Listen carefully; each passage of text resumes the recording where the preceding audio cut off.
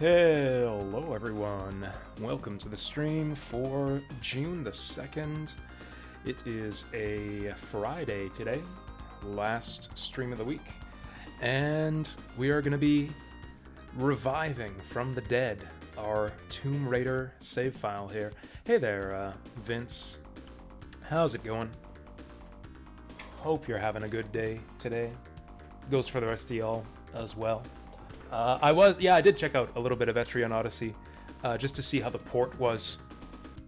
I hate the font, but other than that, it seems solid. It seems like they did a pretty good job with it. I'm also not a huge fan of the map drawing interface, but I don't know, a lot of people seem to love like the whole draw your own maps part of Etrian Odyssey. I never really cared about it that much. I would have preferred the mapping to be more automatic, but if you just have the auto mapper going, you can just like, all you really got to do is slap your own icons down on the map to mark treasure and stuff. So the auto map isn't fully functional.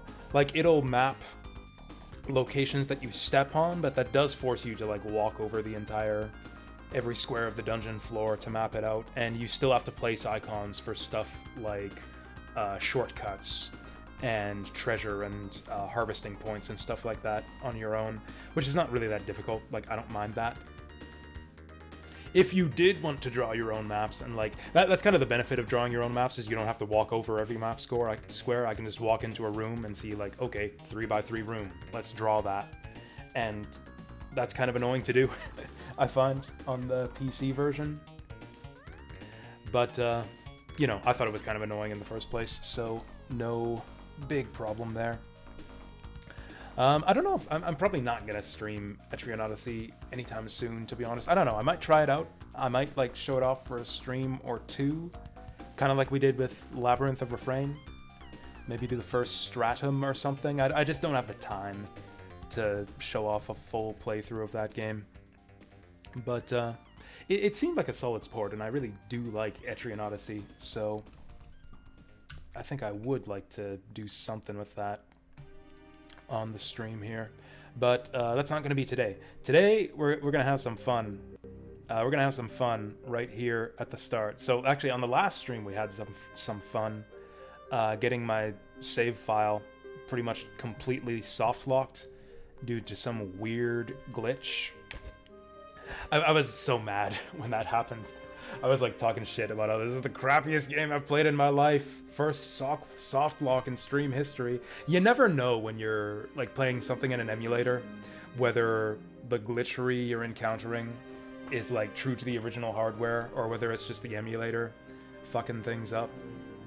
What little research I did online regarding this glitch seems to indicate that this may have been a rare issue with the original game as well. The PC version actually has a patch to specifically deal with this issue that I encountered.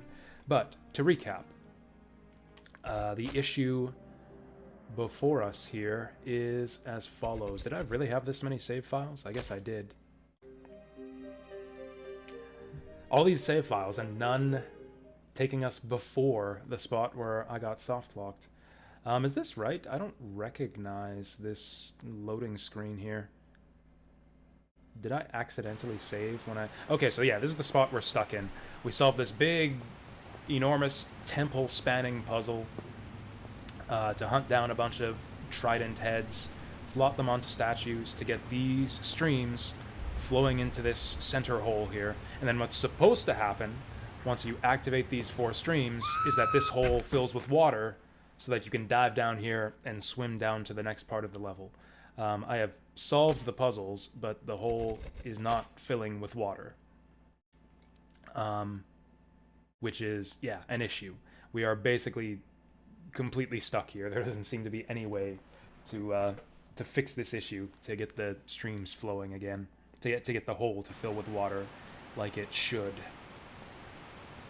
What we can do, though, is cheat our way to victory here. We tried a few different solutions yesterday, actually. I tried using the in-game level select, or the level skip code, but that actually doesn't help, because you'll end up missing items that you need in this level to get through the next one. I tried using the get items for this level code, but that actually gives you all the items for the entire game, just about. which means we'd basically be cheating our way past a bunch of content.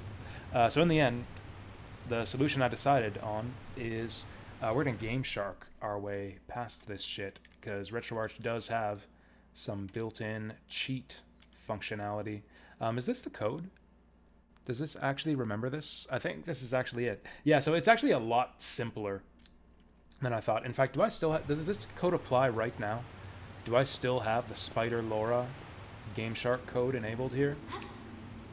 Okay, we don't. I guess I have to manually activate the cheat file here. It's actually way simpler than I thought. Like, way, way simpler. There's all this stuff here. Search for cheats, load cheat file, add new one to the top or bottom. Like, all of these options here. It's incredibly simple. All you do is add cheat, go into the cheat option, and then you just go type in your code right here. So I did that off stream. And the code, let's remove this cheat. So this is the code right here. 800A B5AA0001. We're going to apply that change, and that should hack the game, basically, so that whenever we're in front of a wall, the game will read that as a climbable wall. So it's like, you know how the game works normally. You get to a wall like this, a specifically climbable surface, and you can grab onto it like that.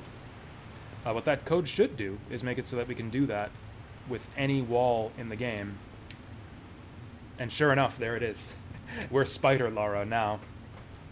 Yeah, so with this cheat enabled, I can climb any wall that I want to. There's actually another code that lets you do the same thing with ceilings, which I thought might be kind of neat.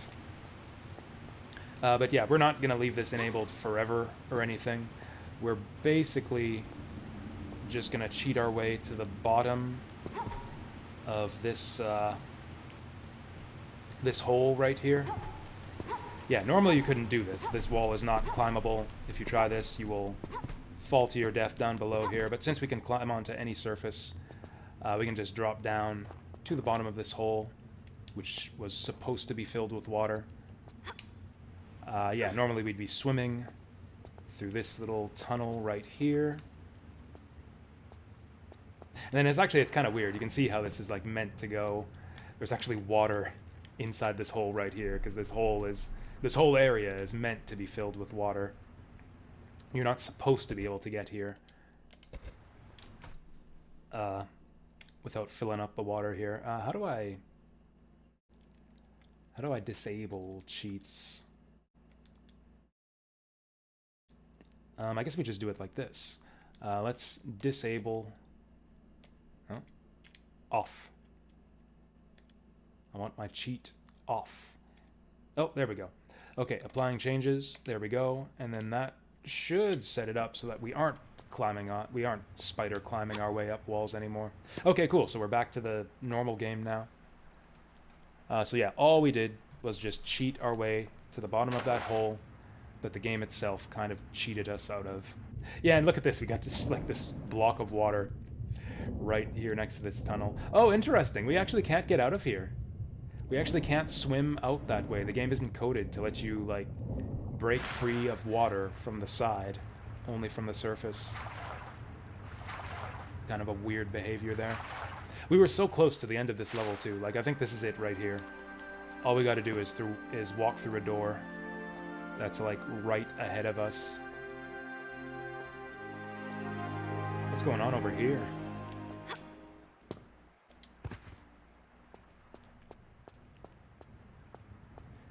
There's just that little tunnel there that leads to nowhere. Okay, and just like that, man, we wasted like an hour and a half yesterday. Hello. Goodbye. Is there a hole we can drop this skeleton into? Oh, he's probably too dumb to jump. Whoa, we got ghosts! Okay, where's the grave? Let's put these ghosts in the grave. Will they go into this sarcophagus here? Oh dear.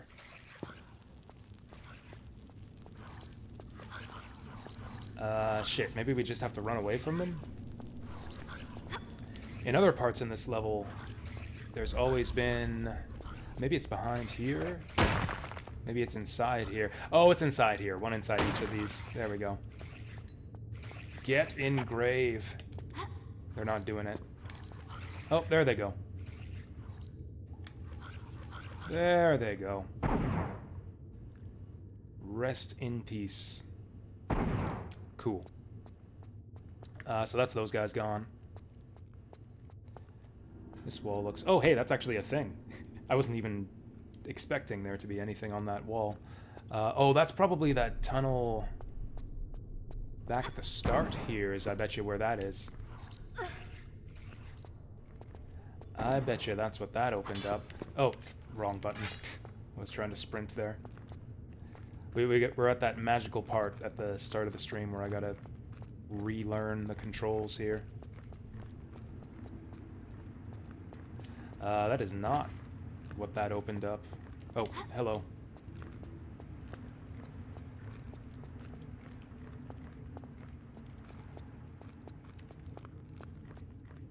Are there two skeletons here? Oh shit, there are. It's a regular skeleton party. Okay, party time's over. What? The ghosts are back? What the fuck? Oh, maybe they just always spawn here when you cross that line. This is where it opened up. Looks like we got another button here. Maybe. Nope. Oh yeah, by the way, how about you, Vince? Have you been playing any Etrian Odyssey since that came out? What, that came out just yesterday, didn't it? I've actually been watching some, just some streams of Etrian Odyssey HD, and it's actually been kind of fun seeing, like, newbies get into the game. Getting wrecked by their first FOE, that's always a fun thing to watch.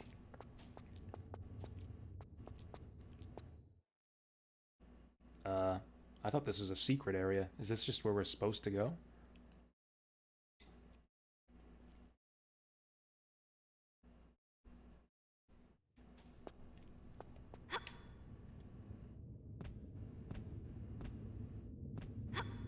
It, like, reactivated our glow stick. I can see it's shining at, like, at double the brightness.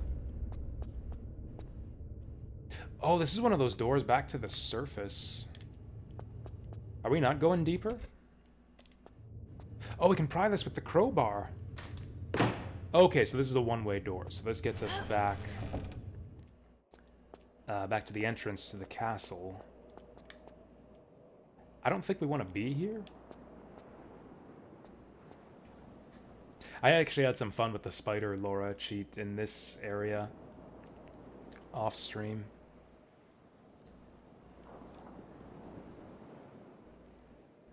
Yeah, I don't think we will end up climbing to the top of this castle. So you see some weird things if you climb all the way to the top of the castle. Like, there's basically no interior to it. Like, I was thinking, oh, we're probably going to climb up to the other side of those big walls there. There is nothing on the other side of those walls. Just a massive void. Maybe we'll come back here later. Whoops. Oh, hey, I'm alive.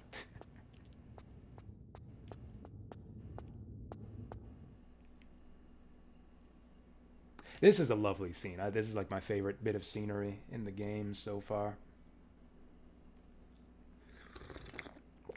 Slightly shorter stream today, by the way. I mean, you know, same as every Friday.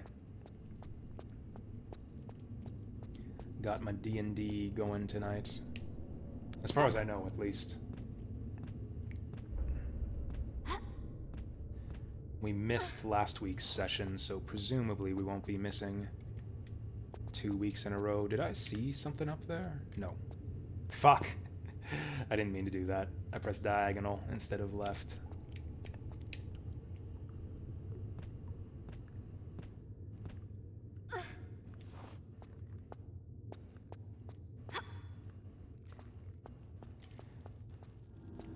Maybe we can open up these coffin things. I see those doors here. In fact, I recognize these doors.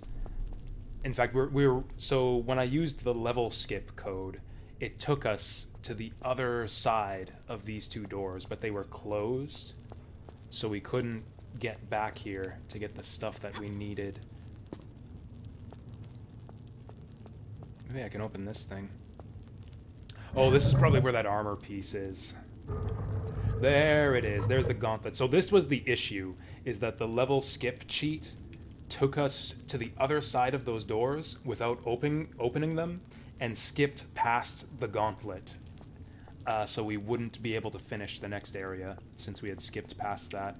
And if I use the get all items for this level code, it gives us all the items for this part of the level, the Poseidon Temple, and the next one as well, which would basically be cheating ourselves past a bunch of puzzles.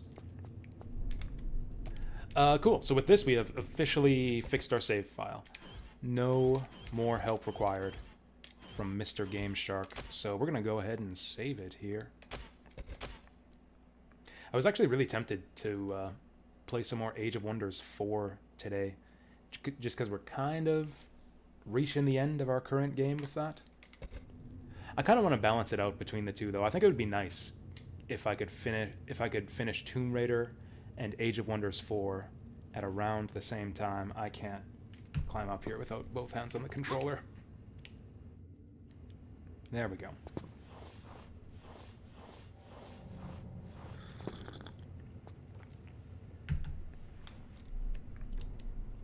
Because, yeah, we're only what... It's actually funny. If we look at this... where is it? If we look at the save file here, we're at 10.5 hours into this game. According to... I am informed that according to howlongtobeat.com, this game takes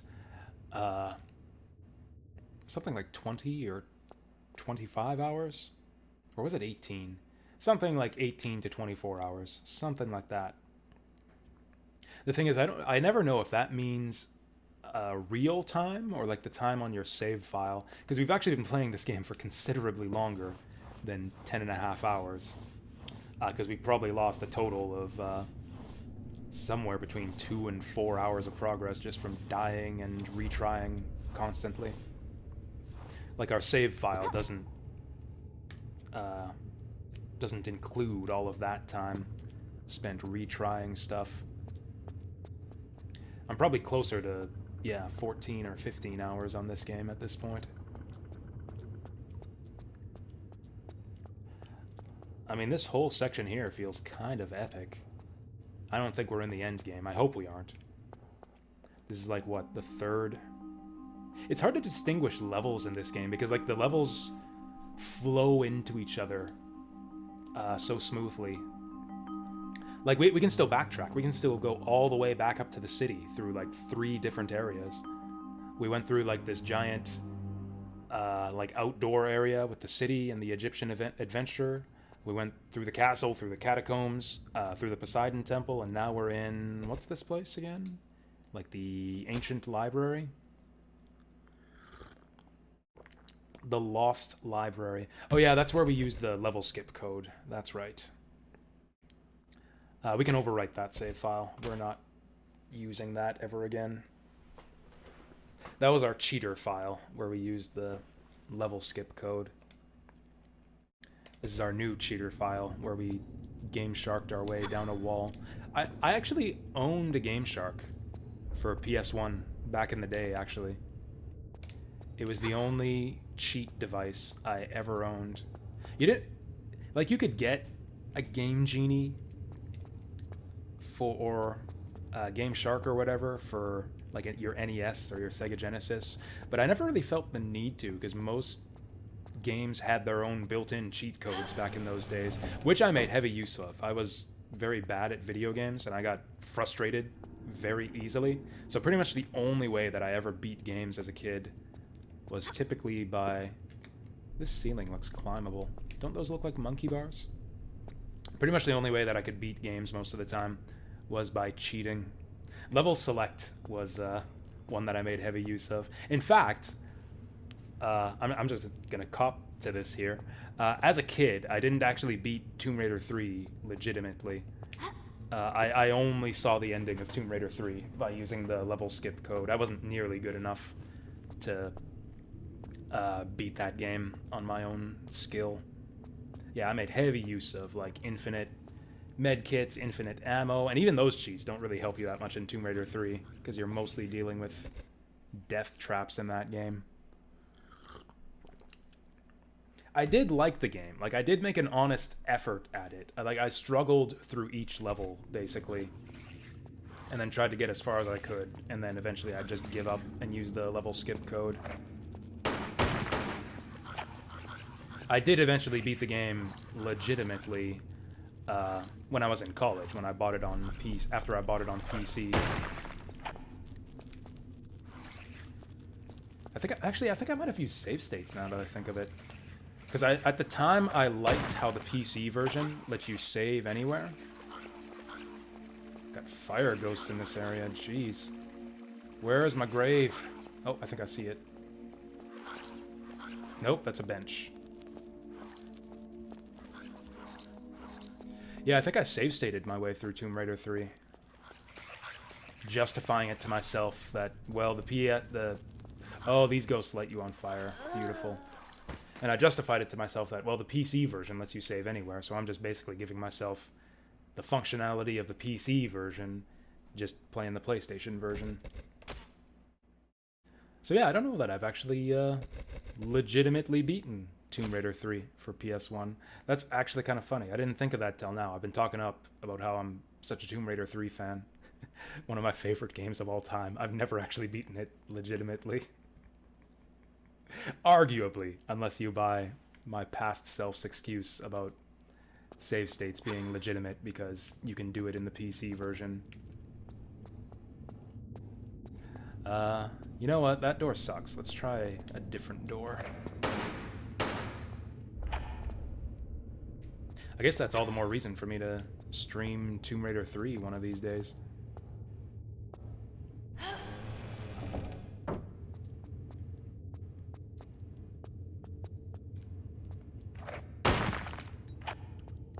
It's an additional bit of context for you guys to consider every time I go on about, well, this game's not as good as Tomb Raider 3 because Tomb Raider 3 was so much more challenging and didn't have unlimited saving and had deadly traps and all this other stuff that this game doesn't have. Yeah, I actually basically cheated my way through that game twice. Oh, hello. Oh, boy. Do you suppose that these guys give a shit about pistols? Huh?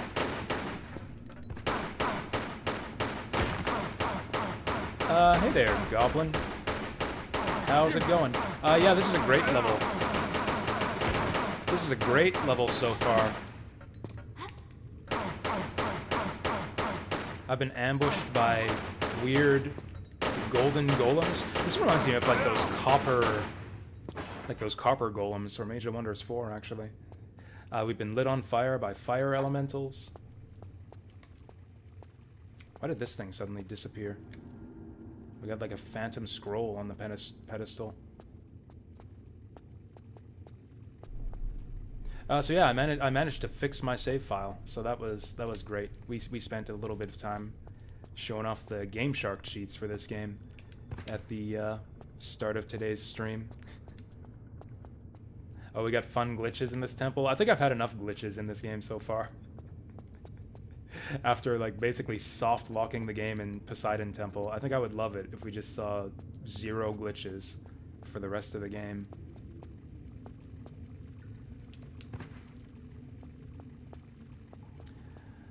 So we got this phantom scroll and a couple door knockers. Maybe we'll come back here later? There must be some purpose to this room. It was guarded and everything.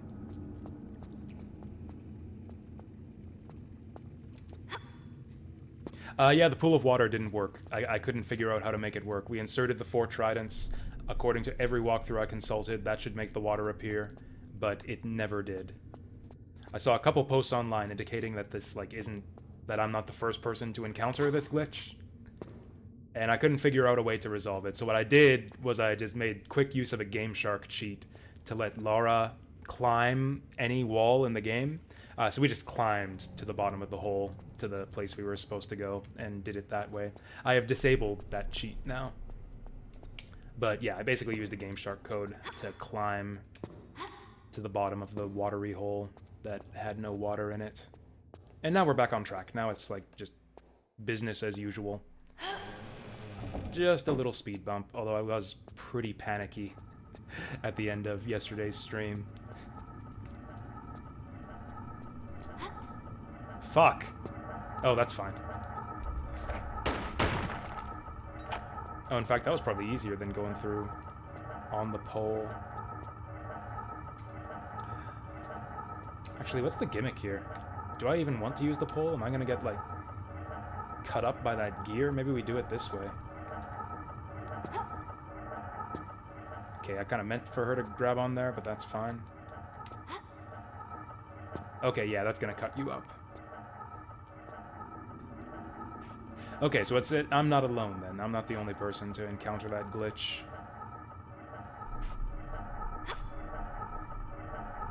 Do you know for sure if that's like an emulator thing, or if that was like an issue present in the original game? I'm always wary of like criticizing games for weird bugs and like especially visual glitchery and stuff, because like you never know if that's not something that the emulator has introduced. But it seemed to me from a little discussion I saw online that this was sometimes an issue with the original game. Emulators have the most problems? Oh, okay. I had heard of people having even the same problem with the PC version, but apparently there's a patch that fixes it.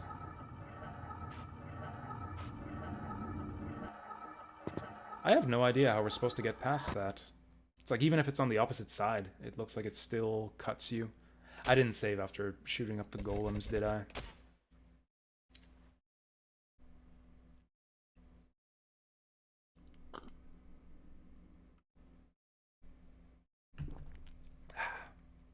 Only seen it this year watching streams? Interesting.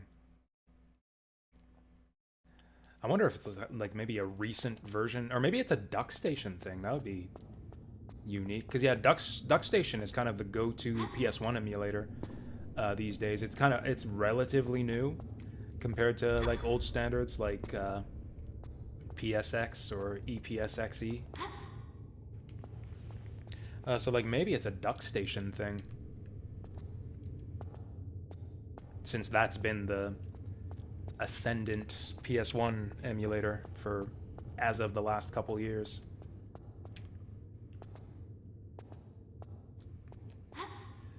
Well, we've tried every door at this point. I guess we can shoot up the golems again. And then remember to save this time.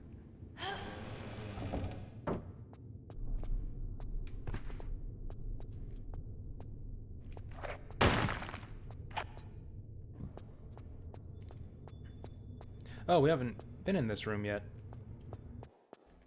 Oh, wow. Okay, apparently I missed this door. This place looks awesome. This is the room in the on the save screen. I'm guessing that monsters are going to come out of these gates.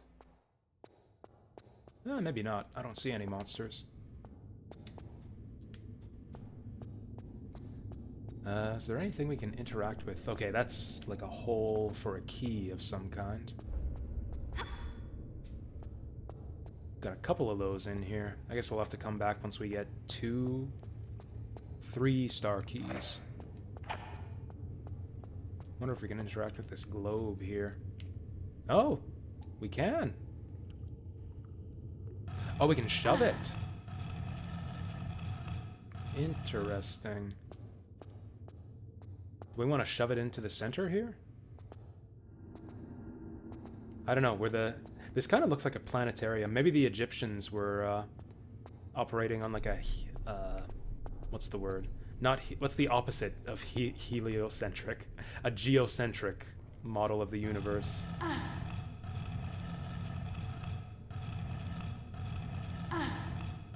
Let's try it and see if anything happens. I'm gonna stick the Earth in the center of the universe here, where it belongs.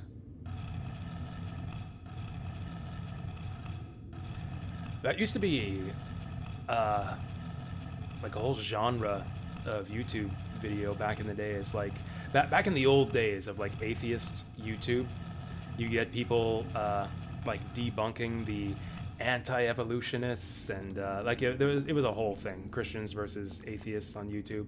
I was more interested in the science debates where you get people debating like crazy things like actual geocentrists. That was one of my favorite genres of like atheist YouTube, was people debunking geocentrists and like young earth creationists and stuff like that. Oh hey, that actually put something on the top of the globe here. Can I grab that? Doesn't look like it.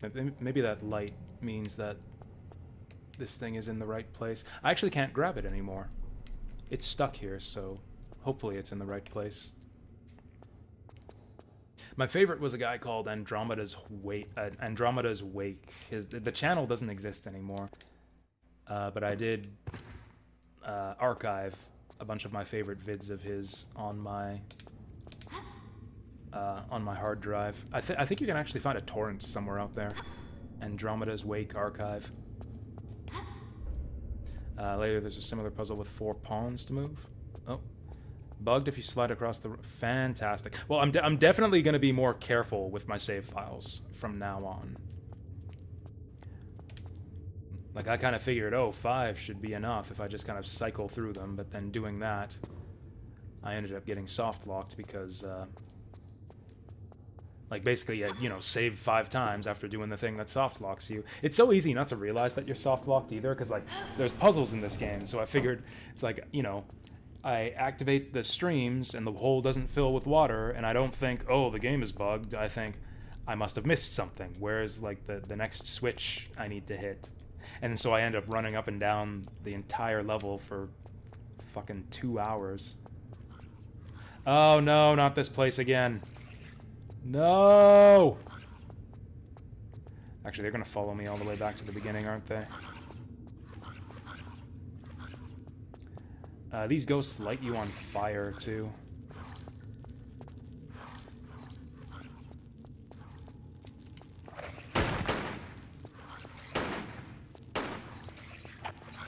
Actually, maybe I can extinguish them in the water, since they're fire guys. Ah, that's how you do it. Okay, so it's not the graves this time. It's the water. Good stuff. Okay, so now we can explore this place a little bit. Ooh, a mystery hole. I wouldn't have even noticed that if the game hadn't drawn attention to it. Yeah, it's a very mysterious hole up there.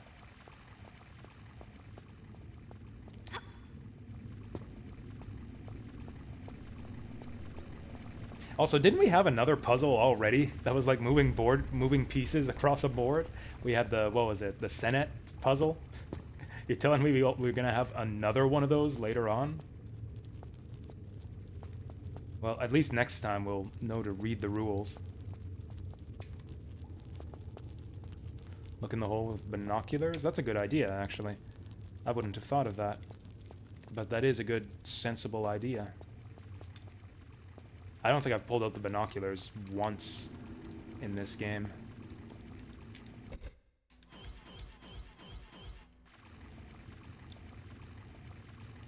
Isn't it just going to be dark, though? There's no light up there. I learned how to zoom in earlier, but I forget. I think it's the shoulder buttons. It's just darkness. It's just pure darkness. I mean, that's the thing. The PS1 doesn't really have the draw distance for binoculars to be really useful. It's like you try to zoom in the distance and it's just like fog or darkness or whatever. Oh, they have a light. What? That I didn't know. That's actually really cool. I guess I could also take out a glow stick.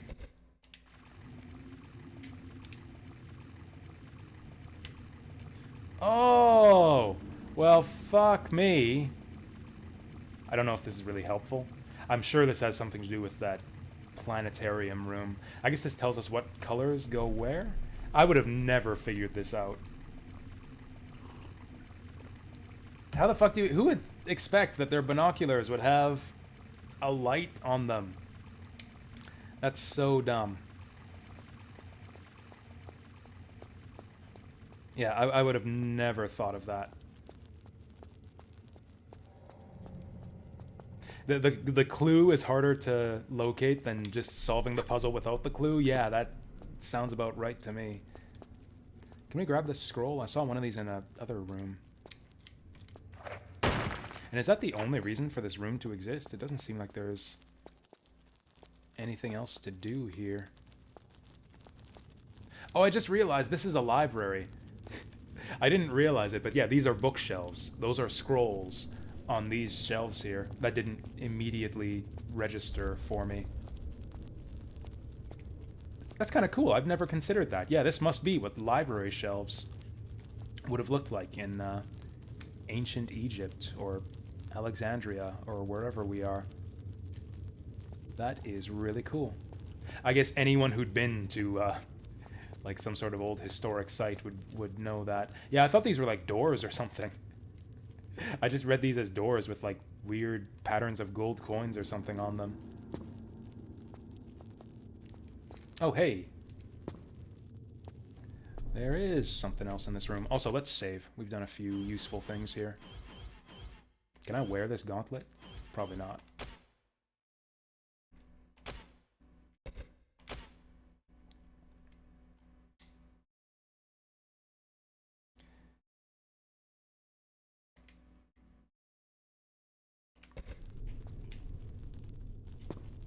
Okay. Fine, game. If you just, oh, I wasn't lined up precisely on the right pixel or whatever. I think you have to be... Ooh, can she open this? Looks like we should be able to push or pull that or something. There she goes. Nope. Oops. Big oops. I guess we're gonna... I bet you that we open that from the top. I am not gonna try that again. Because, like, what do we do to open that? We press the X button? I'm pressing the X button when I'm climbing the wall. If I let go of the X button, we'll drop, like I just did. I actually backflipped there. I was kind of thinking, like, I can't press the X button. What other button might I press to open that trap door? So the first button I tried was square, but that's the backflip off the wall and break your neck button. Yeah, that was not the button to press there.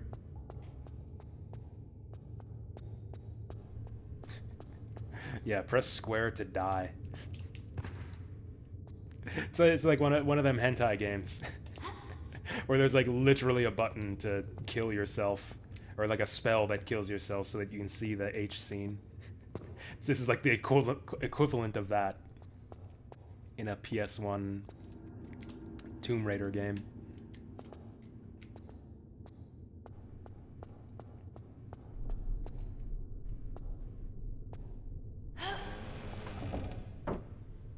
I think this is the way to the statues.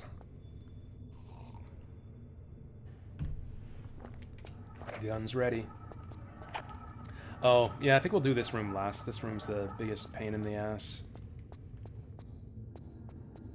Actually, this other room seemed pretty much empty, other than the statue ambush.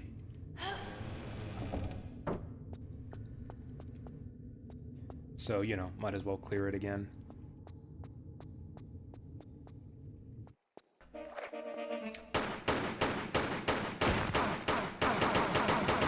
Oops. Oh, God. Oh, God, the damage.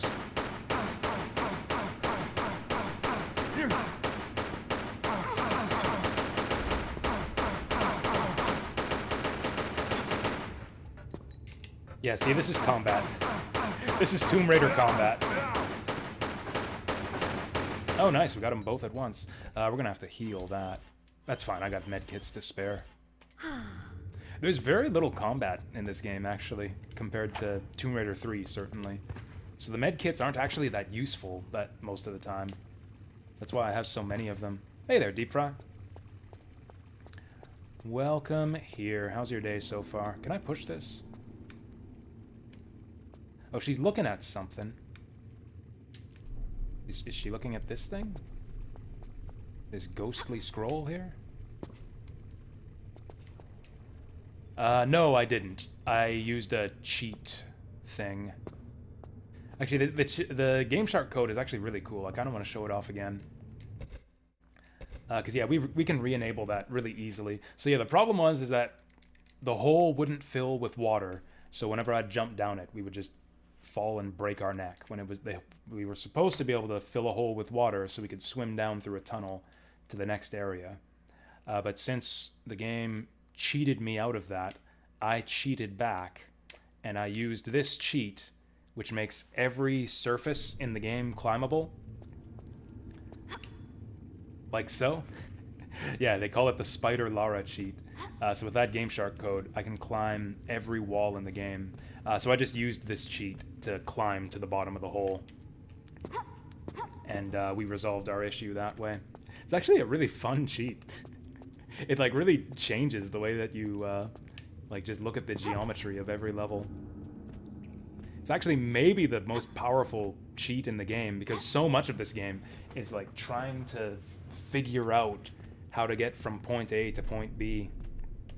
Like line up your jumps, making platforms appear, that kind of thing. And with this, it just breaks all of that. But I'm gonna have to mess around more with these cheats, and then we can just toggle it off. Then we can just toggle it off anytime we want to. Yeah, we could skip. That's exactly. We can skip so many levels that way too. Like so much of the level design in this game is like run around this temple for 3 hours to make one platform appear, so that you can get to a high place. Run around Poseidon Temple for 4 hours, so that you can fill a hole with water, so you can swim down into a tunnel. Yeah, you just like trivialize so much of the game that way. I guess these are just monster closets where the statues attack from. Do I want to pull this rope? Kind of looks like I should be able to pull that tassel there, but maybe it's just for decoration. Nothing we can do with that. She seems interested in this pedestal here, but I can't do anything with it.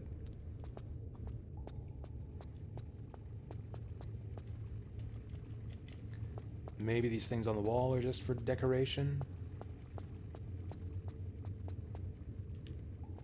The way that the other one's lit up kind of makes me think that the game's trying to draw my attention to it.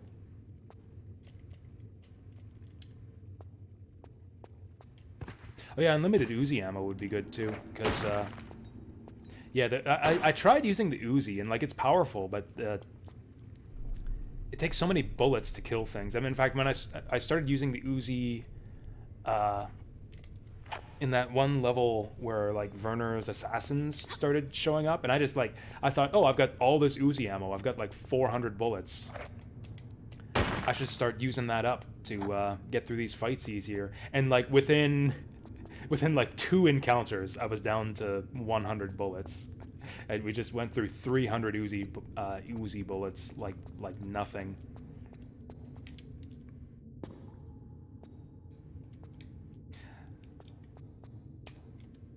Okay, so okay, so I remember I told you to tell me about Jet Set Radio. How far did you make it? Because like the game starts out super casual, but gets a bit challenging later on, I found. It's one of those games where it's like for the first few levels, I was like, okay, this is like a game you play for like score and style points, because there's no real challenge. It's impossible to die, because the enemies aren't that dangerous. And then you get to like the last half of the game, and it's like, holy shit, everything's trying to kill me. Tutorial in level 1, okay. So you're still in, yeah, kind of the sandboxy part of the game. I actually had a lot of difficulty with the tutorial. Like, just learning the basic controls was kind of tough for me.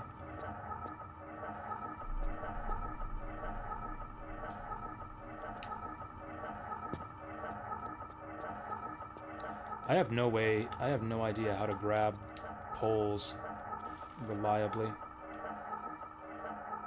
She's got a bit of acceleration on the pole slide. Yeah, I think that's what we do. I also think we just eat the damage from these gears. I don't think it's really feasible to get through here undamaged. We got health kits for days.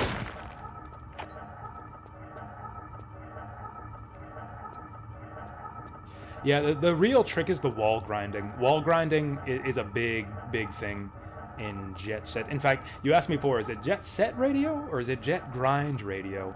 I think it will actually help you play the game better if you think of it as Jet Grind Radio. it's Jet Set Radio is the better title, I think. It just sounds cooler. But if you mentally think of it as Jet Grind Radio, I think it'll help you play the game better, because grinding is a huge, huge component of that game. You want to be like rail grinding and wall grinding at pretty much every opportunity, because that's the main way that you get places, is by wall grinding and doing these big like wall jumps and stuff. It's like wall grinding is the key to success, I think, at Jet Grind Radio, which is kind of tricky because the wall grinding mechanics are a bit finicky. Like, you have to approach the wall at just the right angle to get it to work.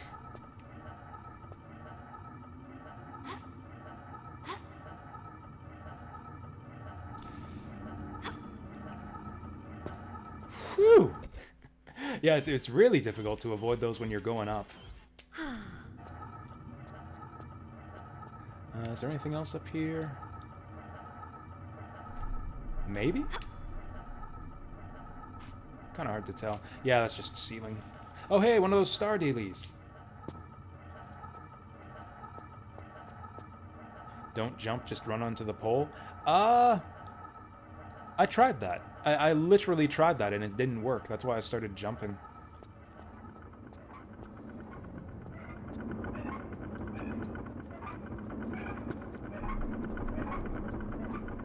Oh, hello.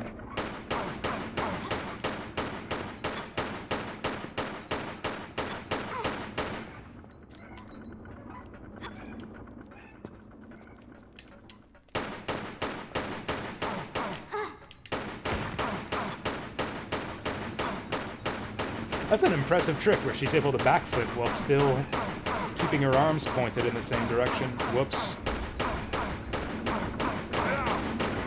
These guys do a lot of damage. There he goes.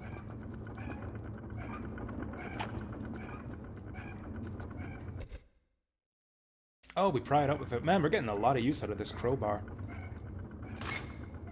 Almost like a good tomb explorer should have one of those in their toolkit in the first place. Oh, speaking of good tomb exploring techniques, let's save our game.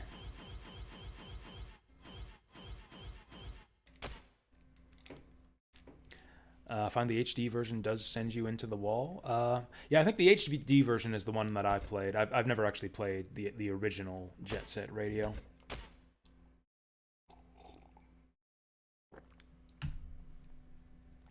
Yeah, it's a bit finicky. You really do have to learn to hit things at just the right angle. That's kind of the skill of the game. It requires some precision in ways that, you know, as we're seeing with this game, that was kind of the thing with 3D game, like earlier 3D games. It was all about, like, precisely lining up your jumps and your platforming and stuff, whereas modern games have kind of tended to streamline all of that away. Like, over the years, we've kind of moved away from, like, precise alignment of your jumping and movement to be, like, a thing that gamers enjoy. They kind of have streamlined that sort of thing out of modern 3D games. You kind of be expected to be able to just, like, jump onto a platform just automatically without any effort. Are these things actually going to hurt me or something if I, like, seriously, a chain to the face is... Yeah, it is. That's some heavy chain.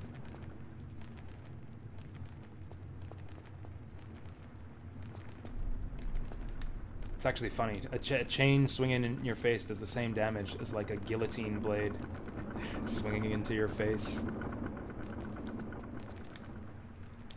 That's so goofy. That doesn't even look like that should damage you. I just want to, like, get up there and just, like, put my hand out and be like, stop that. Stop swinging, you stupid chain.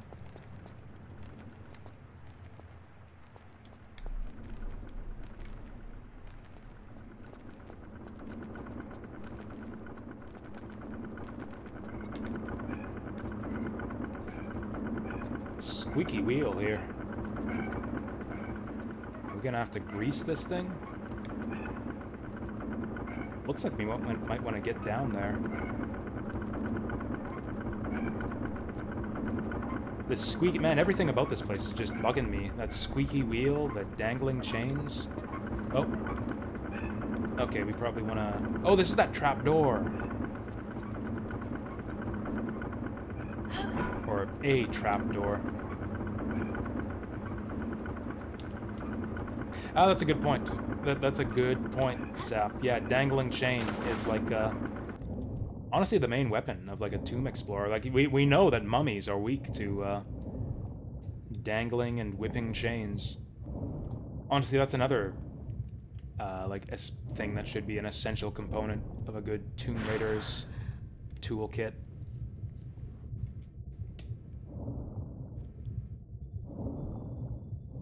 Actually, I feel like Tony Hawk was a little bit ahead of its time in that regard. Tony Hawk is like the skateboarding game where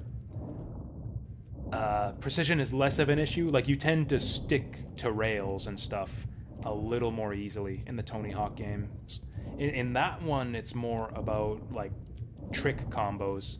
It's almost like a push your luck type thing, where you want to keep the trick going for as long as possible without, you know, face planting. There was, like, a little bit of precision, but not to, like, an annoying degree like Jet Set Radio can have. I do think that Tony Hawk's Pro Skater is the better game, but I think Jet Set Radio has way, way better aesthetics. Fuck. Come on, just kick it with your legs. Okay, we're gonna have to go back up.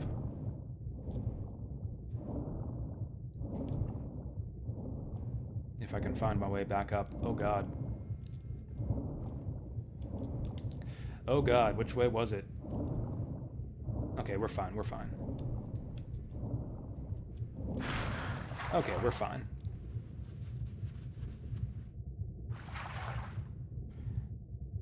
I mean, does Jet Set Radio rely on a high score? Oh, I guess it will for you. You might have a tough time with that one. I assume you'll be going for all S ranks? I never did that. I got, like, C and B ranks on just about every level in the game. I did actually go back and, like, play for score a little bit. I S-ranked some of the earlier levels. Score, as with a lot of classic Sega games of that era, her ponytail is floating. That's actually kind of cool. Because, yeah, she can't actually get her whole, like, upper body above water. So, yeah, her ponytail is just floating there. That's kind of cool, actually. Never noticed that. Oh yeah, Jet Set ranks. Yeah, that's the one. But yeah, Jet Set Radio actually does have like a pretty cool scoring system. There are like different strategies you can take with approaching scoring in that game. You might want to look up a guide because there's like some subtleties to the way that like your character's stats play into the score system. It's something like the graffiti, like a character's graffiti stat affects, like, not how well they do graffiti, but, like, how many points they get for it.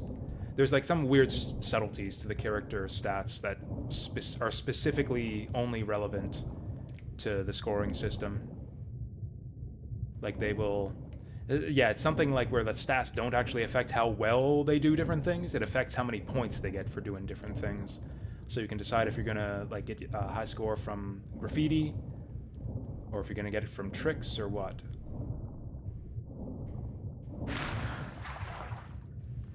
Is there nothing we can do here? I guess not until we figure out a way to open that trap door.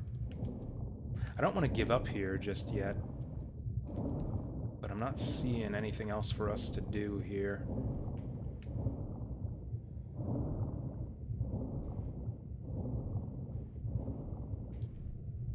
I think we might just go back.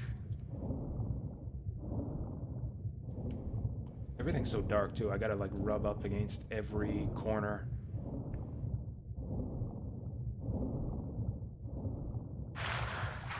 Boy, is it precarious trying to breathe up, break the surface up there. There's like an invisible wall in the way or something.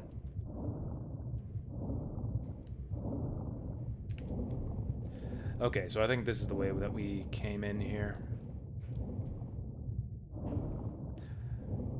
Okay, so we want to open up another trap door. It's vaguely in this direction.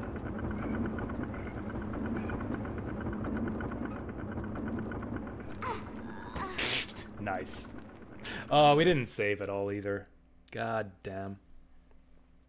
A dog character. That's actually the first I've heard of that. I did not play New Game Plus of Jet Set Radio. So I actually don't know nothing about that. Or I guess I did kind of New Game Plus. I played the first few levels and went for better ranks on those. My favorite skater in Jet Set Radio was the kind of goth punk looking chick. The one with the dark hair and like the skull on her shirt or something like that. Can't remember what her name was. Oh yeah, I did save right before going through that hallway. I guess we'll go back again. Just because I want to kick open that trap door, but we didn't really get anything down in the water. So I think we'll just leave after this. I don't think we found anything down here.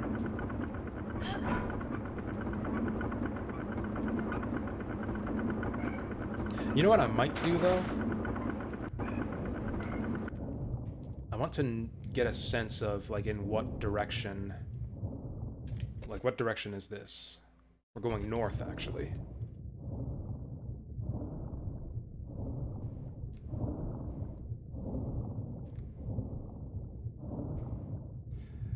What's going on here? There we go. Yeah, I think we're going northeast. I did finish Bat Boy. I finished that like the same day that we played it. It's not super long. It took me like about 4 hours. Yeah, so like northeast of the trapdoor we entered here from is another trapdoor.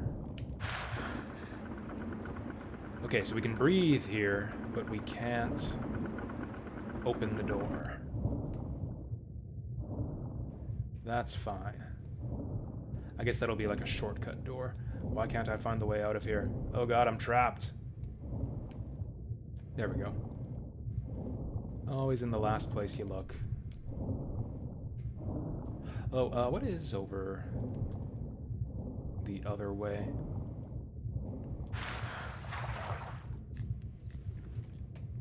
I actually played a little bit more of Bat Boy off stream as well, trying to get that 100% save file. Not out of compulsion or anything, just because I like the game.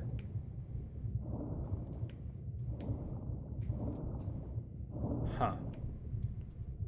Just a little corner with nothing in it. Little dead end for you to drown in. Thanks, Tomb Raider. There's a lot of those in this game, actually. Just like little dead ends for you to get killed in. Yeah, I probably won't stream Bat Boy again. Like, I think we kind of saw pretty much everything there was to do in that game. It's a little bit lacking in content, I think. Like, I guess you could do, like, subsequent runs to challenge yourself personally. Like, if you wanted to, you could do another run and not get upgrades. But, like, the game doesn't have a hard mode or anything. Like, there's no additional game modes unlocked, no hard mode, nothing like that. And I think it's a bit of a shame, because there's, like, a lot of good design in the bosses and such in that game. It's just you can kind of brute force your way through it just by getting all the health upgrades and stuff. Shovel Knight had kind of the same problem, where it was very easy to just brute force your way through a lot of fights. Freaking Vengeful Guardian Moonrider was I think the game I've seen that has that problem the worst. Like, even without getting upgrades, just with your base stats, just with, like, your starting character, no upgrades. You can brute force your way through most of the bosses. Just run up and slash them in the face repeatedly, and they'll die before you do. Ow.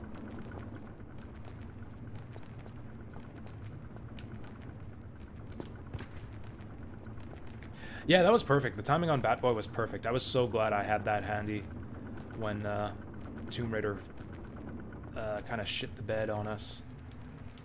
Yeah, that was really, really good that we had that available to us. I'll have to thank Vasil again the next time I see him.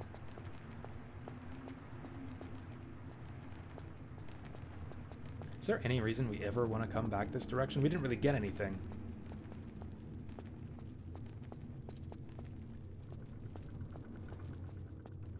Was there anything in here? This was another dead end, wasn't it? Oh no, we haven't actually been in here. Oh, this is probably the way to that other trapdoor. Yeah, I missed this the last time we ran through this hallway. Okay, so we got like symmetrical hallways here.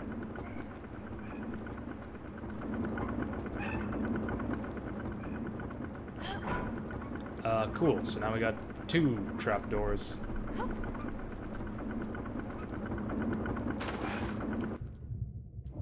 Does that help us at all? Maybe we want to do something with the wheels. The wheels might be connected to the gate that's blocking our way. Can I just shoot them or something? Get out of here, stupid wheel. Okay, the wheel is impervious to bullets.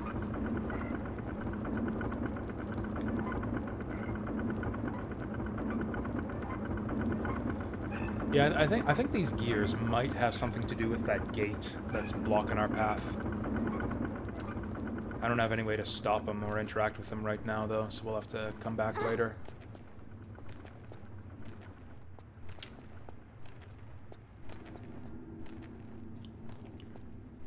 Haha, that's funny, because you repeated repetition. I get it. Think like a cog, and what would I do if I was a cog? Probably just keep on spinning. Probably just keep spinning. I mean, if we want to stop the cog, we could, like, put a spanner in the works.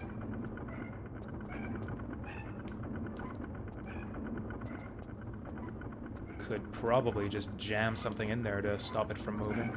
Or I guess get another cog to connect it to the other cogs. Oh, hey, there's stuff up there. Can we climb up there? I mean, you know, without using the spider cheat again? Oh, yes, we can. We totally can.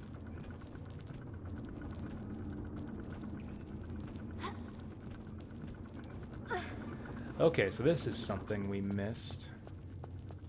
Might be a good time for a save, too.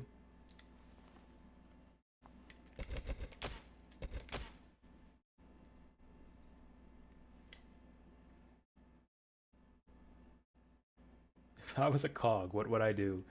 Probably just spin around and circle. Is that it? We want to, like, stop, drop, and roll? If I mimic the cog by doing this over and over again? Will he recognize me as, one of his kind and befriend me? I need to stop jumping into those. I guess I should check and see if there's anything upwards on this pole.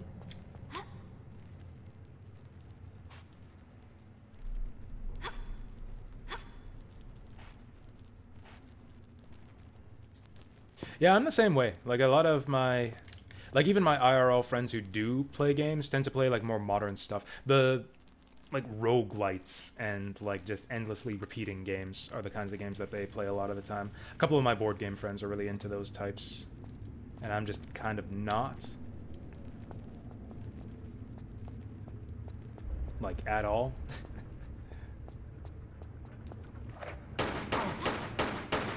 It's like, yeah, nobody really... I don't know. I never bother talking to people about, like, the stuff that I'm into.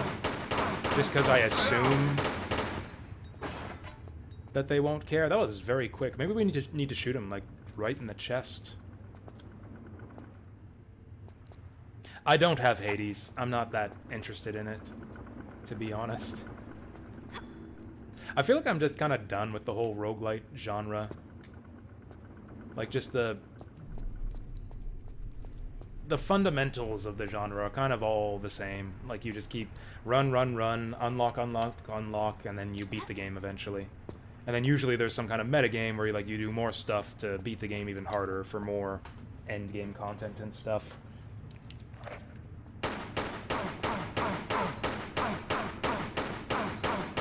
For me, the key to a roguelite is that, like, the basic game has to be really, like, fun and engaging. Like, Binding of Isaac didn't have that to me. Like, Binding of Isaac is not fun to play. The whole appeal of the game is getting, like, stupid, overpowered tier combinations and just seeing the tiers fly all over the place and see what broken combos you can manage to get. But the actual fundamental gameplay is not very good at all. Nor the boss design, nor the, like, room encounters. Just, like, none of it's really actually fun to play, at least I found. Gungeon I liked a fair bit. It also didn't have too much content. It didn't take me too long to beat Gungeon. Like, I 100%ed that game after, like, 30, 40 hours, and then I was done with it. And I was fine with that. That's what I want out of a roguelike. I want, like, good, fun, solid, fundamental gameplay. A good amount of variety for, like, I mean, you know, every roguelite has that. They're meant to be endlessly replayed. But I also want it to be over before too long. Like, I want to be done with my roguelite after, like, no more than 30 to 40 hours. Oh, and also, Choops, thank you for the resub. This game is perverse and I should be ashamed. I'm not. I'm not. What are you gonna do about it? I'm proud to be a fan of this game. I'm proud of what we're looking at right now. I'm proud of what the camera just did there.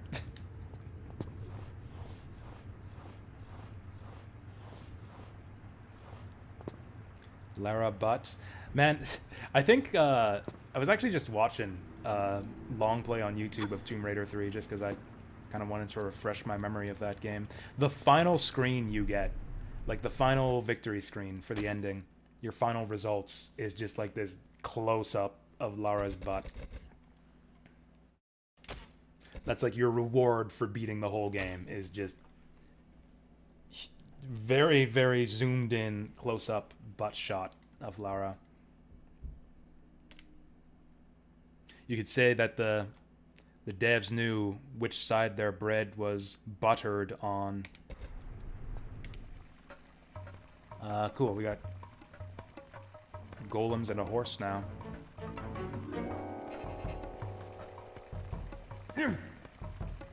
Oh, he's riding the horse. That's actually good. I was afraid they were both going to attack me at the same time.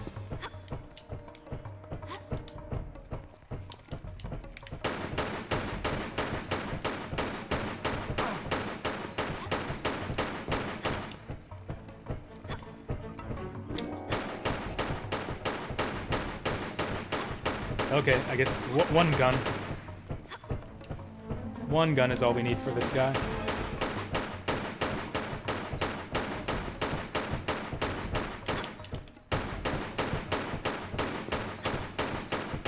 Well, I hope this is working. You know what? This might be a good time for a bigger gun. Hey, what better time? Whoa. Does this guy even hurt you? Oh, he's trying to cavalry slice me. I think we can only hit him in the chest. Oh, he's running away from me. You coward. Oh, fuck. I'm gonna die. Yeah, I think we can maybe only hit this guy in the chest.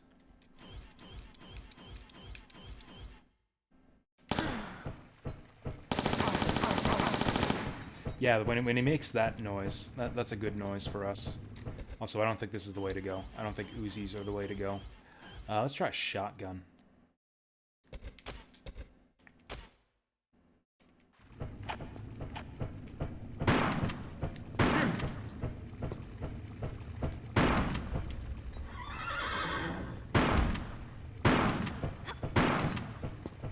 Maybe shotgun's not the way to go either.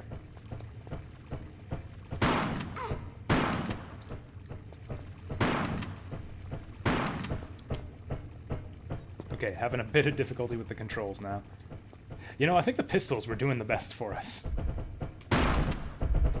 Ah, he got us. I think we were doing the best with the pistols. Then we can just spam shots endlessly.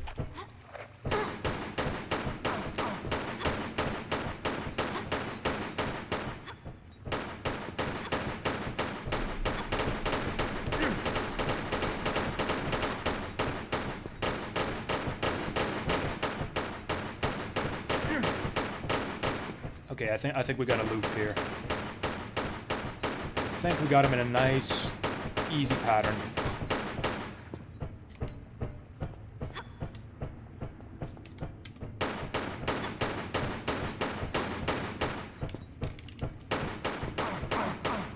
Finally! Hey, do I get to ride the horse now? Oh, shit. Okay, we just knocked him off the horse.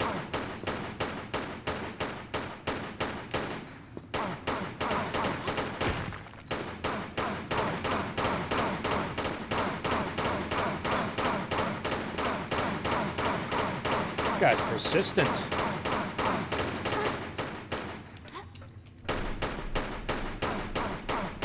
Maybe now would have been a good time for a shotgun. Whoops, I'm gonna die. Nope.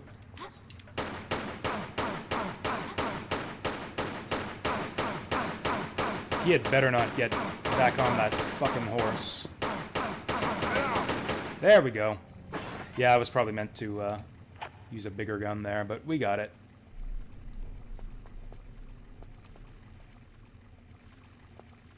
Bet it smells... Oh, bet Lara's butt smells bad? Yeah, running around in these dank tombs? Yes, probably. Actually, just imagine the smell. Yeah, I bet you Lara actually smells awful. Maybe not. There's a weird amount of, like, fountains in this game. It's like, oh, the stink is washing right off. This is why you don't like old games? Gameplay? What's wrong with gameplay here? That was a great boss fight.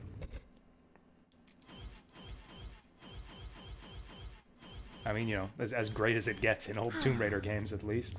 Those small medkits heal you for so much. Like, why do you even need the big medkits? Oh, I know what to do with this. We saw a slot for that earlier on.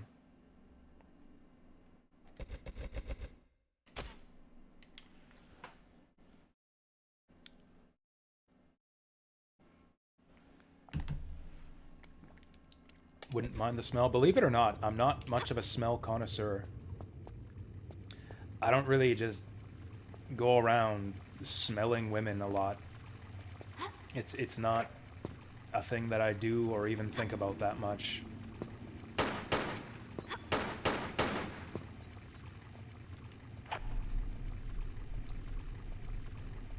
So that looks suspicious, but can we get up there? Actually, we can first-person aim things now with the crossbow.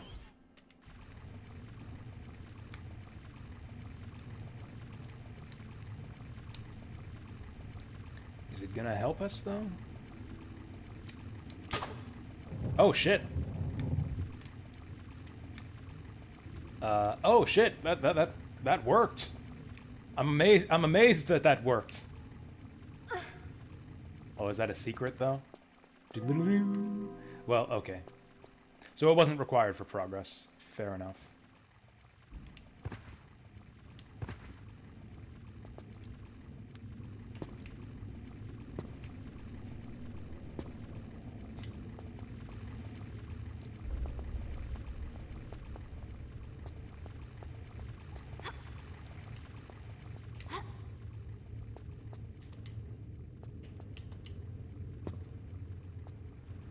That's how you end up in jail? How's that? How do you figure that? Where is it written in the law that you can't... Since when is it illegal to smell people? I want to see that court case. I want to read the Supreme Court decision that made it illegal to smell people. You like how little UI there is on the screen? I can fix that for you. There's some UI. See, I don't appreciate minimalist UI as much as other people do. Like, I actually would prefer that the health bar just be up there all the time, because it's actually useful to know. Like, sometimes I forget that I'm on low health, and I'll, like, run into a saw blade and die. Because I think to myself, oh, I can just run through here and just take a little bit of damage. But since it doesn't show your health bar, I don't know that I'm about to die.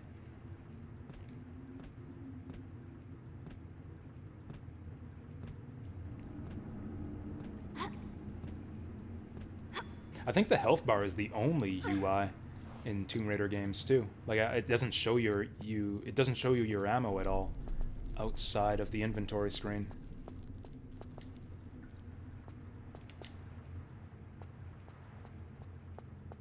I know, there it is.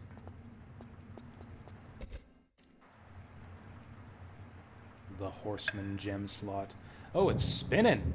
Fancy. Okay, let's save again. Had no sense of smell until... Really? That's... I've never heard of that before. I guess it makes sense. Like, you can be born without a sense of sight. Like, people are born blind and born deaf. I suppose you could be born without a sense of smell, either. Yoink. There it is. Cool, we got 2 trapdoors we can go down to get in there. Oh, we're right below that, too. That's cool. That's cool how the level fits together like that. Can I get my horse gem back? Do we need this? Nah.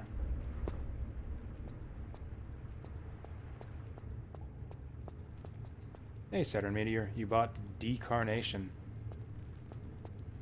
Congratulations. Could have saved the money? Oh, in that case, I'm sorry for you. Whoops. Okay, we're fine.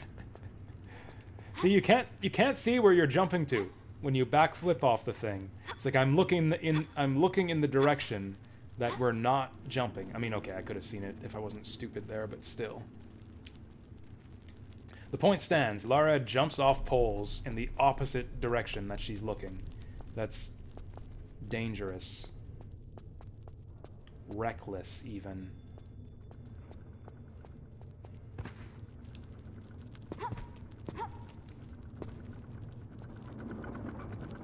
I think I like this hole better. We got our choice of holes here to get to that door. Ow. She just deep-throated that chain there. Did not taste good. Is another secret here? I didn't see any secrets. I didn't... We've spent enough time here. If I was able to find a secret here, I would have found it by now. I have spent plenty of time in this area.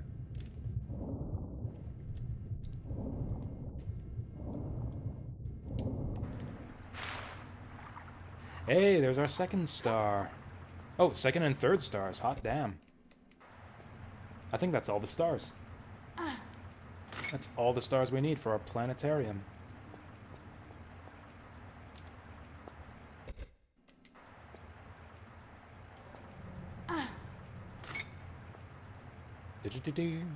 Kind of looks like a door in front of us, doesn't it? Like we should be able to slide that open. Okay, now all the way back to... I don't even know where. We're so far from the start of this level, I don't even have a good sense of the geometry. Or a sense of the layout of this place.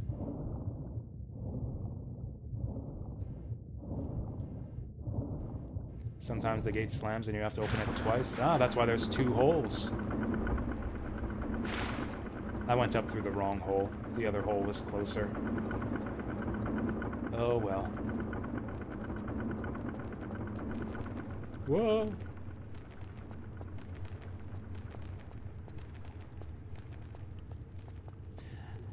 So now what do we do in that? I guess we'll see what happens when we get to the planetarium. Oh. Way to climb up through the gears. Or down through the gears?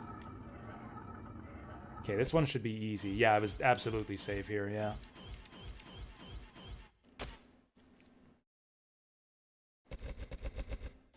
I'm gonna use all 15 blocks on this memory card. Just because I can. Oh yeah, also... I'm gonna be rude here and quickly check my phone to see if there's any news on D&D tonight. Okay, looks like we're still on, as far as I know.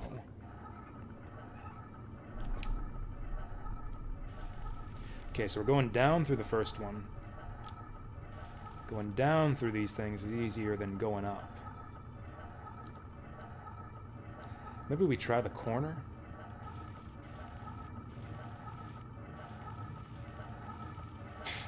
Maybe it's not even possible to get through there unscathed. Like, sometimes you just have to take damage in these Tomb Raider games.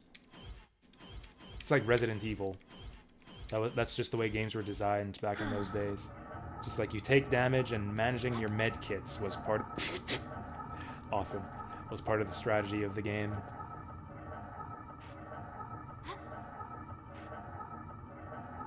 That went right through her head. I have no idea how to avoid these gears. This is ridiculous.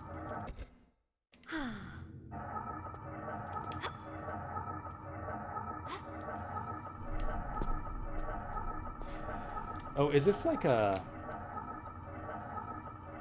Oh, it's like rectangular, maybe? Maybe when it's on the sides. Maybe? I don't know. I don't know. I don't get it. Save? I'm actually not... I'm gonna deliberately not save here.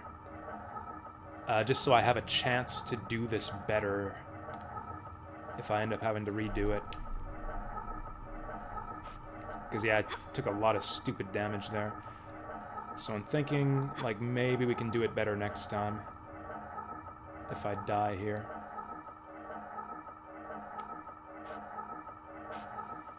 Well, okay. Like I said, just gives us a chance to do it again, spending fewer medkits. Do I think Resident Evil... Oh, bad news, got the text message, D&D night is at Choop's house.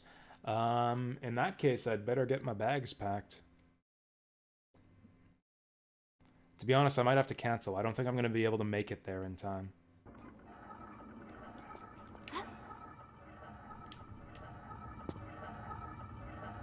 Oh, wait, Wait, no, that's right.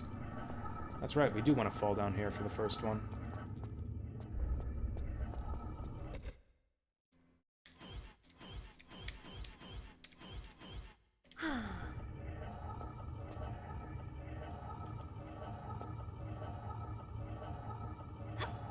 Late D&D is better than no D&D.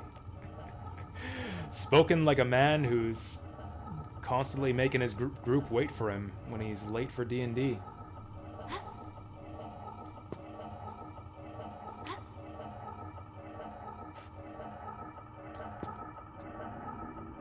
Do we have another one to go through? We do.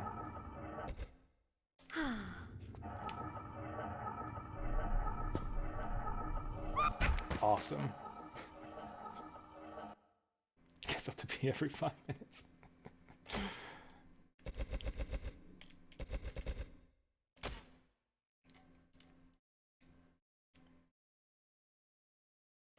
Passes you the dice with having not washed his hands. Yeah.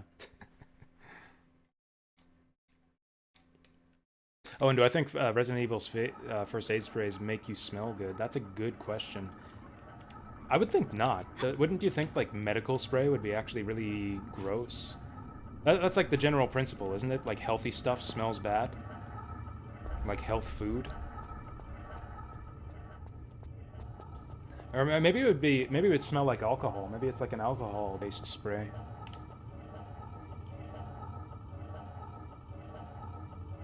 I have no fucking idea how to get through here without taking damage. But yeah, no matter what side you're on, they hit you. I don't think you're meant to be able to avoid damage here at all.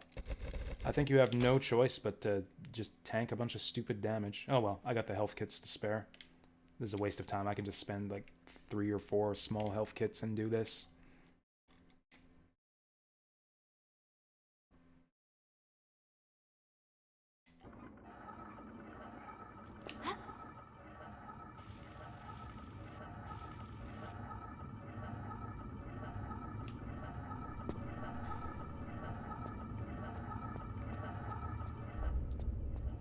In fact, let's save that one. I got through that one completely unscathed. Let's save there.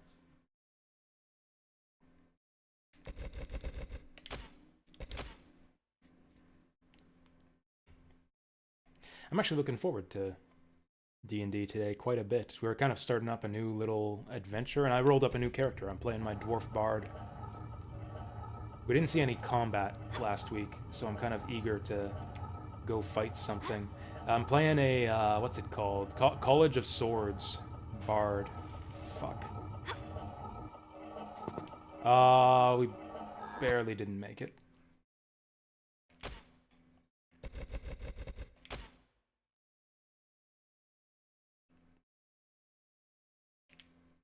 Yeah, I'm playing a swashbuckler bard.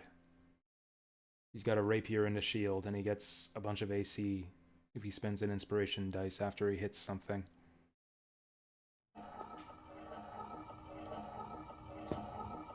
Awesome.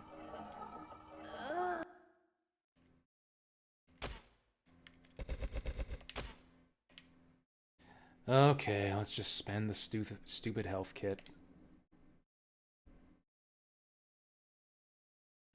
I find it hard to break like the kind of more modern gamer mindset that every single obstacle in a game like must be traversed with no damage. Like clearly the game designers had some intended way to get through here without taking damage. The perfect run must be possible. But really, a lot of the time, that's just not the way that older games were designed. Like, they give you a health bar for a reason. Health is a resource to be used.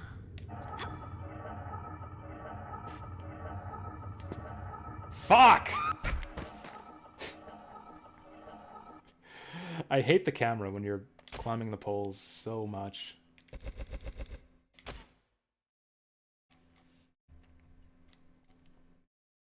I've never tasted an air freshener before. Do you think that they smell or that they taste the same way that they smell? I'll have to ask my nephew sometime. I don't know for sure that he's ever tasted an air freshener, but it sounds like the kind of thing he would do.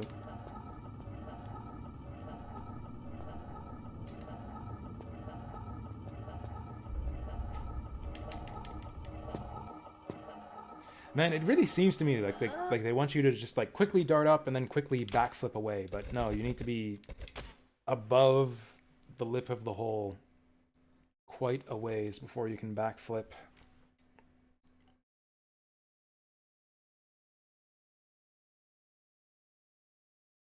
I just have no sense for the hitbox on these gears. Like, they hit you when they're on the opposite side, like right in front of her. But they don't hit you when they're off to the side.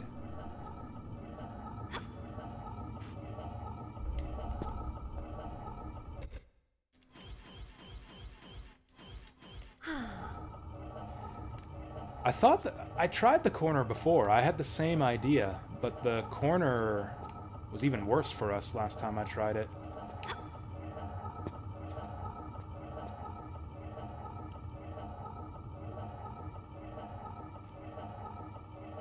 Awesome.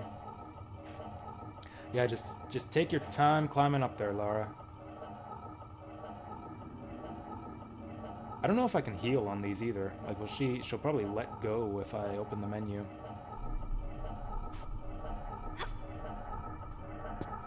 Okay, looks like the corner is a little bit better.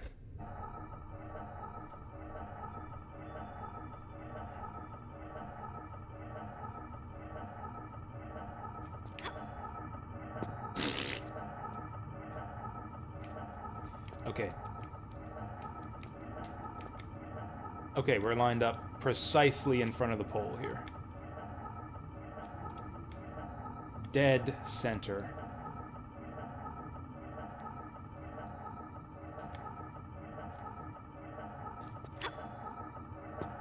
She still fucked it up. Okay, yeah, it looks like you can't jump for these things at all. Which means we're gonna have to... Yep, drop down onto that gear and take a bunch of stupid damage. This part sucks. This just sucks out loud. There's just no way to dodge the gears. Just suck up a bunch of damage and eat through your med kits with no possible way to get through this undamaged.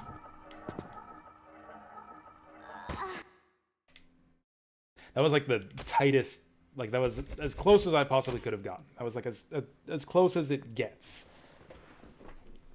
to getting through there with perfect timing. That was a perfectly timed climb right there, and I still took a bunch of damage and died.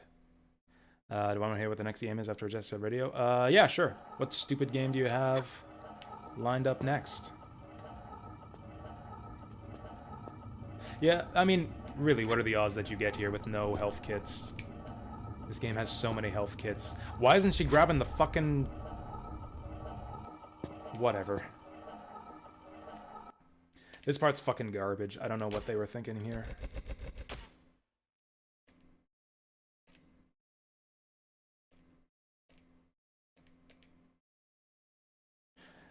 Maybe we can shoot them? Maybe we can destroy the gears? Avengers. Which one? Because there's a few Avengers games, aren't there? There's like an old beat-em-up. And then there was like a newer Avengers game, right?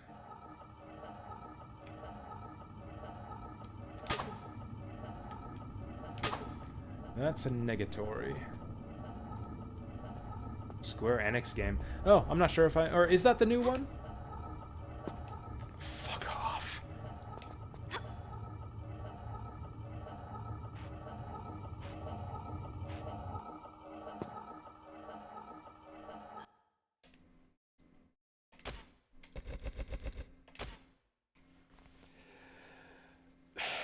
The polls in this game are trash. There's no consistency on whether you can grab onto them or not. It's like you go dead center and she misses it. The climbing speed is way too slow. These gears are way too big. Everything about this part is complete trash.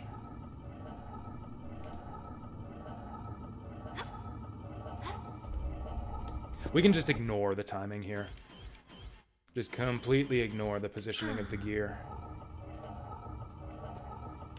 We're getting... Yeah, we're taking a bunch of stupid damage no matter what we do. Absolutely no way to dodge those. Might as well just accept it and take all the damage. I'm positioned wrong here. So we can't get a good look up the hole there. So we don't know what direction to approach from. That's just great.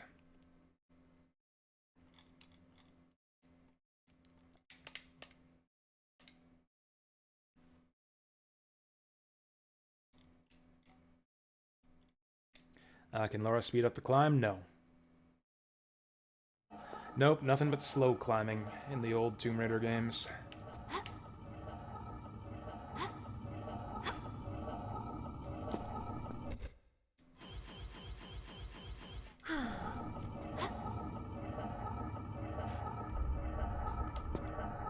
Like, there's no consistency as to when they damage... What?!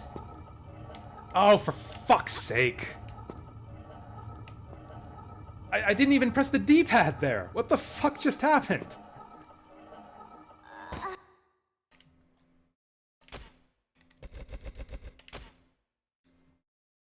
I'm getting tilted. This is actually the only... This is the low point of the entire... like, classic Tomb Raider series, I think. This is the worst thing I have seen in any Tomb Raider game. 1, 3, 4, or 5.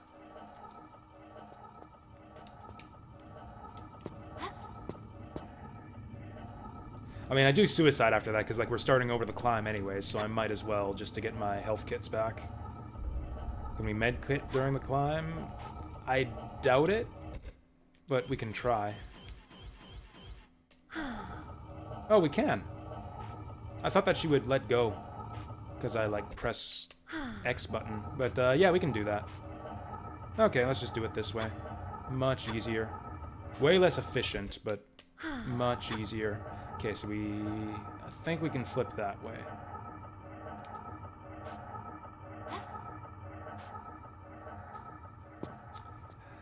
That is so stupid. God, I hope we never have to go back here. Actually, the worst part of the entire franchise, I think, that I've seen so far. Which way to the planetarium room? I think it was this one. What if you jump backwards when the blade is in front? That's exactly what I've been doing this whole time. That is exactly what I've been doing. It still damages you when it's in the front. There's like a little bit when it's kind of in the corner where you don't take damage, but like that's not enough time to climb up.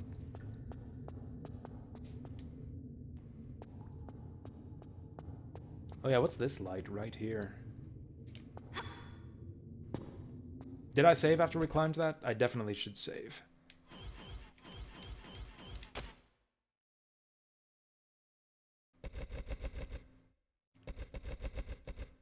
Oh, I guess this was a 2-block game. We only get 7 saves. Hopefully that'll be enough. Maybe I should keep a save just at the start of this entire level.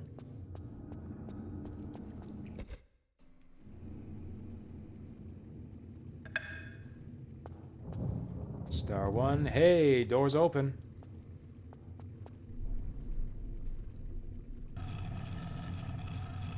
It's another planet.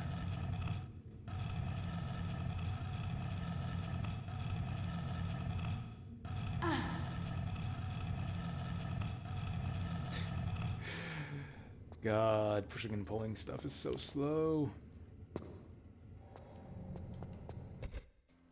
Do we have enough gold stars? I see 4 doors, but only 3 star holes. Ah, this one opens 2 of them.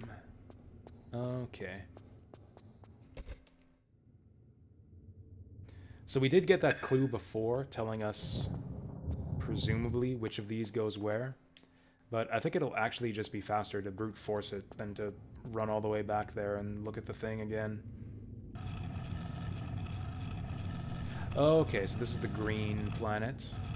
Also, don't they lock in place onto the circle if you get the right one? Or will I just die if I put it in the wrong hole?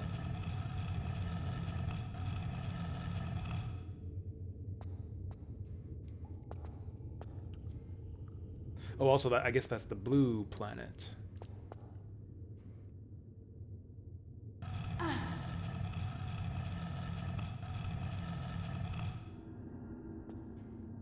Well, okay, apparently that's correct.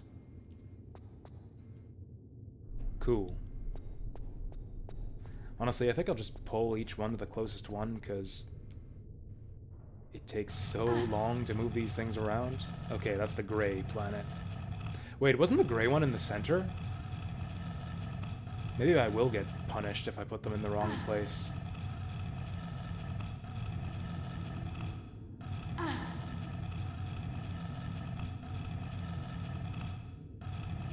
This is a cool little planetary model here, though. Oh, you know what? Gray probably is the moon.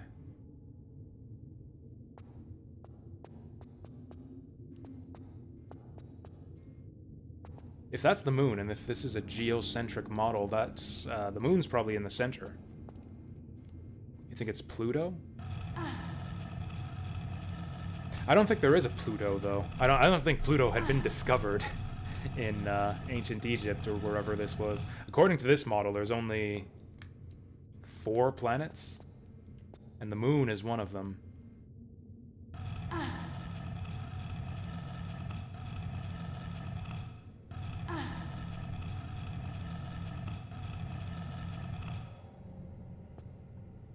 No, well, we have no idea if that's correct or what.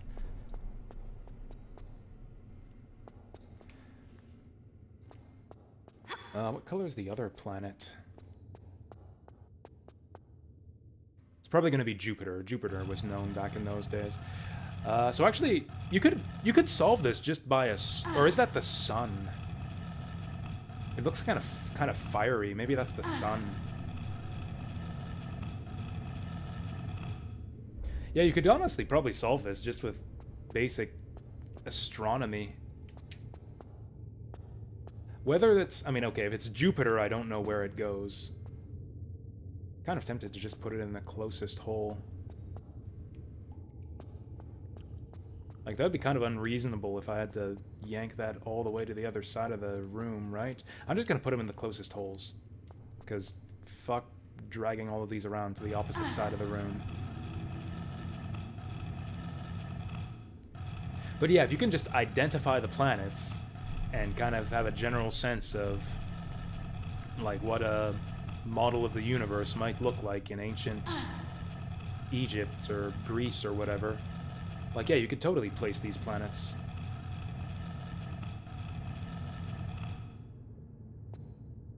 Okay, my intuition was right. Also, yeah, they lock into place when you put them in on the right one.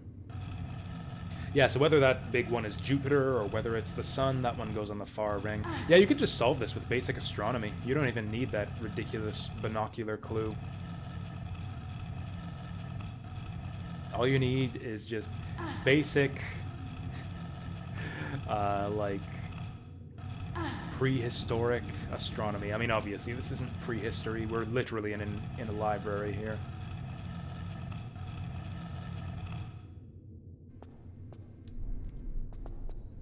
Basic understanding of astronomy from like 400 BC or whatever.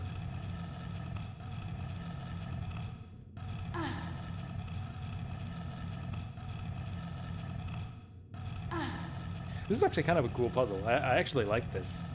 Will they incorporate like history and the history of the actual location you're in into the puzzle? Like I like that Senate puzzle too. That was actually really cool. Yeah, I think this is meant to be the sun. As we all know, the sun orbits the Earth around its fourth ring. Yeah.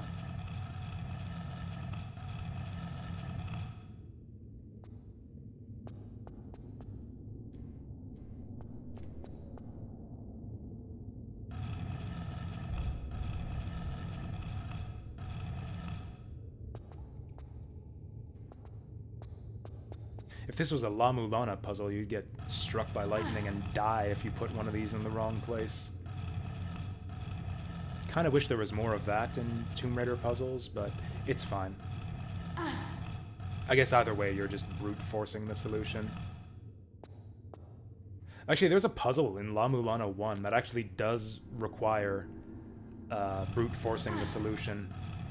Not the remake of La Mulana, but like the original MSX-styled one. There's a puzzle, there's a logic puzzle where it's like kind of a seating arrangement where it's like, oh, the first dais is many left of the second, and you must cross the third to get from the fourth to the fifth, and like that kind of logic puzzle. But the clues aren't complete.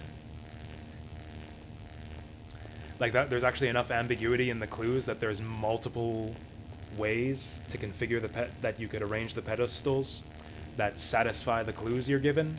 But only one arrangement is the correct solution. Alright, and there's our door open. Let's definitely save, so I don't have to drag all those around again.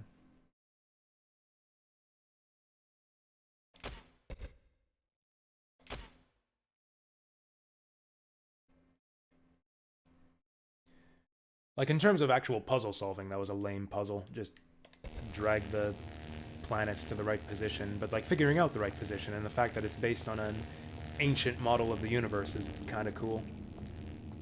Kind of like a Tomb Raider at its best, really. You get your history and your puzzle solving. Oh, see, this is what I'm talking about. I didn't realize I was so low on health. I would have healed sooner if I would have remembered that. Takes a full 5 minutes? Jesus, that's like half the run right there. It's like half of the entire game, just dragging planets around.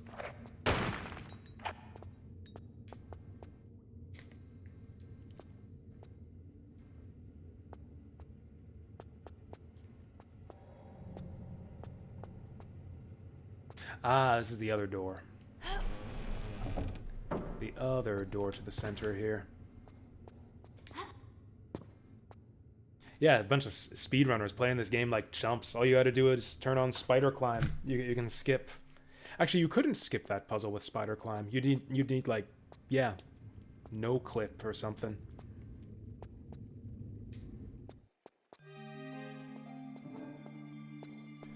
Ooh, another big board. I love rooms like this in Tomb Raider. It's like you walk in here and it's like, what's going on in here? Oh, they're levers. Or something. Awesome. Okay, yeah. Classic.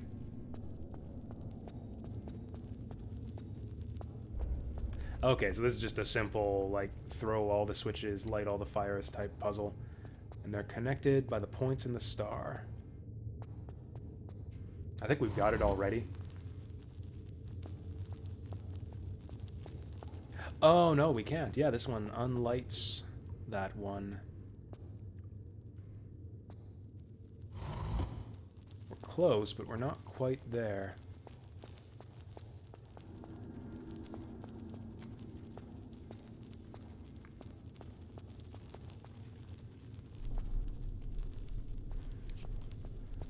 Okay, let's think about this. Now, this is a different type of puzzle. This is like an actual logic puzzle. It's gonna be pretty easy to brute force this, I think.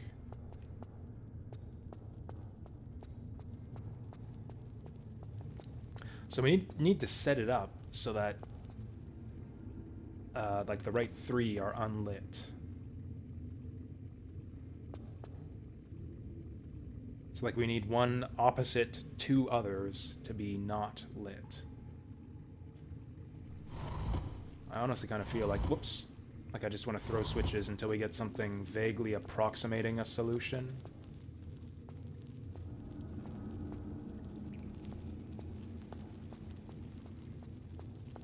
Or maybe we just do kind of a naive approach to the solution here, where we just throw a switch every time that lights the maximum number of torches.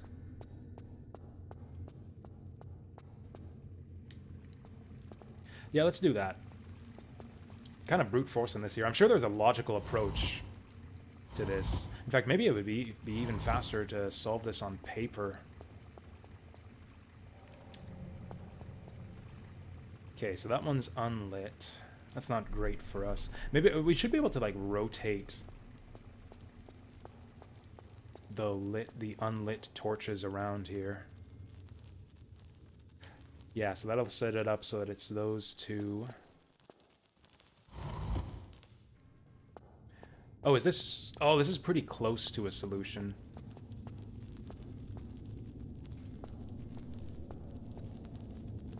Maybe not as close as we need.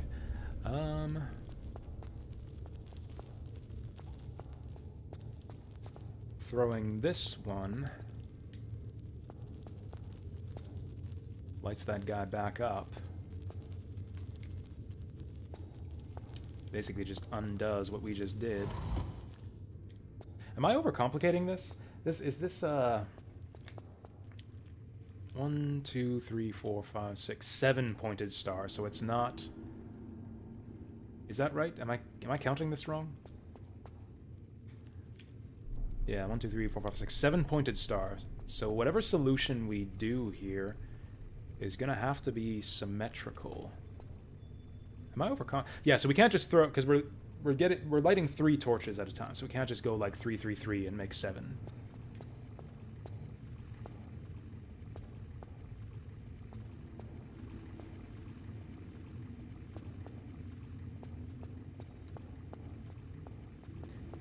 The problem with this is it's so cumbersome. It takes such a long time to run around and throw a switch. I think it would be faster to try to figure this out on paper. I think I might do that.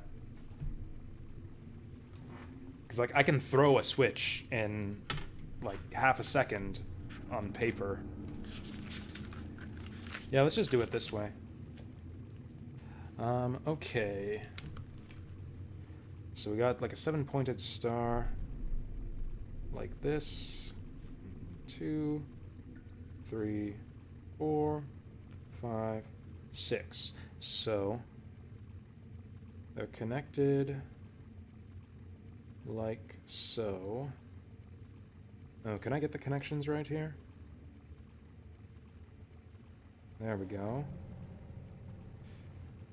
Now I'm getting a bit confused. Yeah, those two.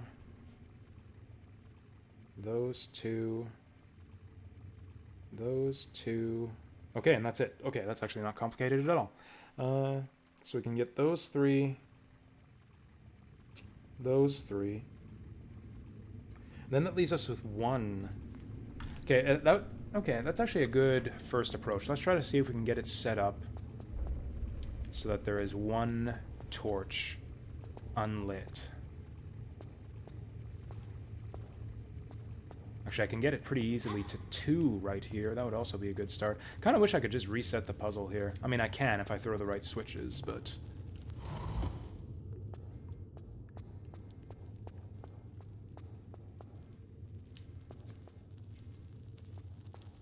I've already started planning 24 list of games. Nice.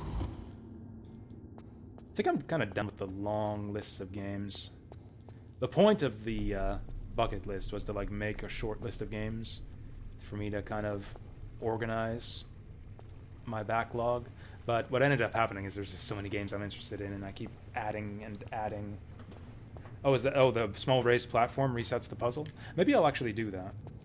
Oh, okay, that's cool. That's actually really useful. Okay, so let's just try a naive approach here. I think that's what I did in the first place.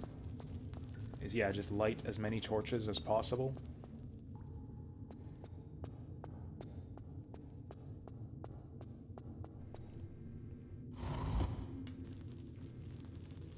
Okay, so now they're all lit except for one.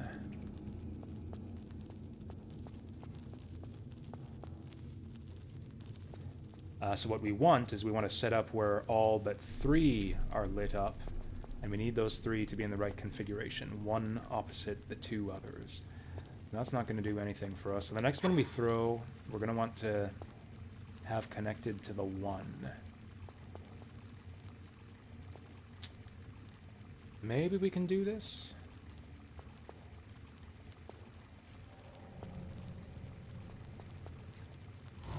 Okay, so this progresses us towards our solution. We now have 2 that are opposite each other. Then if I throw this one, we'll have 2... Oh no, we'll have just 1 again. That regresses us. If we do this one...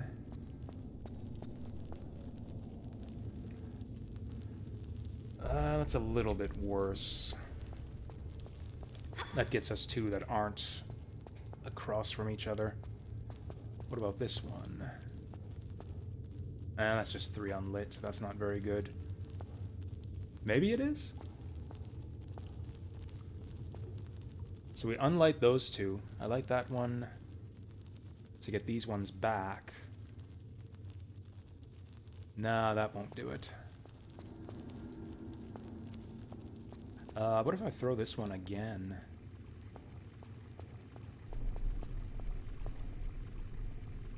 Oh yeah, that just unlights these ones. Actually, I think I will go for this one. This seems like this should be way easier. I feel like an idiot for taking this long on this one. Yeah, this is a bad configuration. I've got 3 that are all in the wrong position here.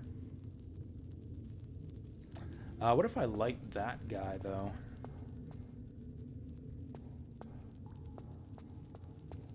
Actually, do I have 3? This is pretty close.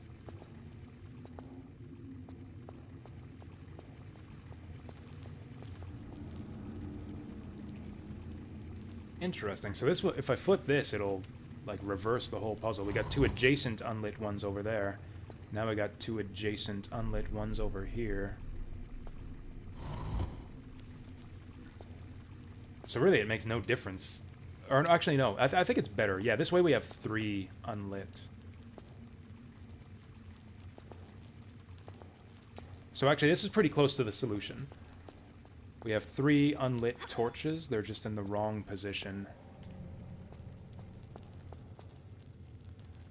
So let's set it up. Maybe so that we're lighting 1 torch at a time here somehow? I guess the other thing to do... you know what? I think the way to do it is we try to get it set up such that there is only 1 torch lit. Because then, yeah, I think I'm thinking about this the wrong way. I'm thinking, oh, we just need the right 3 torches unlit. But really, I think the faster way to do this is try to break it down to 1 unlit torch, because the puzzle solves itself trivially if we just have 1 lit torch and no others. So yeah, let's try to think about this in terms of putting out torches.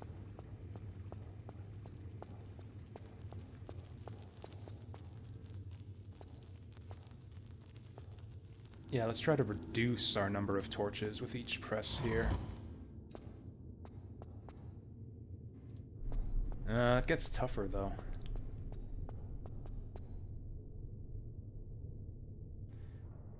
In fact... this could work. Oh, no, not quite.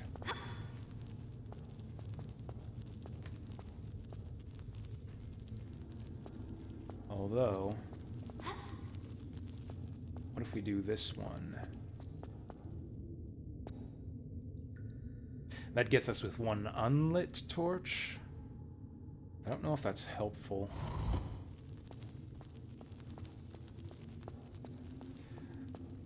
No, this is like trivially easy to get it to this configuration, even from the start of the puzzle.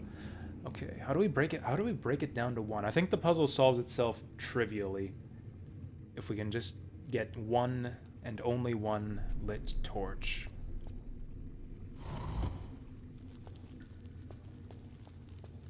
Actually, can we do that right here? No, we have 2 now. Actually, I guess 2... Oh, and they're right next to each other. Yeah, okay, I think I got this. I think I was overcomplicating this.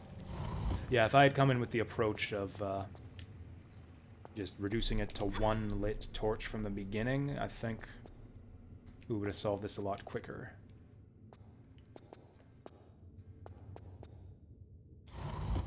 Okay, now am I right here? Yeah, I am, because we just throw this switch.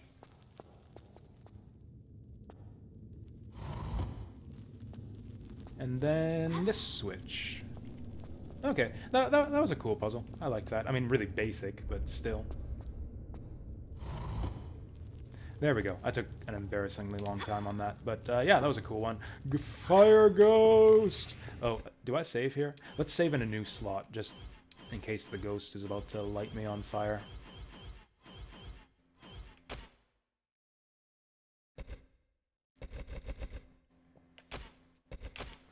Also, let's keep an old save here, just in case of soft locks.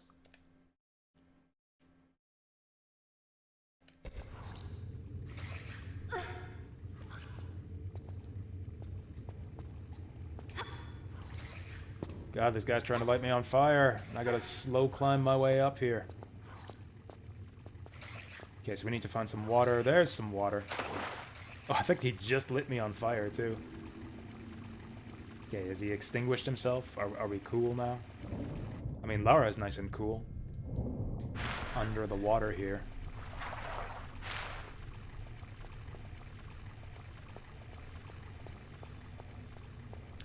And we're all the way back here.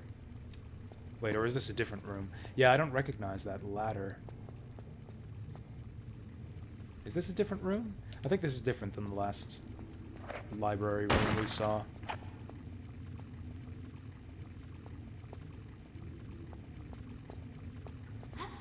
Now they let us get the scroll clue for what puzzle? Okay, let's go up on the balcony here. Like, there's a ladder here. Of course I'm not gonna not climb it.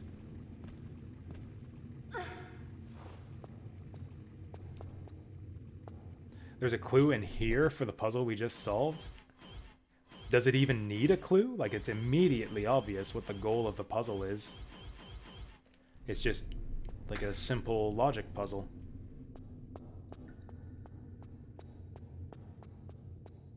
Or unless they actually show you the method and like the configuration of switches to solve the puzzle. Is there seriously nothing up here? Oh, there's a small med kit. I'm actually not gonna scoff at that, because we need those. I mean, we don't need them, but we just spent a lot of those.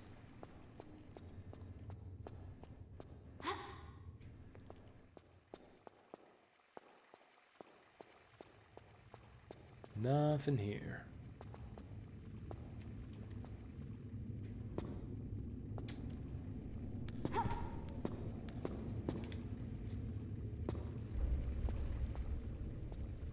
Oh yeah, let's do that. Let's save again now that we've dodged the ghosts.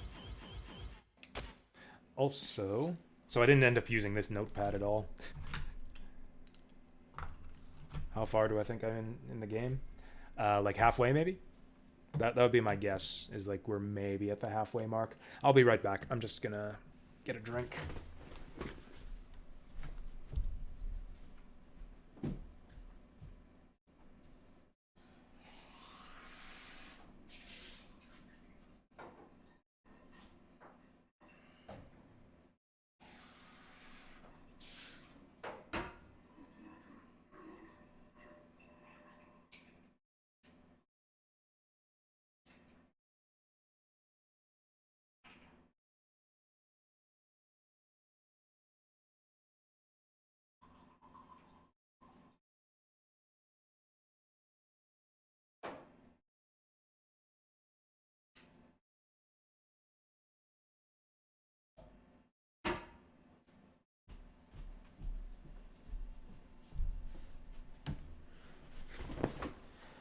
I bought some really, really cheap whiskey at the liquor store today.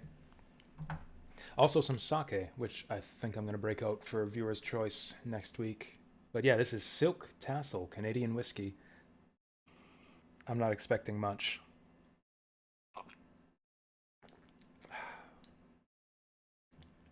It's not awful. It's a bit bland, but it gets the job done, I guess.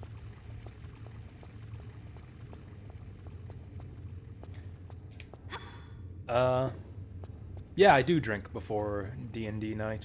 I actually drink tea or coffee, because I'm usually really tired by the time we get to the evening, so it's liquor for the streams, tea and coffee for evening gaming.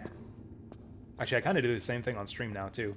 It's like liquor for the afternoon and caffeine for the evening. It's kind of my cycle right now. Is that just gonna take us back out? Oh, we're on the top floor now. Wicked. So, I did guess that we were halfway through the game. I would not have guessed that we were only halfway through the level. It's like, cool, here's a new floor full of doors for you to try. I thought we would have been well over halfway through this level. Maybe approaching the end after solving the planetarium and the flame puzzle. But yeah, that was like the halfway point. Welcome to floor 2 now. Oh, nice, a harp. Can we play this sucker? I want to jam on this thing. Oh, come on. Lara's too respectful. Too respectful of ancient artifacts to jam on the harp. I'm guessing this is where the sheet music goes. Actually, this might be actually a puzzle thing. Maybe we need to get some sheet music to place on here.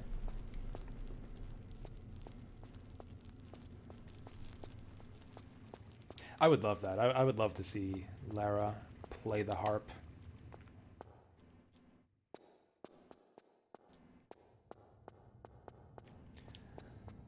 So that's the door we came out of. Nice camera angles here.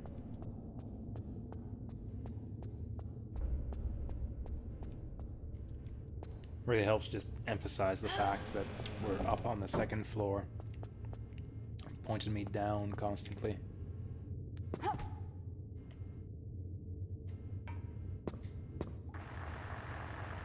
Can't see where I'm going. Ow. Uh-oh. Something sliding down the other hole? Do they want me to binoculars up there, too? Oh! Jump! Okay, yeah, binoculars would not have... What?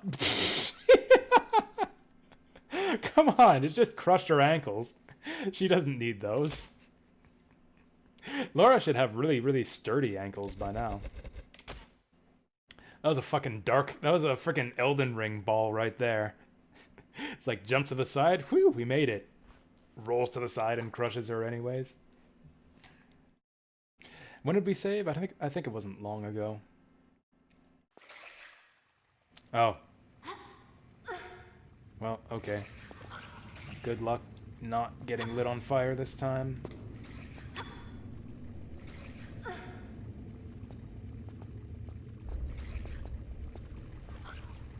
This actually isn't too bad. We just go to the right and then we're fine.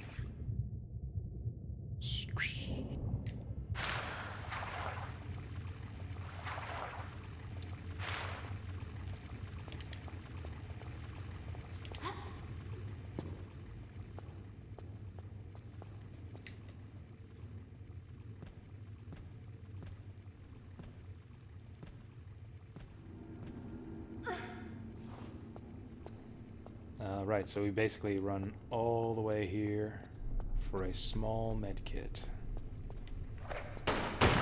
Which I will take because I'm a hoarder.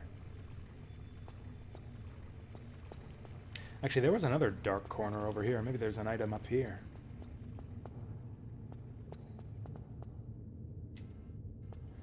This corner looks very suspicious, but nothing here.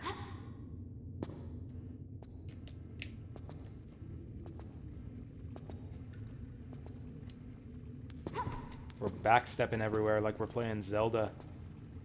Ocarina of Time speedrun strats. Hup, hup, hup, hup, hup, hup, hup.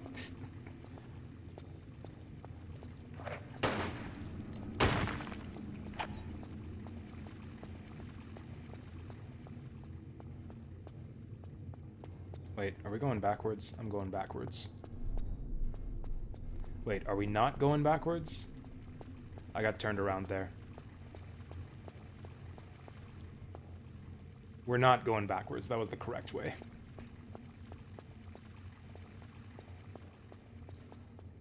Was there anything else in here? You'd think she would read some of these scrolls, like, hey, maybe there's puzzle hints or something on one of these scrolls. Okay, maybe just every time we open a door, we should save our game. Whoosh, dynamic camera.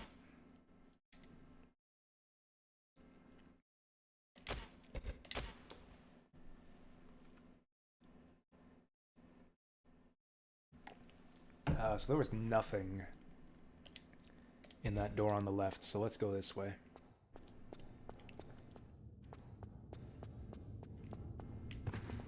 Wait, will she faceplant into the wall? If I roll right in front of the wall, I bet she'll just... Oh, hey, she kind of does. She actually kind of does. Okay, well, that's less than impressive.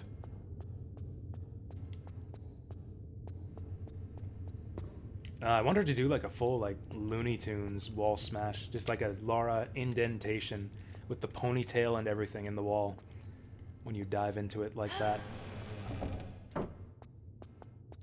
How did we die here? Right, the rock.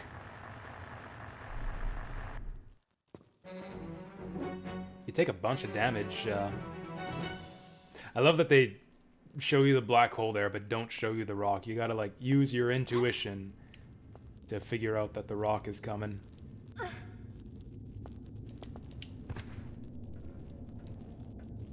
Oh, I guess there's another ramp there. I guess it does kind of make sense that it would roll sideways. Oh!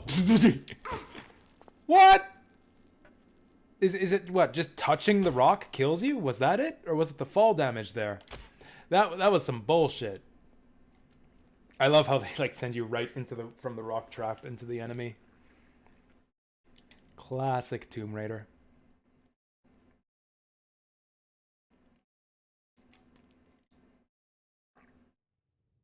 Jump on the slope. There are like 3 slopes in that room.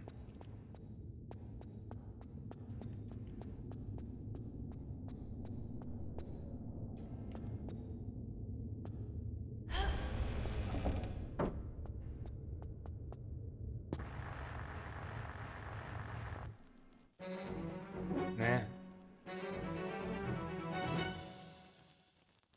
Oh, I see a switch there. I didn't notice the switch last time. Okay, so we know where we're headed. You can hear him, too. You can hear his footsteps. I don't know why I keep jumping. I've been, like, constantly, like, doing the mid-air flip to try to hit these guys. You can just roll on the ground. Like, yeah, if I want to run this guy up and down, back and forth, we can just roll on the ground. I don't... Yeah, why did I constantly do this tricky mid-air flip with the super precise timing, rather than just doing the easy ground roll? Is this a trap door?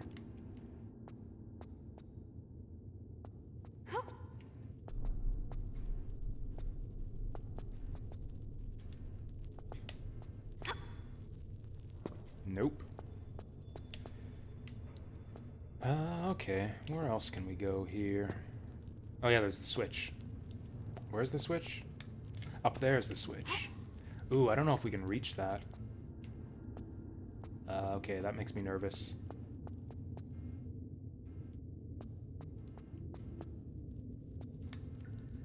I was thinking like a rock might fall on my head there. Or are these rocks just constantly rolling out of that guy's mouth? Also, I wonder if they kill you just by touching you. I don't know if we died to fall damage that last time, or if it was just because I kicked the sphere.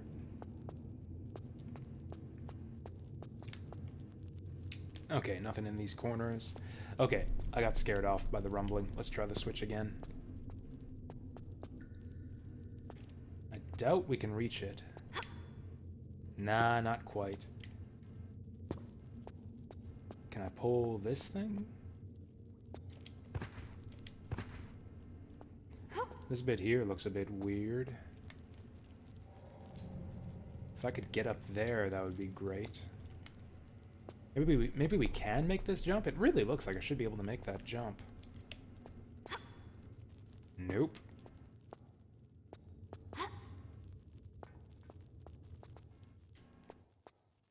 Oh, we can? Oh, there we go. That's how we get that switch, maybe. There we go. Wasn't sure we could get up that slope. Okay, what did... Ah, that's what that did. Asked and answered immediately. Alright, good stuff.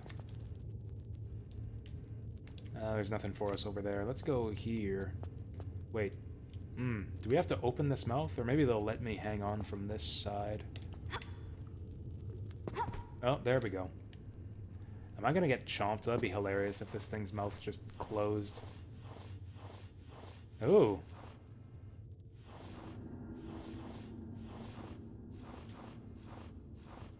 Nope. Okay, seriously? Just down on your stomach. You can do it. It's not that difficult. Oh, it's her boobs. Even if she gets right down to the ground, her boobs will, like, prop her up enough that she still can't squeeze through here. Dang it. That really looks like we should be able to get through there. Like, really, really.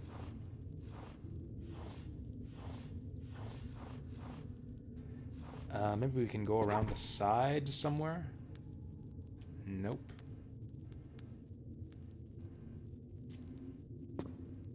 So what the fuck did this thing do for us? There's gotta be another component to this. Unless the game's glitching out again, and we should actually be able to get through there. Oh, that's a ledge up there. I didn't even see that. It blends in so well to the wall. I didn't even realize that was a ledge we could get up to. There we go. Yep, way ahead of you. Whoops, fuck. I turned a little bit too much. My bad. Yeah, I'm getting a little bit sloppy with my controls here. Holding on the buttons a bit too long. Yeah, chat actually cut out completely there. Like it didn't display some of your messages up above there. Restream does that sometimes. I use Restream so I can see Twitch and YouTube chat simultaneously, since I'm streaming to both. But sometimes it goes down and cuts out. But I still have Twitch chat open right next to it, so even if Restream goes down, I can see your messages, even if they won't show up on the stream video.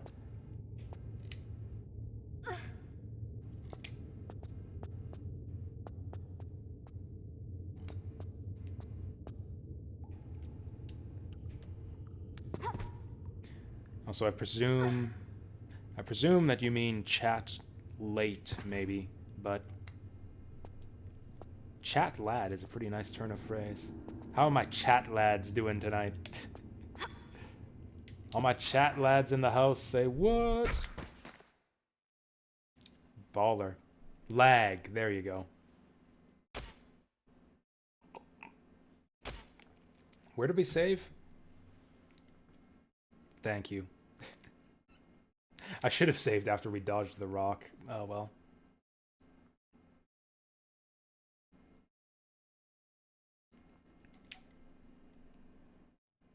Damn. Whatever, this isn't difficult. We could try the next door, actually. We could just go and see what's behind door number 2. Or door number 3, even.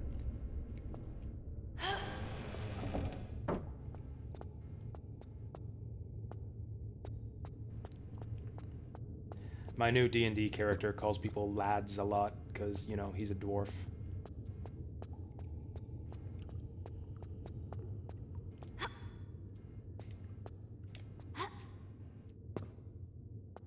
I also literally introduced my character by saying tally-ho to the rest of the party.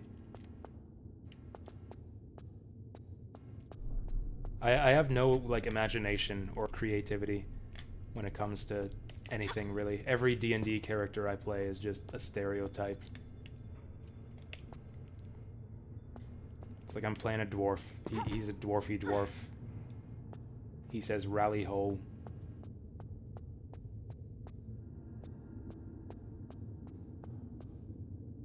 I'm playing a paladin. He's a self-righteous douchebag who's no fun at parties.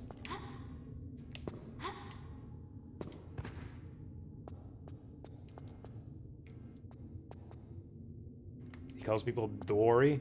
Nice.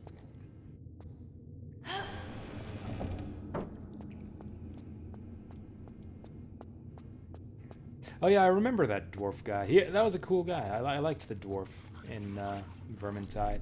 Hey, we got an ancient Egyptian dildo. I don't even think I'm being funny saying that. That's just... What else do you call that? That's just what it looks like. Where's our nearest pool of water? Probably down here. Probably under this trap door. If I can find the way to open it.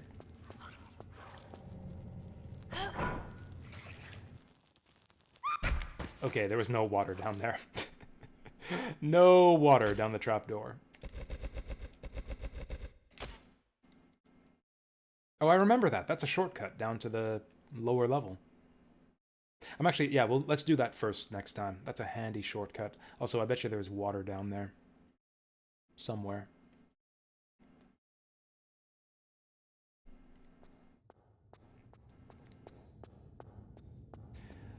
What video game do you guys think has the best dwarves? Personally, I'm a fan of the dwarves from Suikoden 1. I think those are some quality dwarves. There's Lost Vikings. I guess, are they really Viking? I guess they're not dwarves. They look like dwarves. But I guess they're not technically dwarves in Lost Vikings. They're Vikings. Which I guess doesn't preclude them from being dwarves. I guess you can be a dwarf and a Viking at the same time.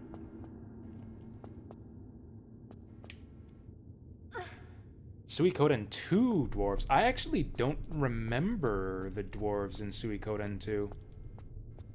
I know they're a big part, or I don't know, a minor part of Suikoden 1. Like you invade their vault and stuff. I can't remember seeing dwarves in Suikoden 2. Oh, you never see them. Ha ha ha. There you go. I knew I wasn't crazy. I mean, okay, maybe I am, but... I may be crazy, but I do know Suikoden 2, at least.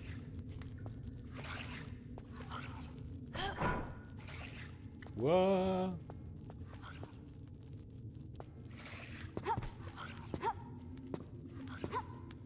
Where's the water? Where's the water? Where's the water?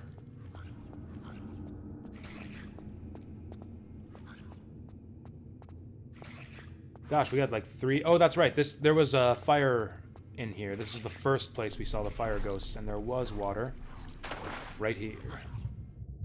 Awesome. That's worth a save. We opened up a shortcut and extinguished a flame.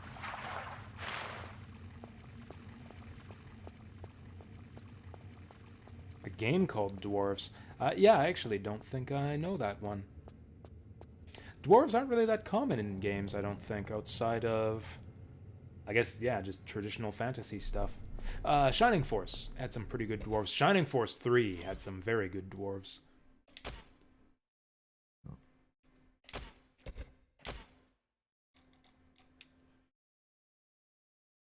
Like, in terms of gameplay, all the dwarf characters were awesome in that game.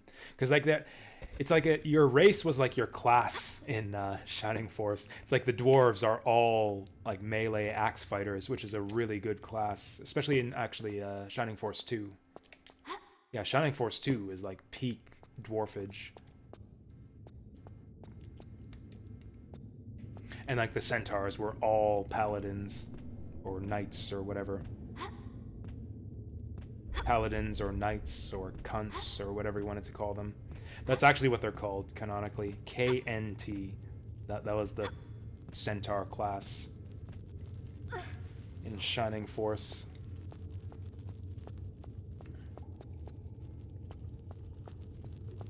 I guess Final Fantasy's got some good dwarves, too. I mean, they're really only in Final Fantasy IV.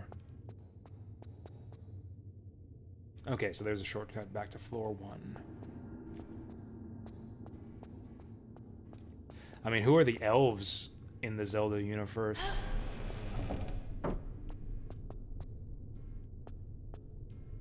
I guess that would be like the children of the forest?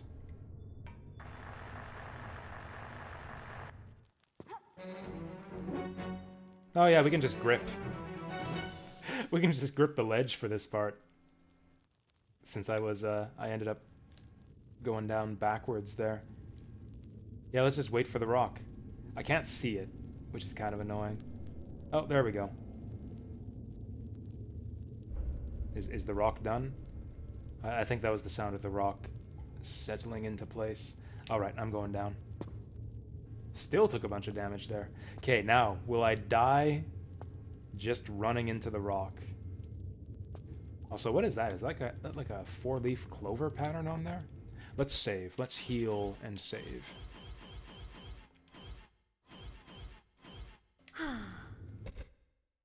Oh yeah, Final Fantasy IX had dwarves. Final Fantasy IX had some pretty good dwarves.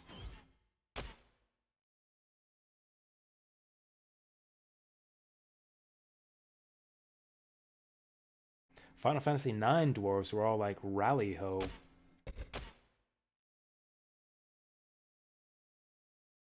Actually, I think I heard in the original Japanese they say lally-ho. Lally-lule-ho. Lali lule ho. Okay, so the rock doesn't kill you just by touching you. Now we know.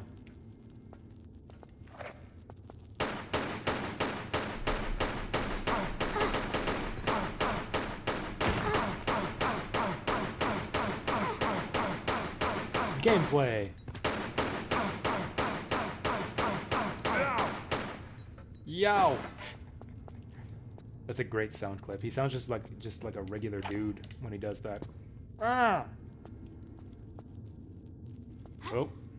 Oh, you fuckers. That's what that is. They're sending another rock down to try to crush you as you jump from the ramp. Did that end up in front of the other one? I didn't even notice. Yeah, where'd the second rock go? Or was I just seeing things? I could have sworn I saw a second rock there. Okay, this is problems. This is problems.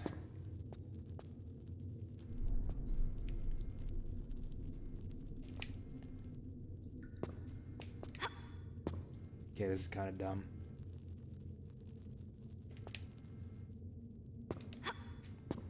How was I able to do this before? This is kind of dumb.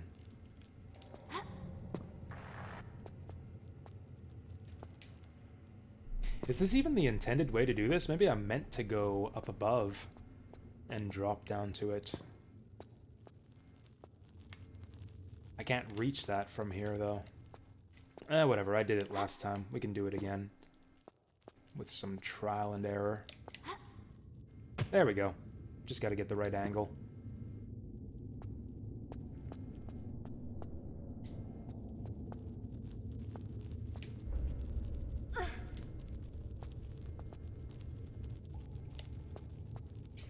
Oh, hey, you know what we haven't done in a while?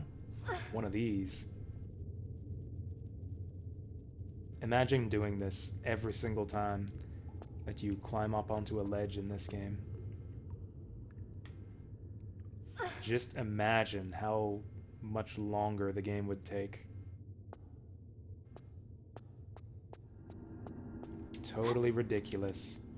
Totally ridiculous to do this enormous, like, cartwheel flourish every time you climb a ledge in this game. Okay, this jump's gonna kill us, so let's save.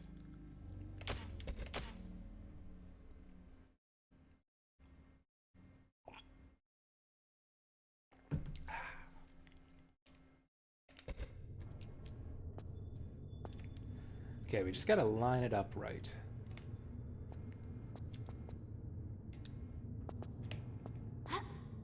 Up! There we go. Oh boy, another pole. Oh, it's not a pole, it's a switch. Know the difference. Did that open the mouth?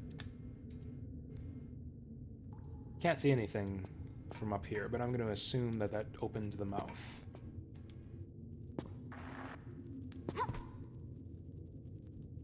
There we go. Nope, there we don't go.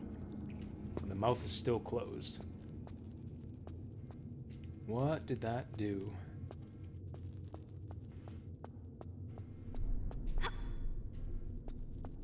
Is this guy's mouth open? The fuck did we just do?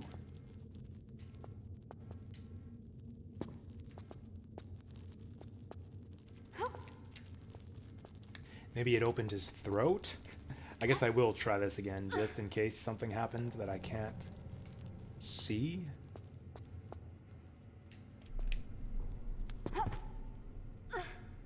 Oh! Oh, okay. That's not helpful. I didn't know that you could climb onto his nose there.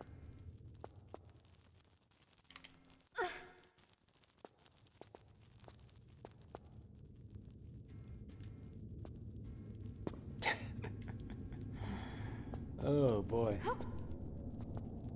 Okay, we'll get it this time.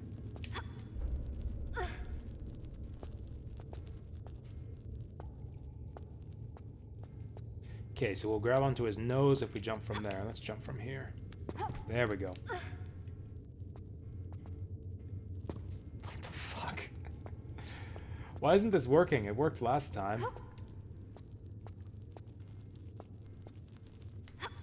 Okay. Flourish for good luck.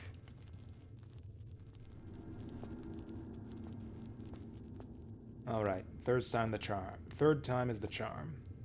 I think this is actually our fourth. Get the positioning just right. Damn it! Oh, we can still do it. Okay. Oh, you know what? Okay. Maybe the mouth did open a little bit more.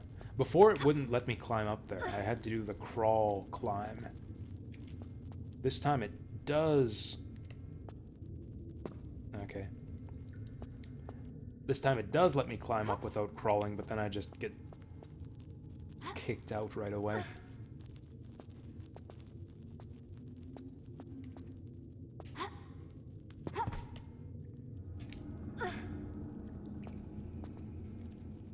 What the fuck?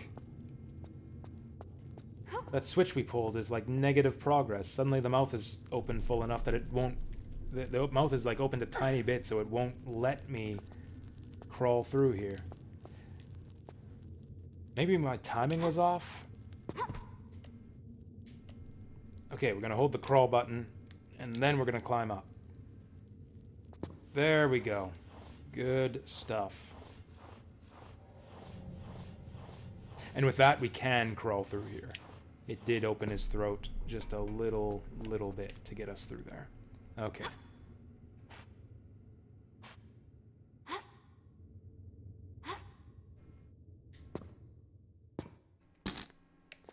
So where are we going here? I don't see an opening to jump through. I just kind of assumed there was a platform behind me because there's... Oh, there's more up here. Okay, I got tricked by the camera.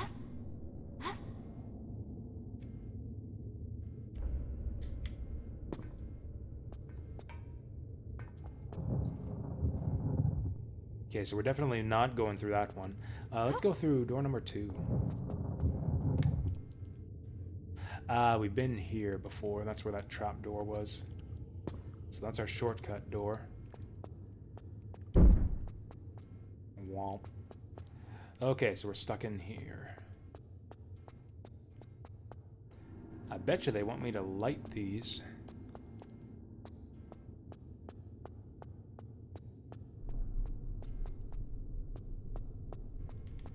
Where is our nearest fire? Is this gonna slam shut too? Huh? Okay, looks like we're good.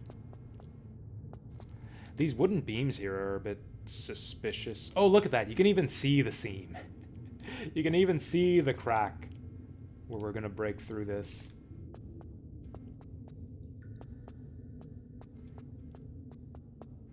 Is there something up above? Oh yeah, we'll probably drop that thing on it somehow. Maybe.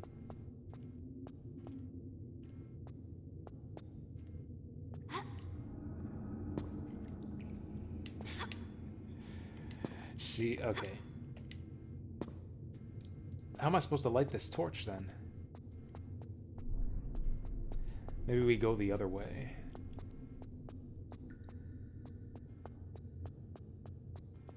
Nope, I'm stuck in here. My torch is stuck here. Like, I can get out here easily enough, but I need to drop the torch to grab the ledge. Maybe there's a way I can bring fire into this room? I can't light it on the lamp, can I?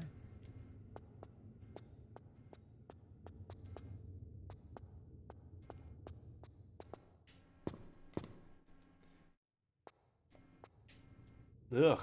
So to climb up there, I've got to drop the torch. So what's even the point of going through here?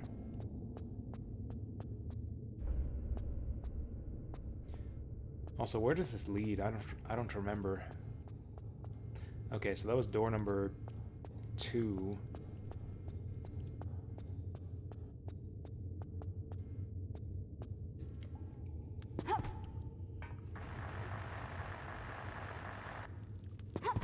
Oh, and that was this door. Well, okay. Back here.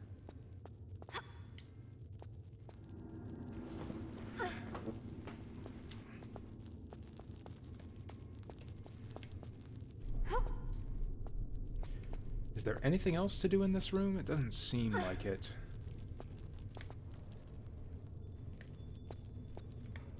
As large as this room is, it doesn't look like there's anything else of interest in here. Yeah, let's just go back out. Oops, damn it! I fucking hate this. Yeah, so you have to be holding the crouch button before you hoist yourself up. Otherwise she'll try to stand and get kicked out.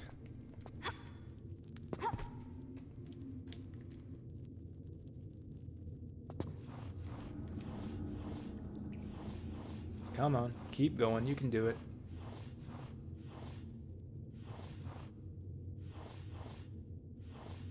One thing I kind of miss from Tomb Raider 3 is the different outfits Lara had in every level. I think she got an outfit change pretty much after every group of levels.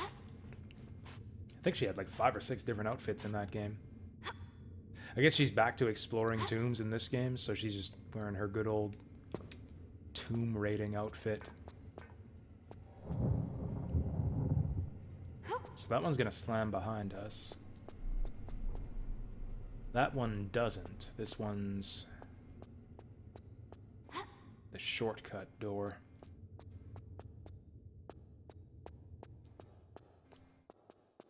But who cares? What can we do with this?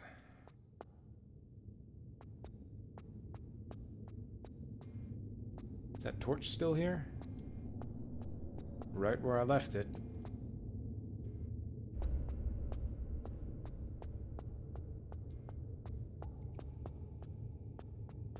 And that's all that we get out of that whole... Ah, there we go.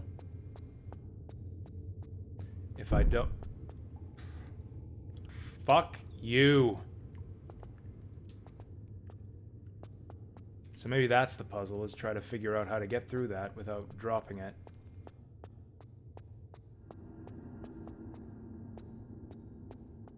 Actually, you know what? I think I get it. I think we can do this. So it should open again. Maybe, I mean, just reach through those bars. Just reach your arm through those bars and drop it on the other side. Okay, that's not going to work, but this might. Uh-oh. There we go.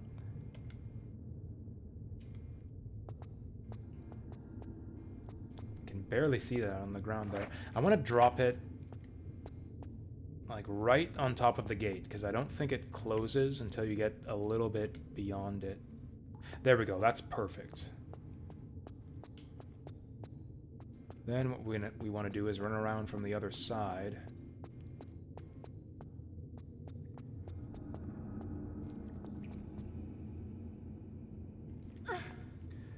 Because it should open from the other side.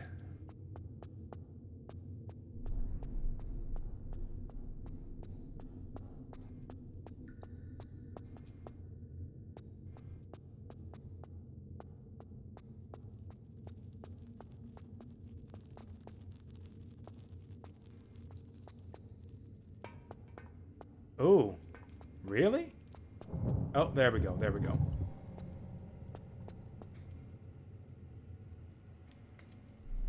Okay, so the torch is right there. Then we can grab it and go around this way.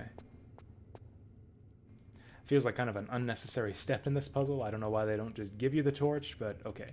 We figured it out. Now we gotta find a place to light this sucker. Will this work? Probably not.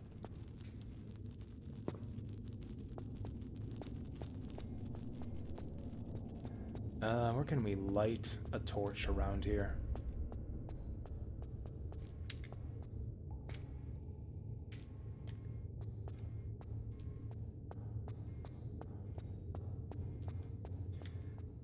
So this was the place where we slide down the mouth. We don't want to do that again.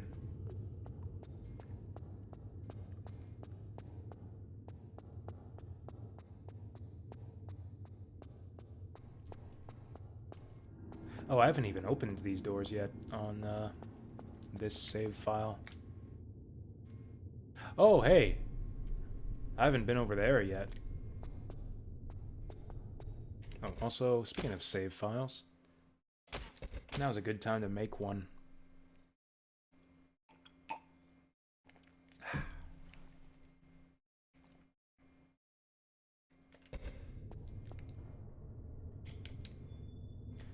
Was this door locked before, or do I have to throw away the frickin' torch to open it?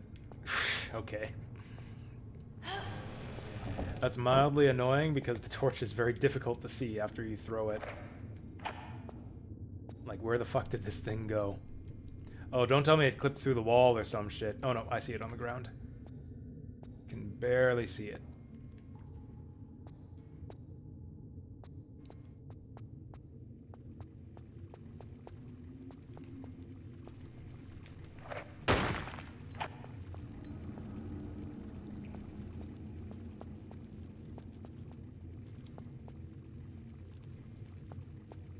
I hear fire. Damn it. All the fire in this level is on this is like hanging from the ceiling. I can't light anything from down here.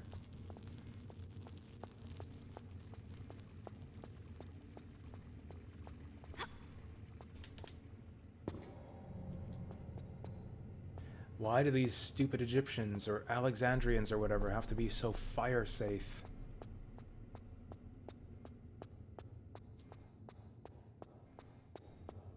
I'm gonna guess that there's no open flames in their book storage rooms.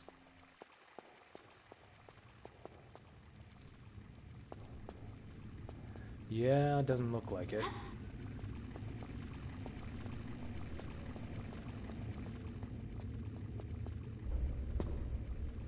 Ah, there's some flames. Although again, I doubt that they'll let me light these, but let's try. Nope.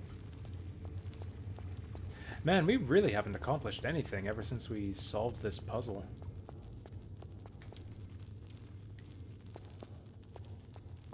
I mean, I guess we got to the second floor, but we haven't been able to do anything up there.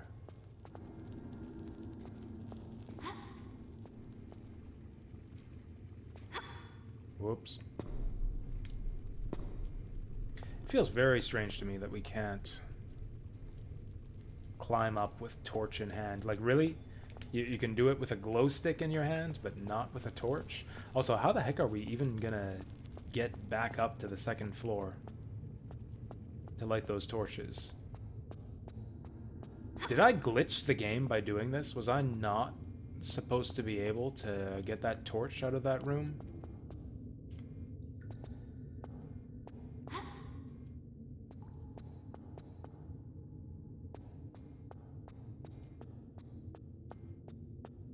Yes?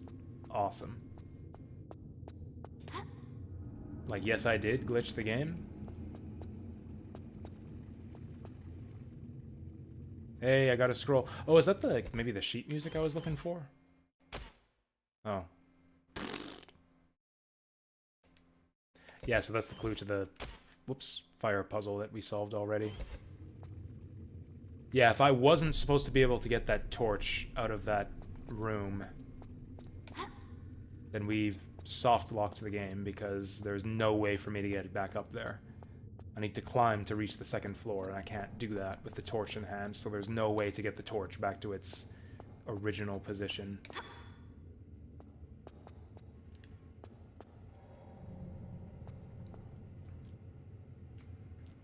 I don't think even Spider Laura helps us here, because even Spider Laura can't climb with a torch in her hand. Also, I keep freaking losing this thing every time we throw it away. There it is. There was a... maybe she can climb walls. If she can... that would be bizarre. But if she can climb ladders, then we can get back up top. We can get the torch back to where it started. if we can climb ladders. Yeah, I've been making different save files. It'll take us a fair ways back, but yeah, I haven't saved in all 5 slots since we picked up the torch. I think the ladder was in here somewhere. I'll see if that works first, and if it doesn't, then we'll go back. I'm sure it was around here somewhere.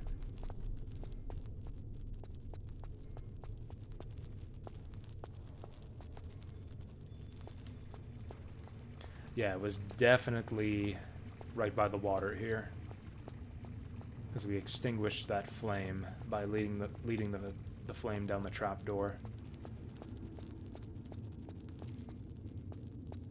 Or not? Is this it?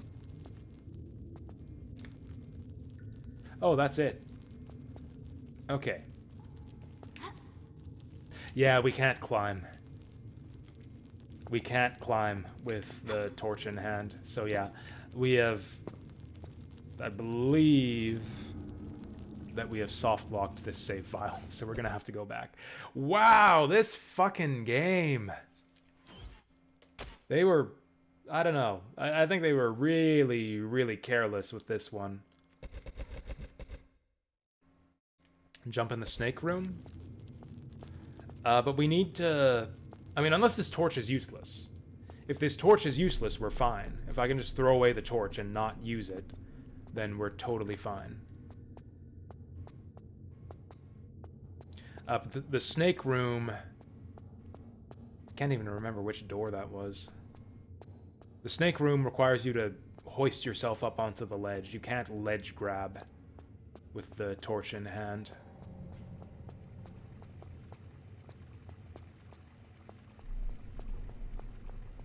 This was the place. This was the puzzle. Then through here is the snake room. Somewhere around here.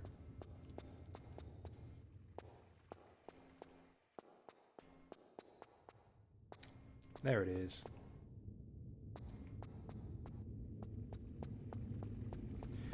Wait, didn't we just go through this way? Maybe it's the other door.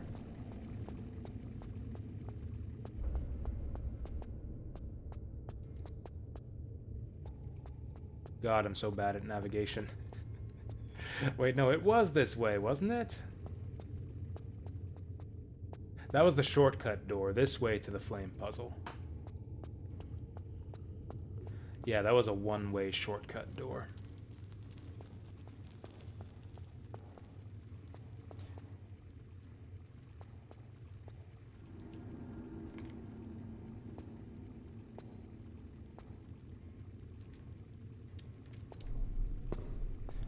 Okay, so we can get that far.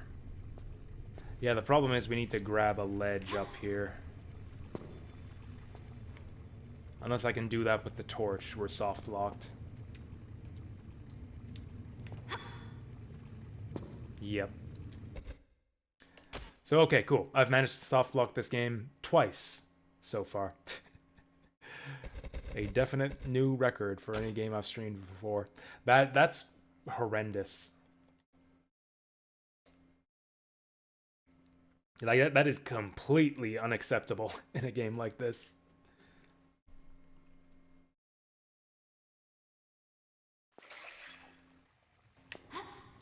Okay, so this sends us a ways back, but other than that, we're mostly fine. I mean, the game broke itself the first time, but that was not even a very difficult thing. Like, that was the first thing I wanted to try. It's like, oh, maybe we can pass the torch through this door. And if you, like, think along those lines, yeah, it's not very difficult to get the torch on the other side of the door. This isn't even an especially good save file. We got a bunch of stuff we have to do. But that's our most recent one.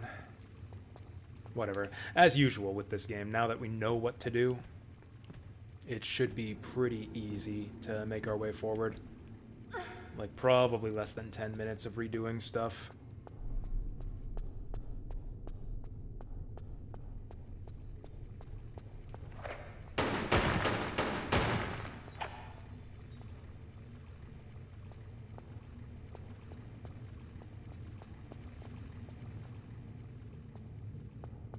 Actually, are we safe to jump down here? I think we are.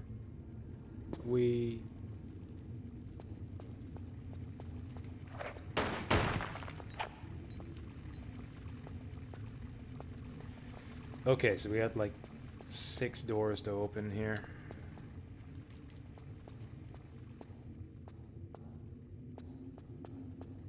It's kind of weird how that one scroll on the pedestal you can pick up, but all of the other scrolls you can't. Okay, so we basically did nothing useful at all in any of these doors, except for maybe this one.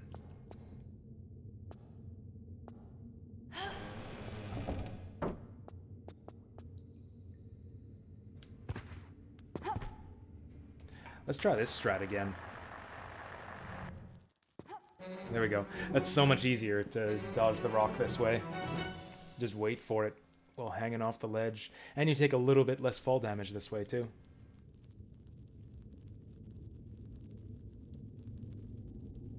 Whoa!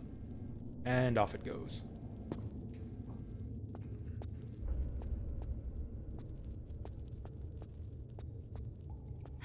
Huh.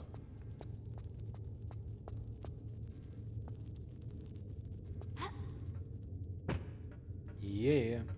Oh yeah, this guy. Can hear his feet pattering away there.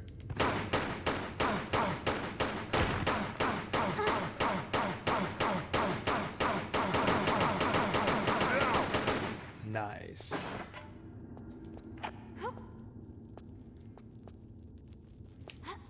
Whoop.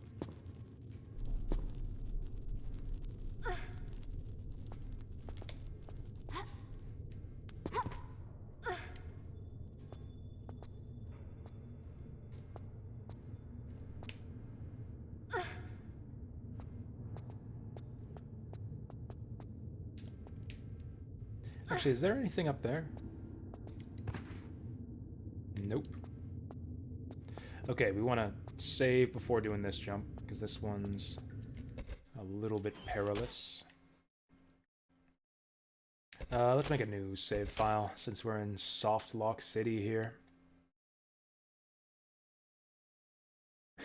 To be for real, I think I have to give this game, like, 2 stars out of 5 on principle, just because it's so easy to soft lock yourself. Oh yeah, that's right, this isn't a pole.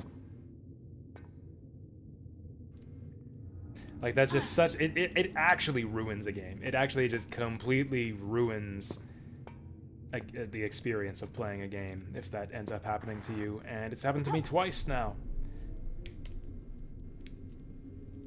At least, I know to be careful with my save files from now on.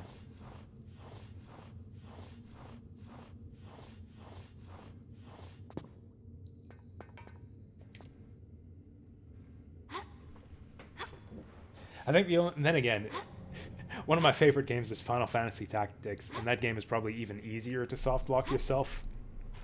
Like, the game even kind of baits you into it. Like, if you save at Riolvani's castle when it gives you the chance, you are probably soft-locked, unless you have just the right build and you don't have a backup save file.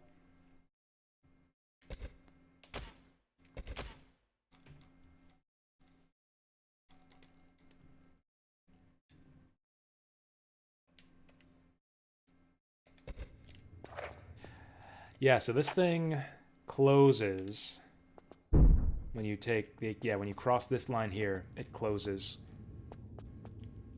But you can pass this torch to the other side pretty easily here if I just drop it right here, like right where the gate opens. Then I can just go back through the other side, walk through the gate, grab the torch, and then walk back out before it slams shut. Like, that's really easy, actually. Like, that's a very easy way to get this torch out of this room.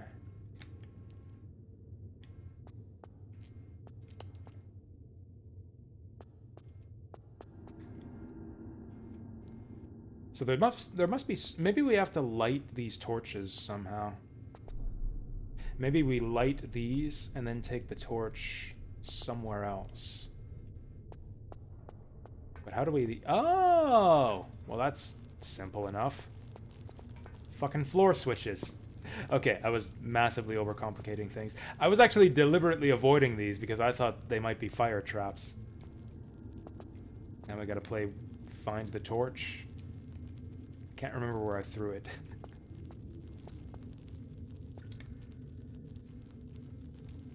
I can't remember where I threw the torch. Oh, I think I see it. There it is. This is awful. These things need to be, like, painted neon green or something. Which is funny because your glow sticks are neon green. The glow sticks are easy to pick back up if you throw them away.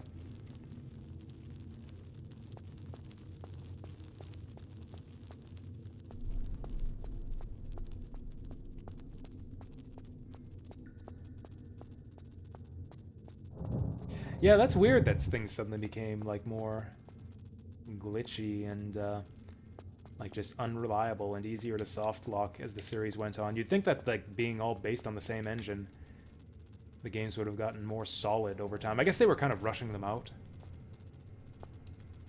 So, like, what I want to do is I want to light this on fire. I guess we can throw the torch on there, see if that does anything.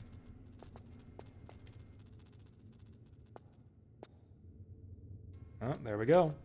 Puzzle solved. Maybe. Or maybe I've just created a giant fire pit for myself.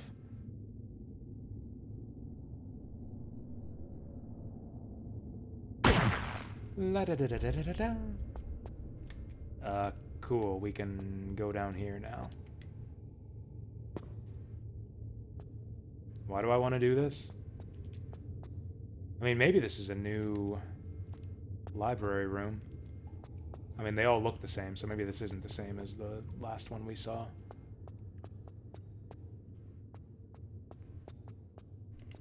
Oh yeah, this is already different. Haven't seen that hole yet. You're telling me to stand in the fire? See, this is why I don't take your advice, Goblin. It's like, go stand in the fire. No, thank you. I mean, I guess... Oh, this is a good time to save, too.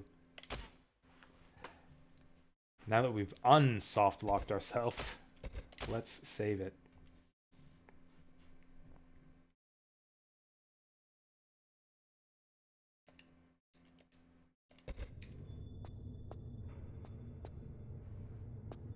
Actually, other than the fact that, yeah, standing in the fire doesn't light you on fire, that does make some intuitive sense. Like, if you stand on the floorboards that are burning, then the floorboards will break faster.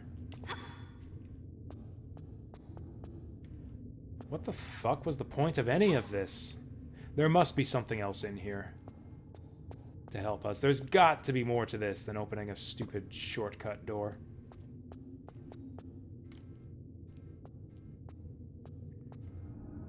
Okay. This is really dumb. This is really, really dumb that some of the scrolls are grabbable and others aren't. Like, I get it adds to, like, the immersion factor to have scrolls cluttered about on the floor.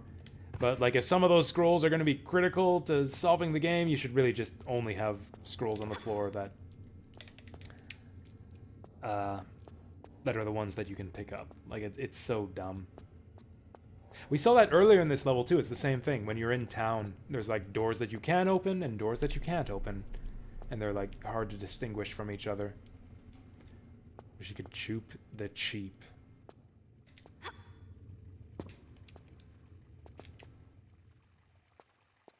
I don't know what a choop or a cheap is, to be honest. That sentence is just complete nonsense to me.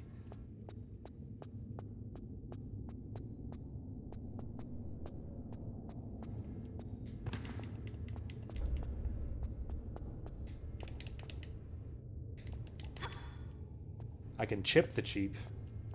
I can chip on the cheap, but I don't know how to choop the cheap. Torch room again. So I'm guessing this goes in the harp room. Maybe this is that music sheet that I was talking about before. Now I just have to figure out where that harp room was. Also, I have to figure out which way to the second floor.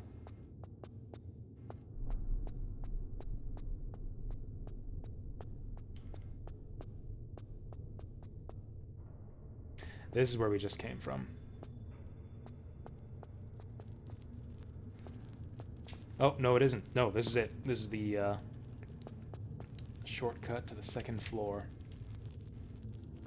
Alright, it's time for some climbing action. This is the best part of the game, is... Ah! This is the worst part of the game. I didn't open that trap door on this save file.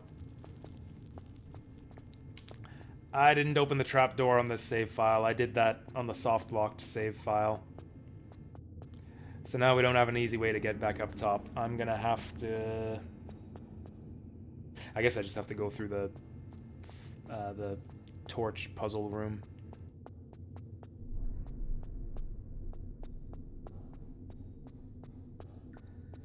Reminds you of Just Cause, where the game crashed, deleted your save, and had to replay 5 hours. Yeah, I just don't do that when that happens. I just give up games. Am I having fun? That's the shitty thing about games that are prone to, like, glitches and soft locks, because, like, legit, this is pretty great otherwise. Like, the whole reason I'm having most of the problems I'm having with this level is because, like, we got soft locked twice now. And I had to, like, mess around with my save files and Game Shark and do all other kinds of bullshit to unstick myself. Like, I'm constantly worried that I'm gonna do something wrong and make the game uncompletable.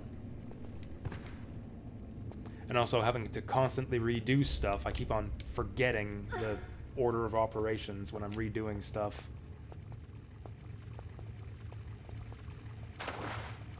This is exactly like losing your leg in Iraq. This is exactly what the experience of playing Tomb Raider: The Last Revelation is like. Yeah, wait for dev patches. They released this one too early. Come back in a year after the patch, and it'll be better. Actually, that's actually true. There's a patch for the PC version of The Last Revelation that apparently fixes a bunch of the bugs.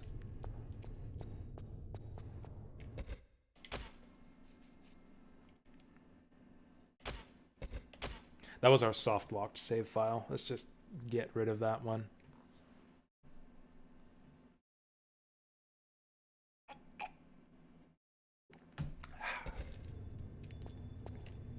On the plus side, this playthrough has reminded me that Game Shark is a thing, and that we can use it to mess around with our games whenever I feel like it.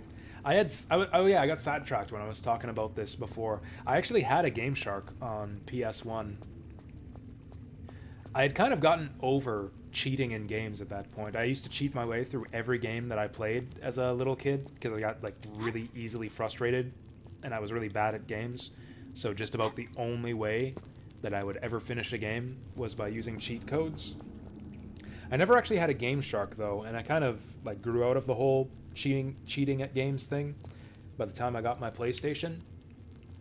But there was so much other cool stuff you can do with a Game Shark. You can unlock like debug rooms and like hidden content and that type of thing. Like, you can unlock the debug room in Final Fantasy VII, which has a bunch of cool stuff in it. Yeah, you can unlock a bunch of debug features in Final Fantasy Tactics, which actually lets you set up 2-player battles and among, like, different types of enemy groups on any map in the game, including story maps. It's actually really, really cool, some of the stuff you could do. You can also just do, like, fun stuff, like moon jump in 3D games. Oh, she's grooving. Yeah. You can see her getting into it there. That's cute. Kind of a shitty song. Like, did we even need sheet music to play that? Diddle-doo, diddle-doo, diddle-doo, and then the door opens? Really? But yeah, Game Sharks are fucking cool, and we can use them in RetroArch.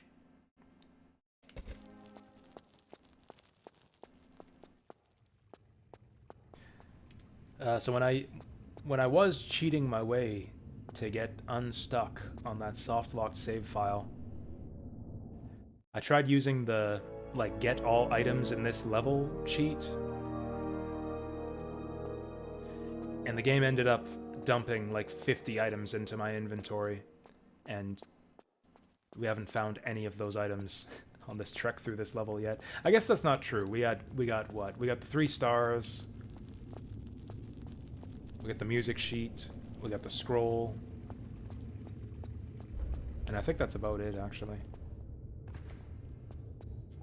You know what? I'm not gonna die if I jump down there. Let's just jump down there. Oh, so that solves the whole level. Yeah, you could just completely trivialize this whole stage if you could just make that jump there.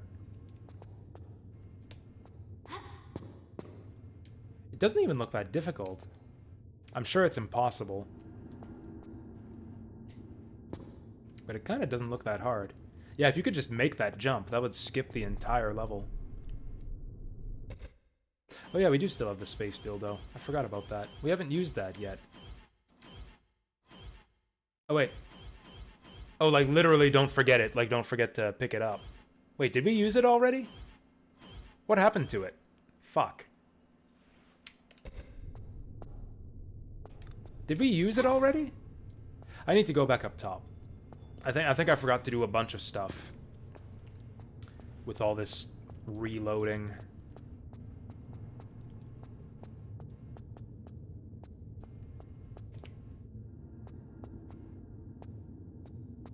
Flare, drop, glitch, jump. Sounds like fun. Wasn't this the room with the ladder? There we go.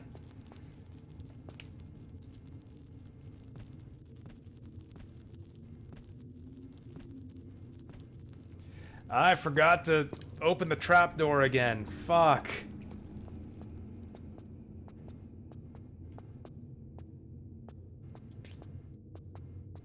Levels in this game are so convoluted. I don't know. I think I really liked it a bit better. Like, the levels are almost... I mean, are really too big and convoluted in this game, I think. I think I preferred the slightly smaller and more straightforward levels of Tomb Raiders 1 and 3.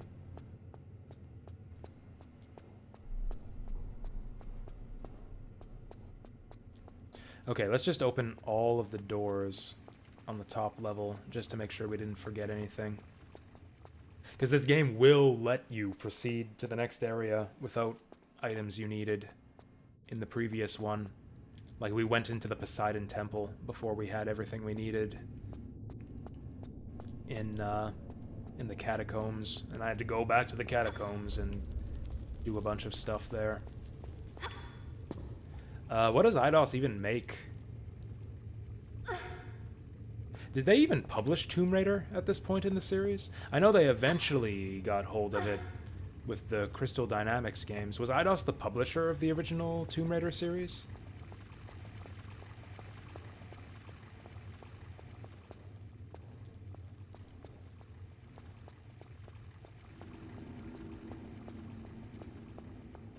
Eidos owns Square now, don't they? Or is it the other way around? Square owns Eidos. I think Square owns Eidos. Yeah.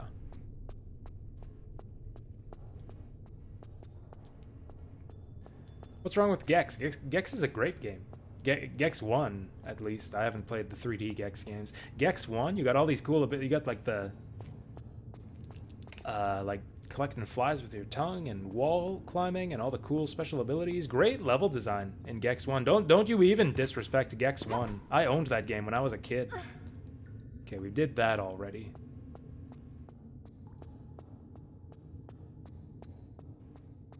I mean, okay, great is pretty strong. Gex is a good game. Gex 1 is a fine game. Honestly, maybe even a little bit underrated. I think Gex is quite good. The wall climbing stuff is so cool. You owned it? I think I still own it. I never owned it. It's nothing fancy or worth showing off.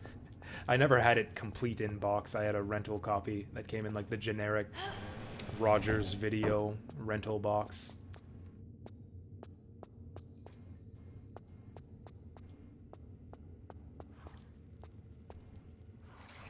Come on, man, it's Gex. It's tail time! Classic gaming moments. Fuck! I meant to go right there. How far back are we going this time? Where is that dildo? I can't remember where the dildo was. Did we use it already? Did she use the dildo when I wasn't looking? I can't remember where we picked that thing up. It was pretty early in the level, I thought. Okay, so that's that thing. That opens right next to the trap door. Okay, so it's all about the trap door. You know what? Let's not drop back down. Oh, wait, no, we have to. Wait. No, this'll work. This'll work. We can stay on floor 2. It's worse than a night at Jerry Garcia's house. That was the best part about Gex, is I didn't understand any of the references at all.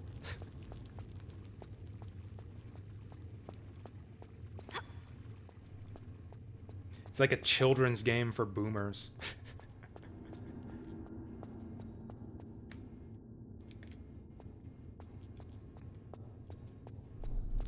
A video game for, like, boomer 8-year-olds. Hey, Toya.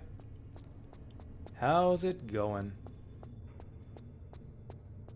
We've been having some great times. Great times in Tomb Raider: The Last Revelation today. Actually, you were here yesterday when I soft-locked the game. So I managed to get the Game Shark working. We unstuck ourselves using a Game Shark code to just climb down the walls. So that's good. We're in the library now. And guess what? I managed to soft-lock myself again. I managed to soft-lock the game again. It wasn't apocalyptic this time. Like, I managed to unstick myself just by reloading a save file. It wasn't even the game glitching out. I was able to just use, like, simple logic to get a torch out of a room that the game didn't expect us to get out of. Like, if you drop a torch in a specific spot, there's like a one-way door that closes behind you to prevent you from taking a torch out of a room where you're supposed to use it. And I figured, the puzzle is that I got to get the torch on the other side of this door, and it's really easy to do that if you want to. You just drop the torch in front of the door, run around to the other side, and then grab the torch when the door opens, and then back out. And then boom, you've soft-locked the game. Because you need that torch inside that room, and if you take it out, you can't get it back in, because the door is one way, and you can't climb ledges with torches. So yeah, I soft-locked the game very, very easily that way. But I had a save file right before that, so we didn't have to do too much.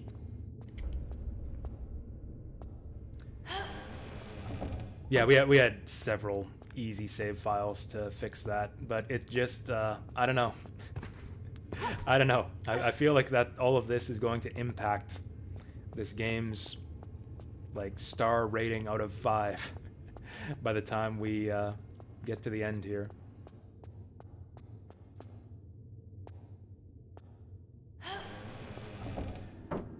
Maybe goes to show that they were perhaps rushing these games out the door at this point. That's kind of like the inevitable fate of any popular franchise. It's like, oh, this game is amazing, and it sold like gangbusters. Can you make like one more of these every 8 to 12 months? Okay, so where's the actual ladder here? There it is. I'm getting lit on fire here.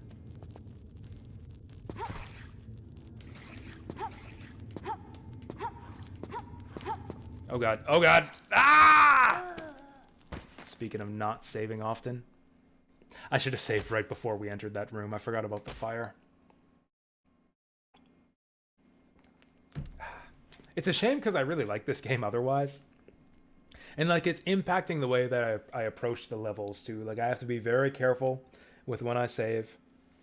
I have to be very careful with all of the objects we pick up that are crucial to puzzle solutions. I'm having to redo stuff that I wouldn't have to redo otherwise because of reloading saves due to soft locks. Okay, so that's the wrong way. Other than that, this game is really cool. The sense of scale is really impressive. The levels in this game are just massive, which is honestly kind of obnoxious at times, but also really satisfying once you actually make your way to the end. It's really impressive, just like how intricately designed these levels are. Just like the sprawling puzzles with like interconnected solution bits spread all over the stage. Kind of reminds me a little bit of La Mulana. Less tricky than La Mulana. But like, yeah, really, really satisfying once it all comes together in the end.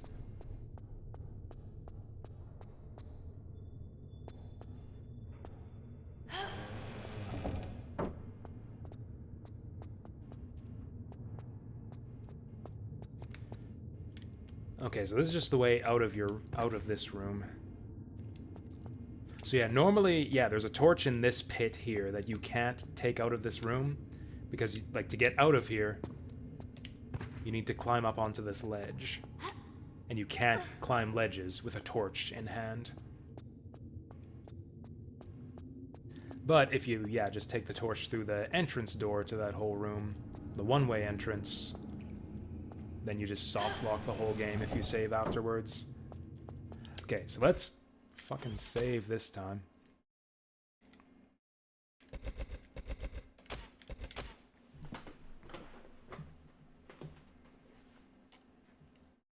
How are you doing though, Toya? I haven't, I mean, you know, I've been streaming the last few days, so I haven't had a chance to tune in or anything. I saw you were playing, that Mary Skelter game still, yeah? How far through that one are you anyways? I think I've seen you playing that one quite a bit. Whoa, and I'm on fire. A little bit tired today? I'm doing alright. I mean, I slept a lot. Like, I got the stream started a little bit late because I slept in. So I'm doing great. I'm a little bit unhappy that I'm not going to get to stream this game a little bit more today. But I'm well rested, so that's good. I got D&D to look forward to this evening, too. So that's another part of the reason why I'm not going to be streaming super late today is I've got D&D night to go to. Getting to a exciting point in the campaign. We're going to be dungeon crawling through a catacombs full of demons today. With a new character, even, which will be super fun. I rolled up a new bard a couple weeks ago. Retired my old paladin and rolled up a bard, so he's gonna get to prove his worth fighting demons in the catacombs.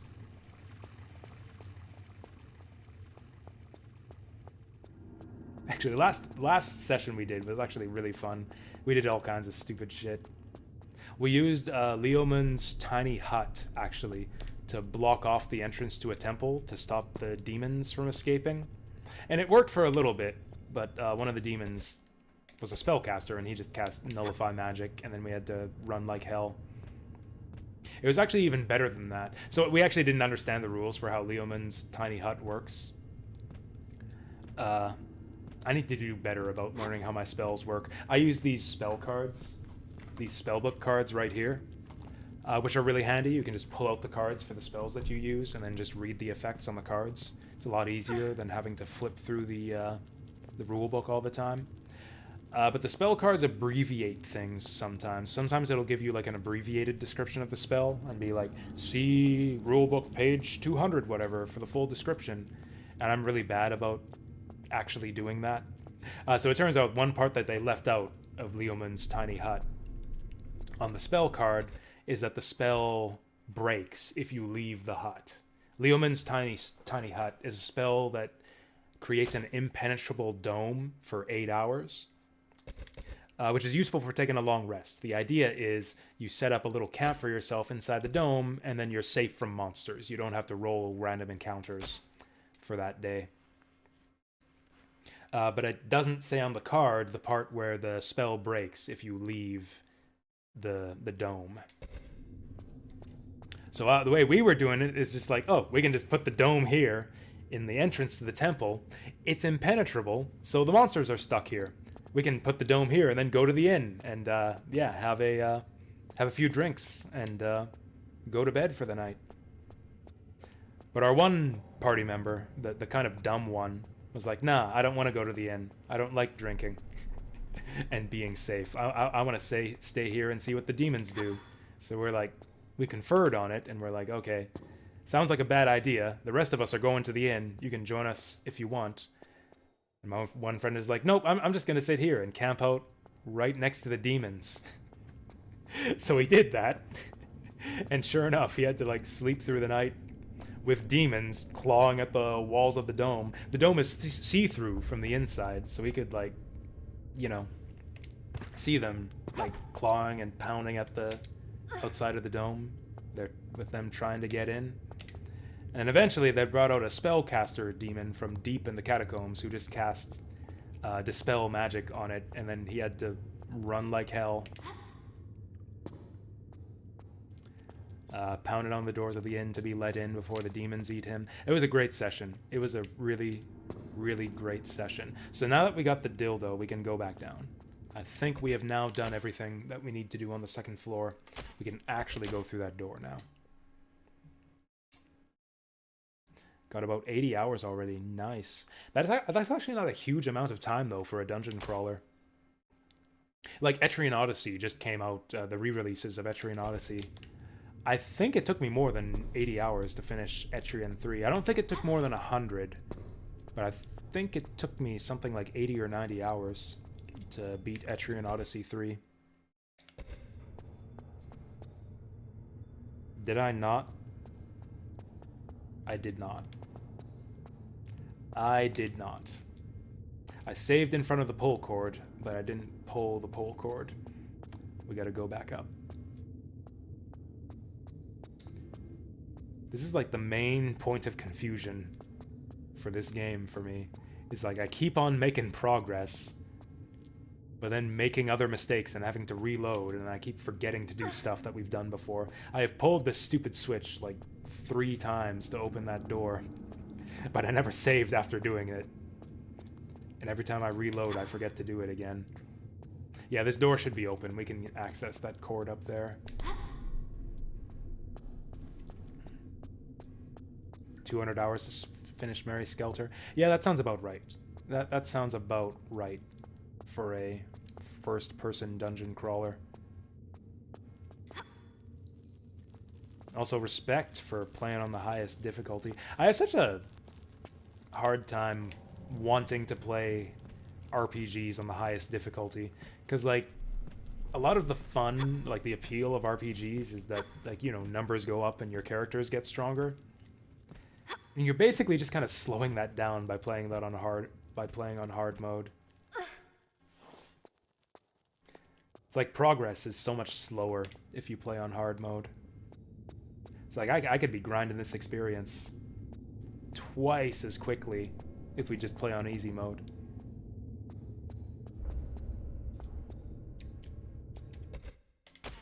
Modern games always give you that tempting option too, to just like lower the difficulty anytime you want to. It really takes like an act of willpower to just always stay on that high difficulty. I've actually done that a couple times where I've played games on the hardest difficulty and then like gotten stuck somewhere and then just lowered the difficulty.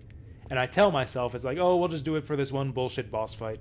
This fight is really badly designed and not properly balanced for hard mode, so we'll just do it for this one fight and then change it back, and then I don't change it back afterwards. I did that with Tales of Vesperia. I changed it back. I dropped it for one boss fight in Tales of Vesperia, and then I changed it back. And then I eventually got kind of bored of that game and changed it back to normal, just because I wanted to progress faster through the game.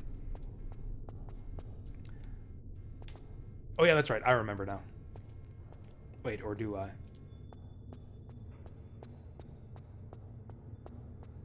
I don't remember now.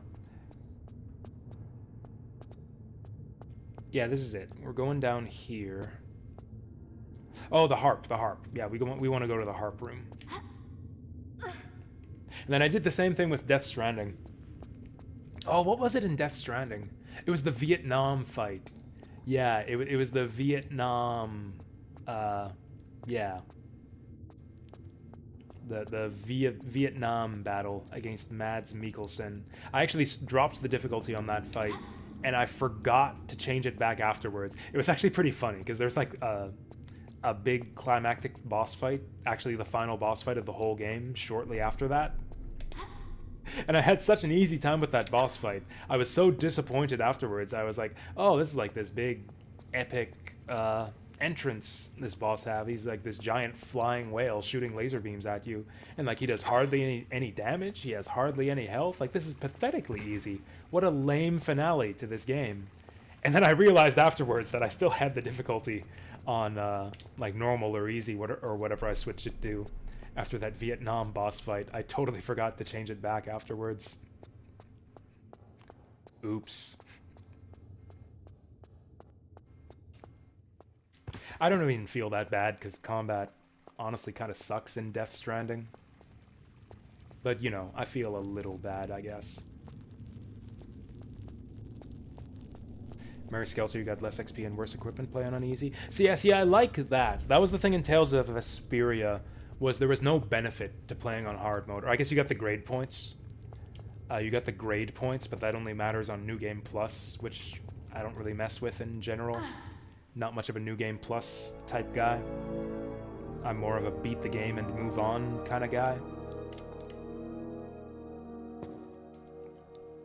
So I didn't care about the grade points, so there was no benefit at all to playing on hard mode in Tales of Vesperia. It was just making the fights take like 4 times longer.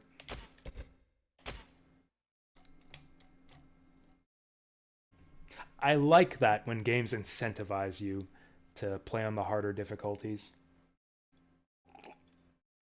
Like, even if it's just something as simple as an achievement, that'll do it. But yeah, as it is, with like the way that you can always just change the difficulty anytime you want to, there's always just such temptation at the first sign of difficulty to just drop it back down. Especially if it's bad difficulty. Especially if it's like the kind of difficulty where it's like, it feels to me like the game designers did not balance for hard mode. Oh, that's right, we get a full health refill every time we enter a new level. Wicked.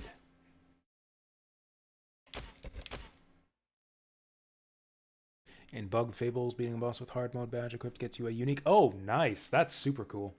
I love that when you get... Or especially when bosses have, like... Or even just, like, content itself being a new reward. Like, for example, Mega Man 10, bosses have extra attacks. Like, bosses will have modified attack patterns and new attacks on hard mode. I really like that. Yeah, in Mega Man 10, bosses can do all kinds of crazy things that you just will never see them do on normal.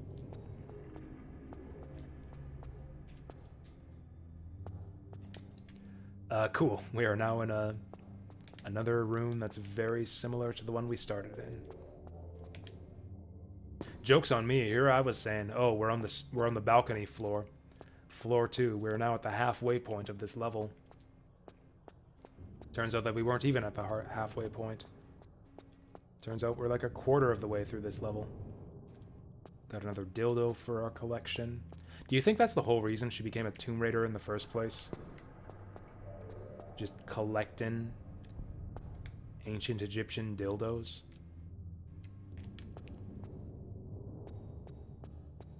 Yeah, I know, right? The higher difficulties were so much better in Mega Man 10. I actually kind of enjoyed the higher difficulties in Mega Man 9. Like, the enemy spam is just so random and almost feels thoughtless at times. But there's so many enemies that it's actually kind of fun. You're just, like, blasting away at enemies from every direction, everywhere, and it's kind of cool. But then the bosses are just nothing. They don't do anything to the bosses at all in Mega Man 9. Like, I don't even think they modify the damage on bosses. It's just the exact same fight.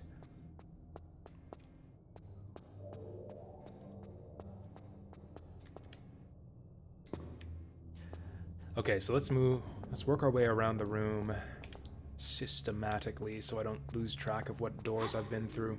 I think this is where we entered. Yeah, I think this is where we came from.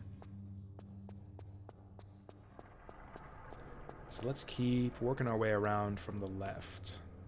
Wait, I'm already lost. I'm already lost. Did we do this room already? Oh, this one's taking us to the second floor. Ooh, cutscene time.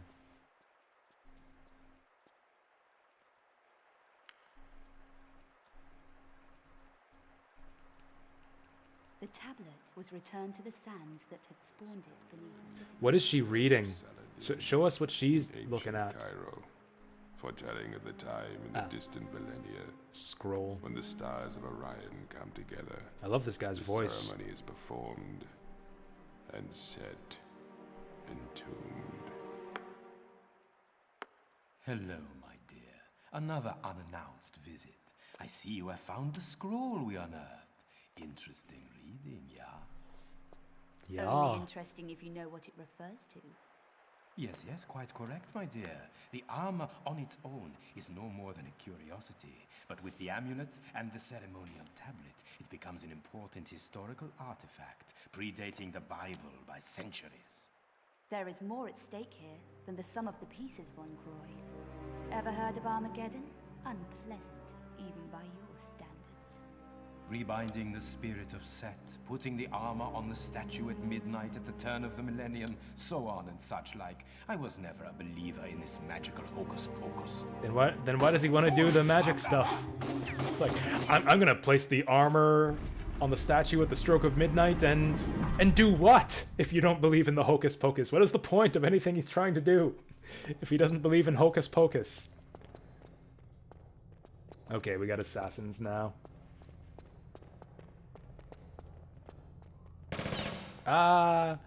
You know what? I ain't got time for you guys.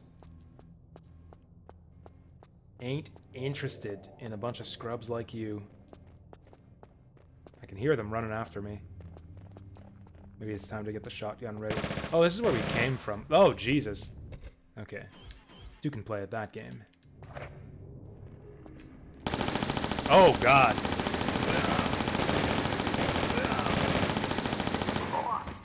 If ever there was time for Uzis.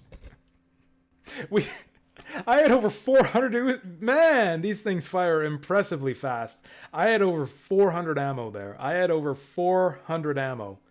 And we just dropped to 3. We just spent 80 ammo in like the blink of an eye.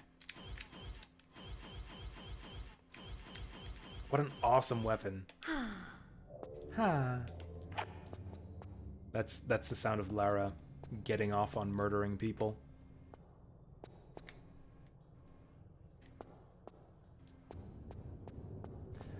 So we've been here before.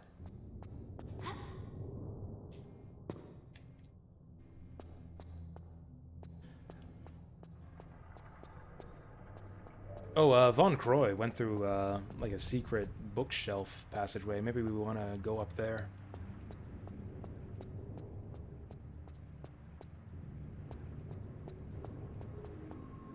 I say bookshelf, I guess it's really a scroll shelf. Eh.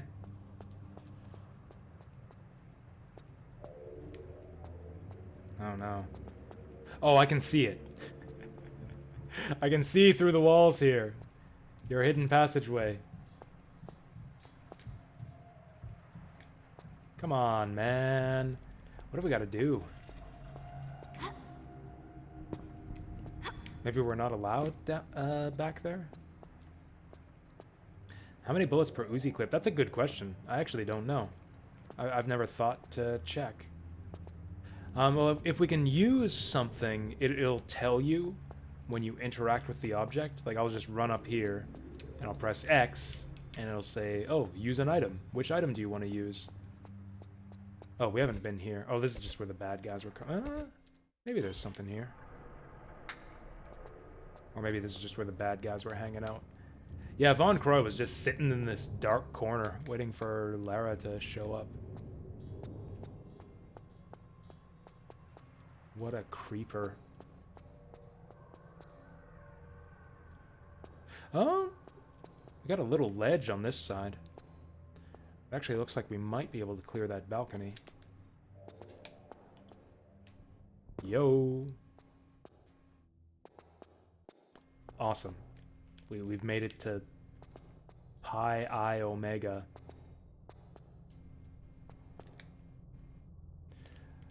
We got one on that side too. Maybe that's the way.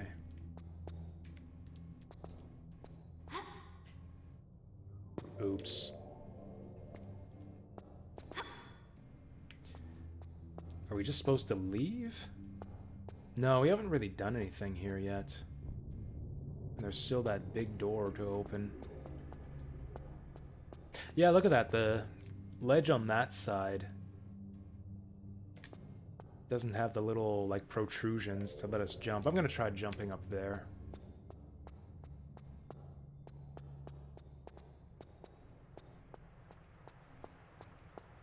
Oh, and also Uzi, the gun equivalent of Pringles. Nice. Imagine popping Pringles into your mouth at the same rate that an Uzi fires. You would actually be dead in about as many seconds as it takes an Uzi to kill an enemy in this game. And then your throat is stuffed and then you choke and die. Okay, let's be slightly more careful with our jumps this time. I keep trying to cut corners and such here. Honestly, it doesn't look like there's anything up here. Huh. Something's thumping over here. What the heck?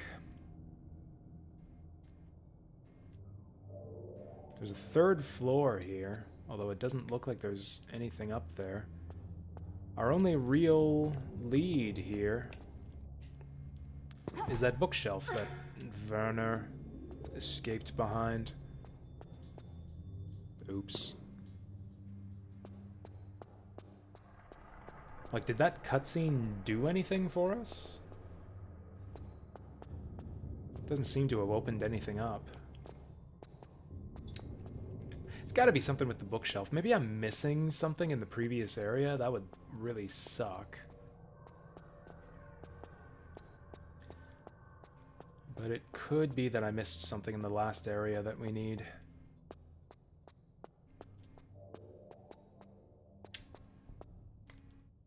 Did I grab something off this pillar?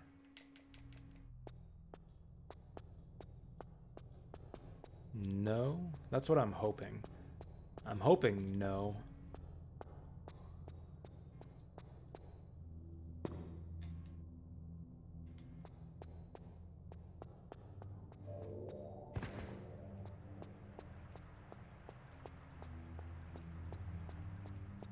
Maybe we just shoot the bookshelf. Oh, I guess we could always try picking up a scroll. Because that's the thing this game does, is litter scrolls all over the ground. And some you can pick up and some you can't.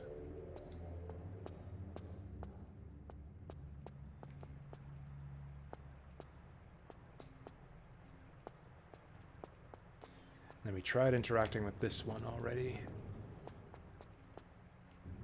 I mean, okay, it's pretty obvious that we need to get through here somehow.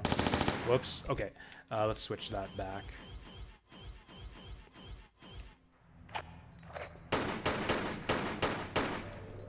So that doesn't work. I feel like this might be our best lead. Did I give up too soon over here?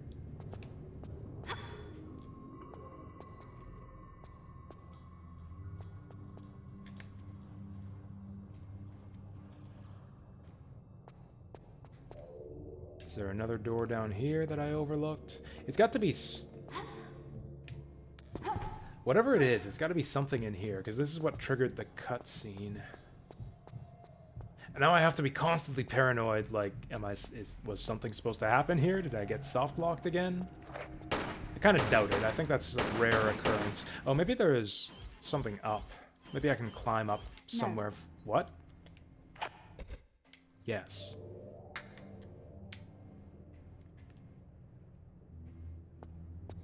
Maybe we need to look upwards. Maybe there's a place I can jump to the top floor from here. Something like this.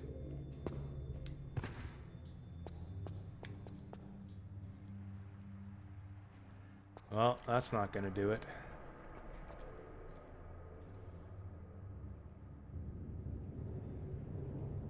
I'm good, thank you.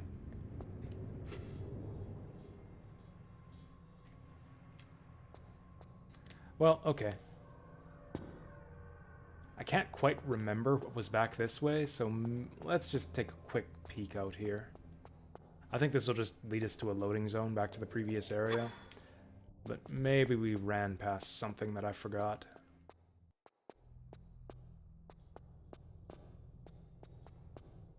Okay, yeah, that's the door we just ran through.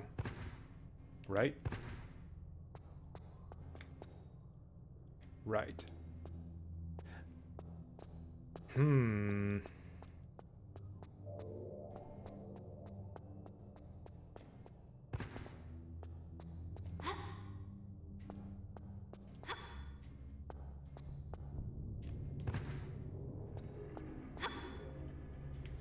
The hell am I missing here? There's like, it's gotta be something with that bookcase. Like Werner just shoved it aside. I don't know why we can't just do that. What is the level name? The Great Library or something. Super paranoid to save here. Is there something on this pedestal?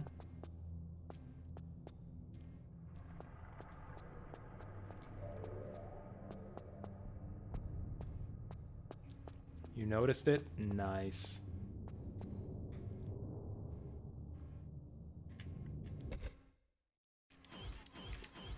Okay, I'm gonna save, since we killed the assassins.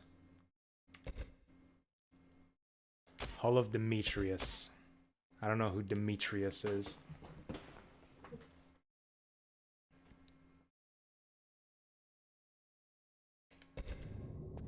What am I, or is it a wall? Is there a climbable wall somewhere that I just missed?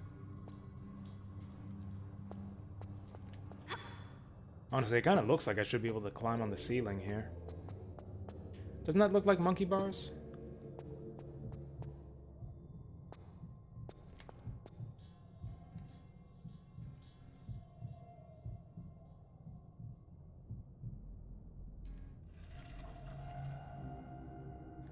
That sounded like a door opening somewhere. This pedestal looks really suspicious. Whatever was on there, I think I must have grabbed it already. Do I have any items? I still got that, Oh. No. No, we could... I was thinking we could combine these maybe, but no. No.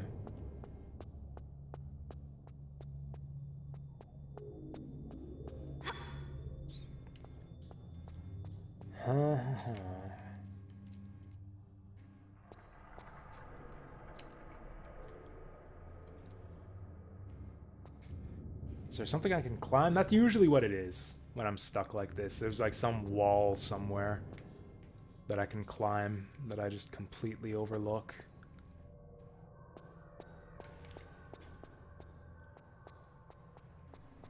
I mean, okay, if we retrace our steps, we triggered the cutscene, Lara jumped over the balcony, we shot some dudes, and Werner escaped behind this bookcase.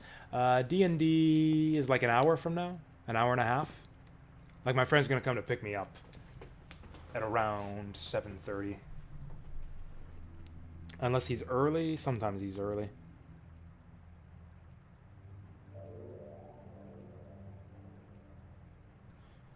Okay, just got confirmation. Sounds like everyone's good to go. Do we want to take bets? Who thinks that I'll find my way out of this room within 1 hour?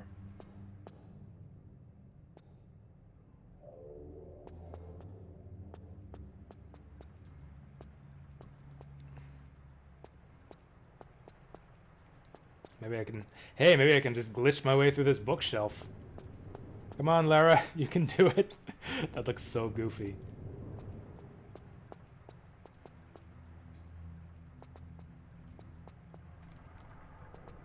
Like, it's so obviously the bookshelf, but there's nothing I can do with it.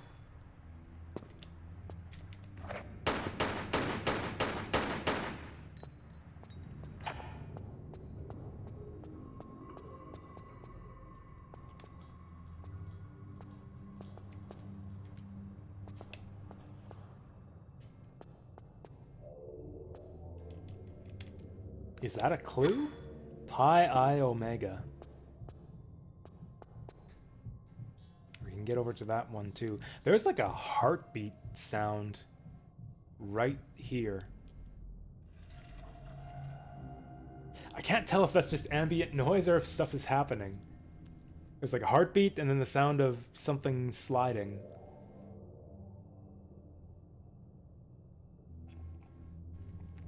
I keep hearing it, so I think it's just part of the loop of background sounds.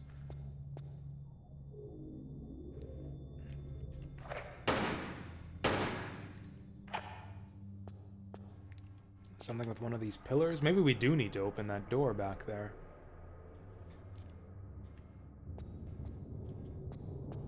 Is it a secret switch?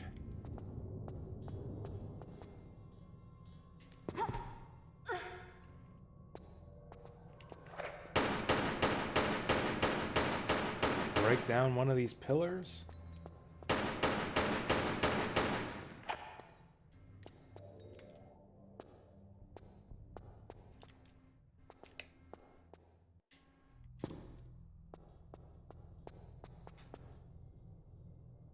Something to do with those two pictures?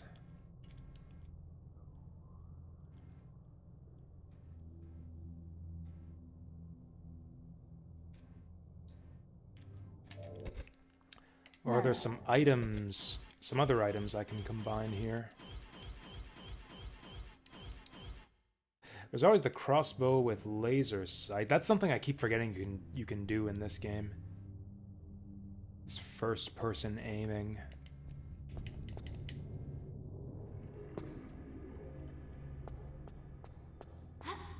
That'd be hilarious if she could just open this door, like, with her hands. But she can't. The circle and diamond patterns on the floor remind me of Tetris attack blocks. Pi I Omega.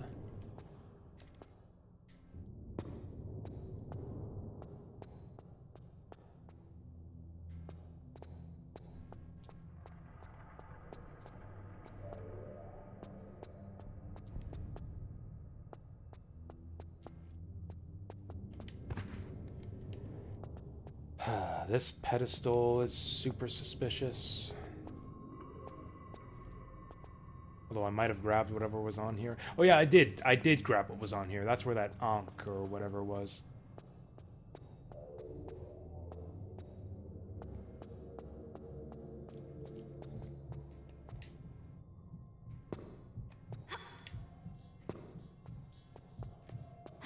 Wall kick. The knot. Was that what it was called? There's that sound again.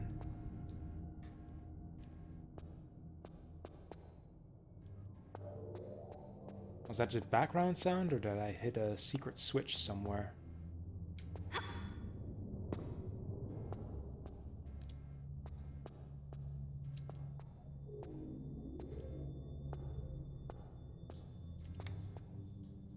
Secret switch opens the bookshelf, and then I book it over there?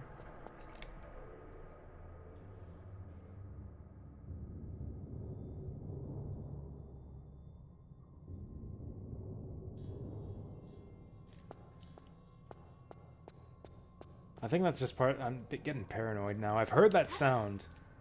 It sounds like something sliding to the side a couple times now. I don't know if it's just part of the... just the ambient noise. Just looping. Or if it's actually something I'm doing to solve a puzzle.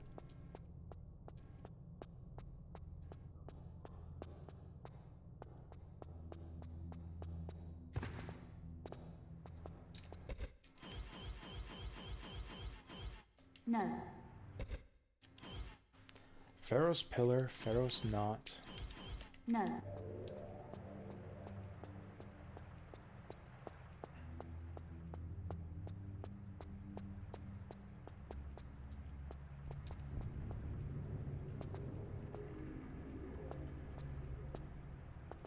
Look at that. You can see the tunnel back there.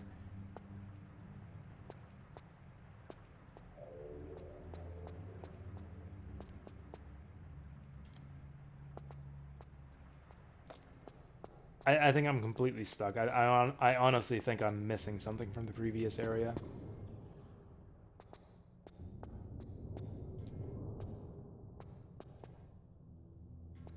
There's nothing for me to interact with.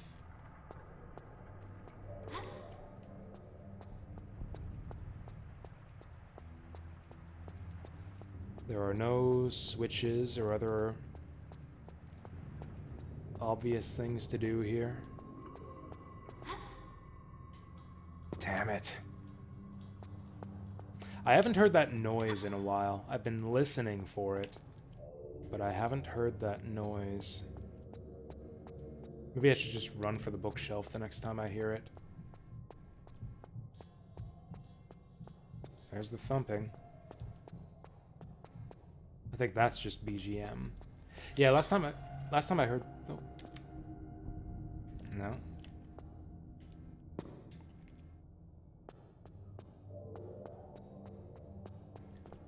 Last time I heard that noise, I was over on that balcony there.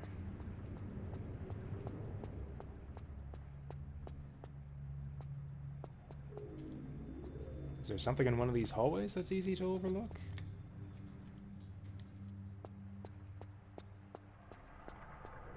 Is it in this room? Oh, hey, we got the infrared vision, too. I don't even need to waste flares here.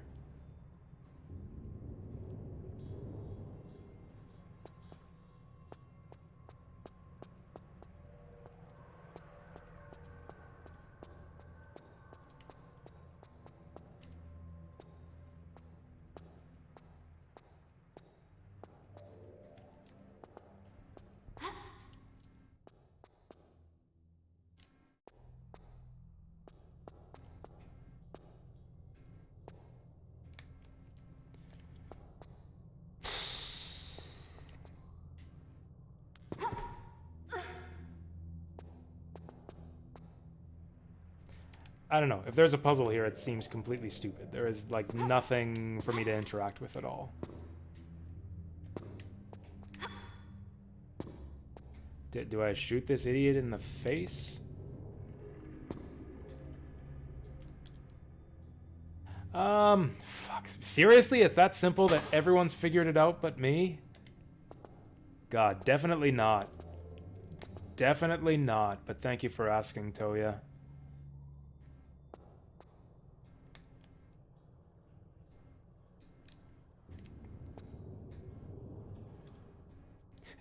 Hey there, Bonghorn. How's it going? If you can figure out how to advance this puzzle, feel free to tell me in chat.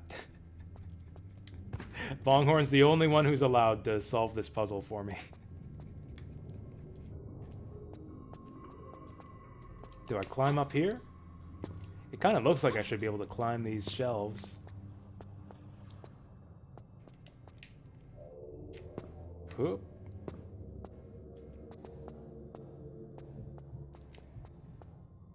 Can I make that jump? He doesn't have full context. So Werner von Croy. There's that noise again. Werner von Croy escaped behind this bookshelf, but I'm not allowed to open the bookshelf, and I don't understand why. You know, something that would make it easier?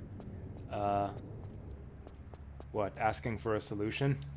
Like, we know there's a secret passage behind this shelf, I just have no idea how to open it. That's the entire context, isn't it? I'm stuck in this room. There's 2 floors. Also, there's a locked door over here. There's a door over here that I can't open. Hey! Oh, I didn't see the glasses off. I didn't even see the glasses off redemption. I missed the punchline on that. I missed the punchline on that joke. Good one. That would be hilarious if this helped me somehow. If, like, just taking this new perspective somehow made something obvious to me.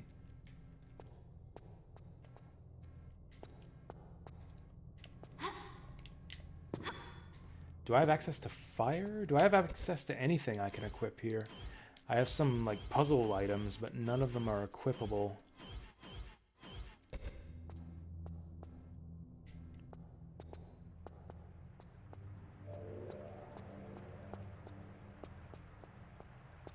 Also, that noise appears so randomly. I'm positive that it's part of the background ambient sound at this point.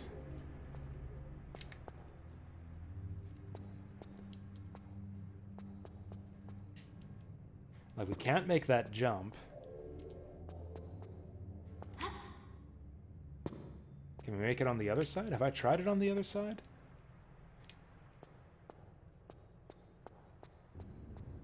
We can make this jump here. Surely this is something, yeah?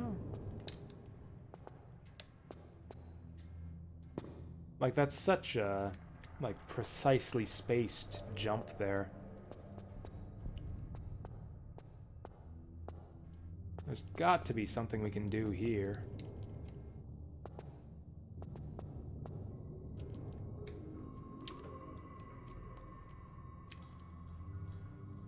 There's like the ceiling tiles are slightly differently lit. Like that one up there is lit up for some reason. Bonk. Okay, that didn't do it.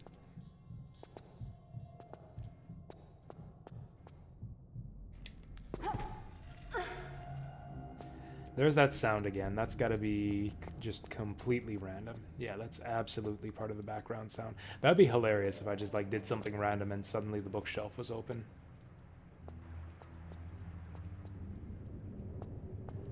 Oh, you know what? I think I see it. I think I see something at least.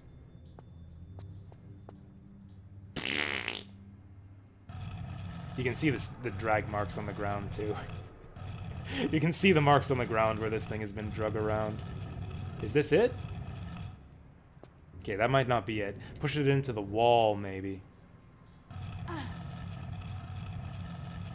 Yeah, you can see the drag marks where you push the thing into the wall.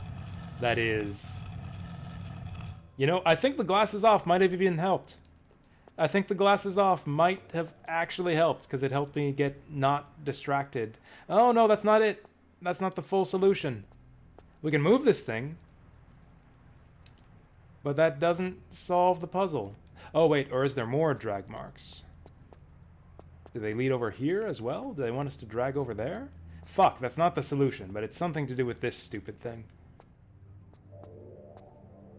Do we pull it off here? Let's drag it further.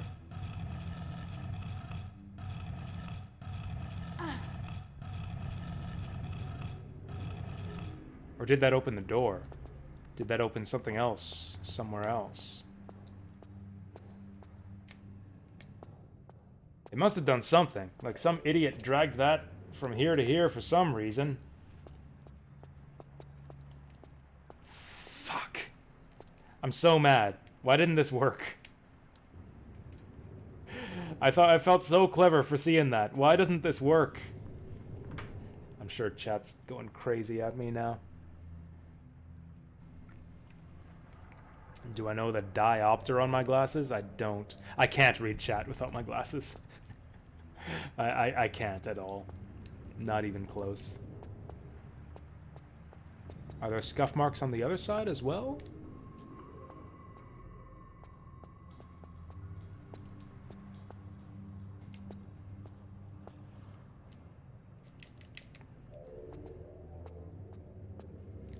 Is there any? Is this just a red herring? Does this stupid lamp thingy even help us at all?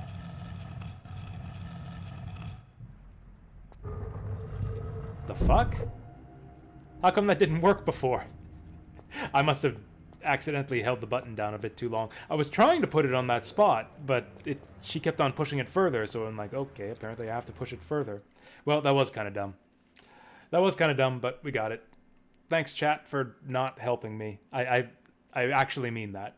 I actually mean that from the bottom of my heart. Thank you for not helping me at all. Other than Bonghorn, who was actually a big help. Oh, what the fuck.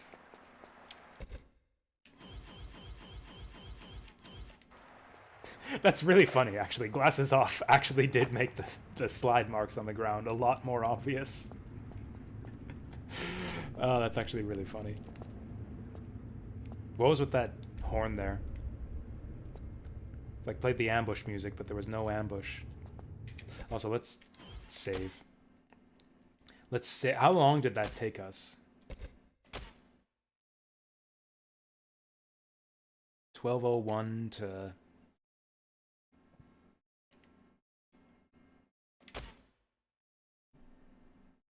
I was stuck in that room for half an hour. I was stuck on that simple puzzle where you just shove the lamp one space over. I was stuck on that for half an hour. Who's still here? Do I have any viewers left? Wow, 12. That's amazing. You guys are real ones. For sticking with me through all that. Jesus Christ. Oh, hey, speaking of glasses. Speaking of Glasses Off. Something happened to Werner? Dude's got his glasses cracked. I've been here before. I recognize this room.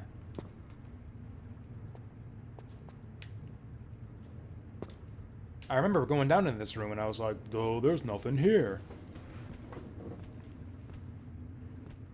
What did we accomplish here? Like, if that's the whole level... Okay, we got some artifacts. We got the gauntlet. We got the Pharaoh's dildo. We got a few things here. Yeah, this takes us back outside.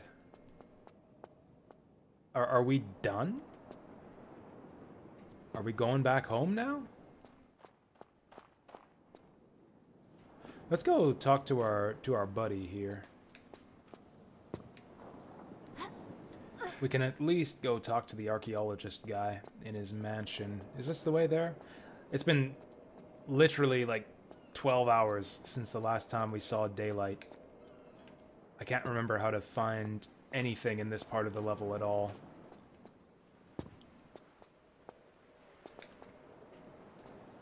Stuck on a puzzle in Breath of the Wild where I did was step on a tree stump. That's nice. There was a puzzle. There was one of the things that stumped me in La Mulana. I remember for the longest time. It was probably this... I mean, I don't know. There were a lot of really awful puzzles in that game. Or two awful puzzles in La Mulana. Other than the scale puzzle, though, the thing that stumped me the most in that game was just an invisible switch. Like, the game tells you, it's like, oh, you gotta find the Elder or whatever to open the gate. And so I'm, like, scouring this whole level looking for this dude who's supposed to be here. I don't see his room or the door to get to him or anything. I, like, walk all over the level looking for this idiot. And it turns out that the door to his room is just activated by an invisible switch.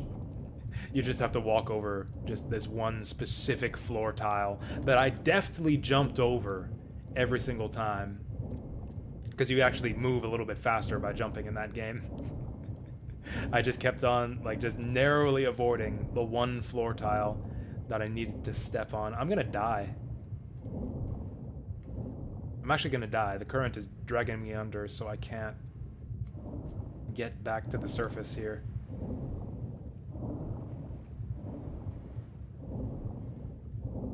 This is horrible. This is actually the worst way to die. The swimming in this game feels really bad. Especially when you add the currents to the mix, because it's impossible to tell what direction the current is flowing. I don't know which way I actually have to swim to get where I want to go.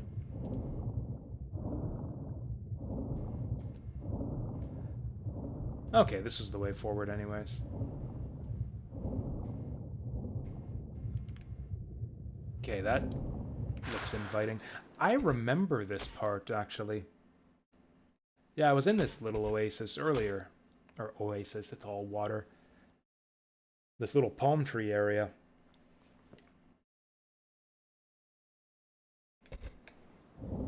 Is this where we just exited from? I don't remember this tunnel, though. Did I notice this before?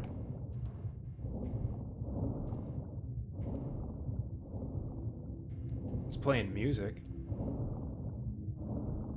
Music is a good sign. Music usually means progress.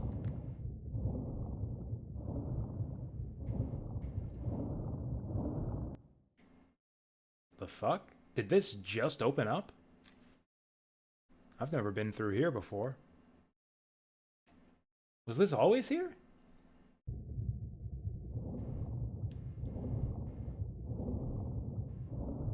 The fuck is this?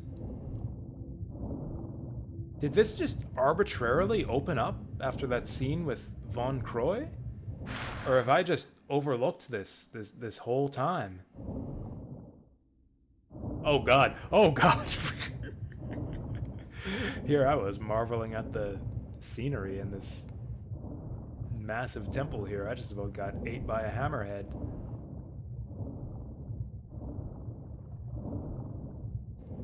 Just searching every corner here for secrets, but I think we just want to... Oh god, he's after me. You know what? I think we just want to escape the hammerhead is what we want to do. Oh, is that the door? That looks like a door. Maybe I need to do something here. Yikes. Big yikes. Actually, he doesn't bite that hard. Oh, he's right on top of me. Or is this the entrance? Open up! Awesome. I was so excited that we found this, but I don't think we have what we need to get in here. God, I'm drowning already. Is this where we need to be? Oh! Durr! I didn't see this here. There we go.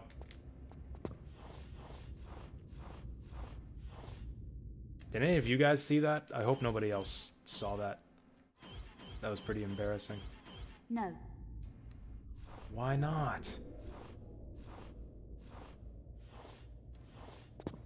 Okay, so she's got to stand up to use flares.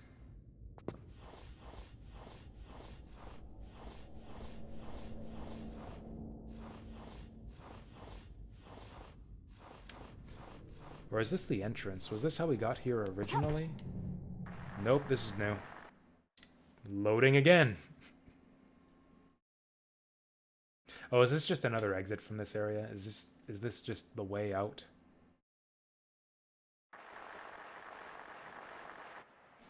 Awesome, back to the surface. Actually, this gets us to where I wanted to go. I didn't... Okay, and now... This level is insanely massive. There are, like, 6 different sections to this stage, and they are all enormous, and they are all interconnected. I can't believe this level is still going. We're gonna go back to town, and we're gonna talk to the guy. This is not town. This is not town, nor is it the guy. I still don't know what's behind that door. Wait, wasn't that the way back to town? There's a second way back to town, but I can't remember what it is.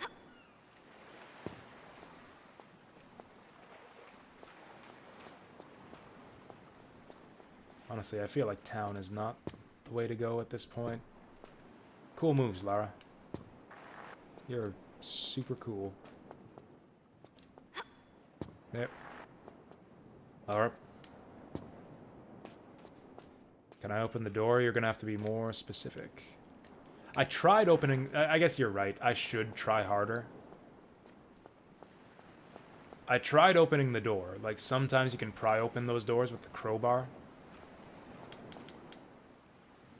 Which I did try, but it didn't work. But sometimes you have to be lined up, like, very precisely in front of them. Like, yeah, I tried this. Yeah, it doesn't work. I opened up a door very similar to this one. You can pry them open with the crowbar. But I think it only works from one side. So that's like a shortcut door that we might open later. But yeah, it was worth checking again just to make sure that I wasn't lined up improperly or something when I tried to open it the first time.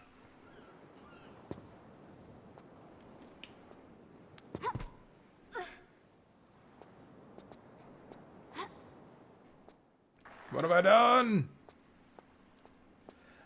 It's been so long since we've been here, I cannot remember at all the way back to the city. If that's even where we want to go.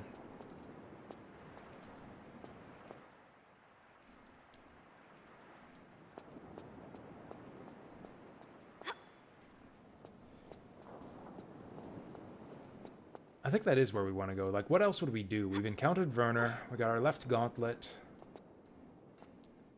Do we need the rest of the armor from this area, or is the armor, like, spread out across the world?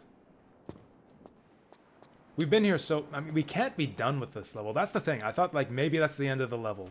We get the gauntlet, we talk to Werner, and then we head back to the buggy and skip town. But we know there's this massive temple here. There's this underwater temple that we can't do anything with yet. So there's obviously more stuff to do here. Like, a lot more stuff. I just have no idea.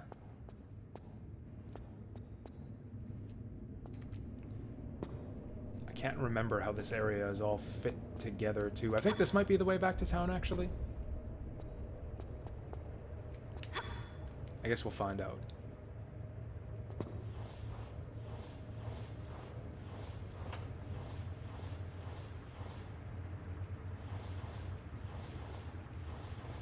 This game actually gives me La Mulana vibes more than any other Tomb Raider game I've played. Not just because of like the whole like Indiana Jones kind of ruin exploration theme going on, but just with the insane scope of the levels. The way that everything's like so just intricately interconnected. And also just how obtuse the progression path can be sometimes. Yeah, that was the shortcut back home. Let's go see if we can talk to that guy in his mansion again. Maybe he'll have some hints for us.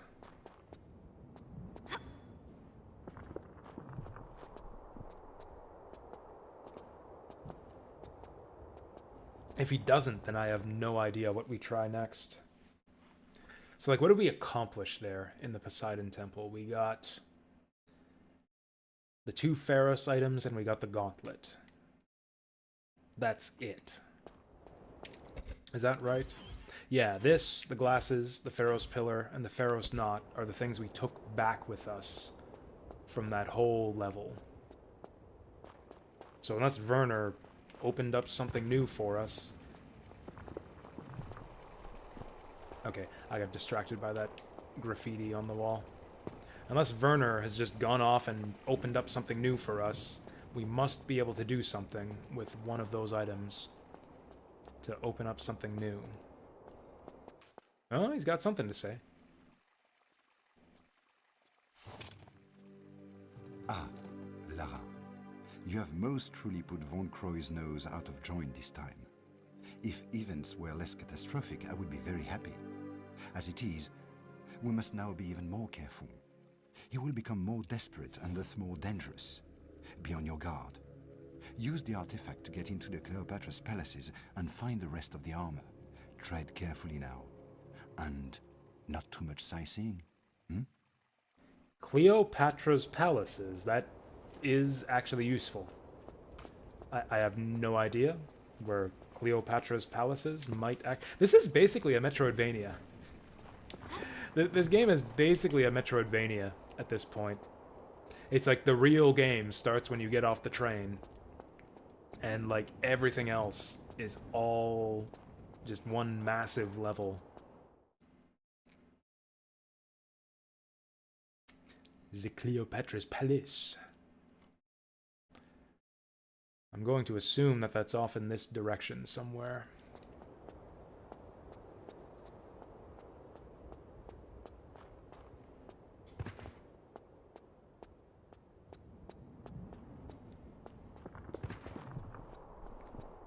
So we're gonna have to pay attention to the location names here, because we haven't seen Cleopatra's Palace yet. I don't know where that might be.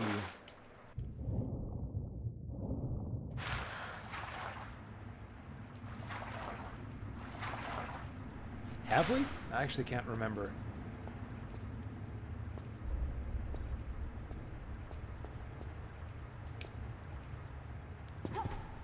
We've been to Poseidon's Temple. We've been to Catacombs. What was that underwater place called? Did I save there? I think I did.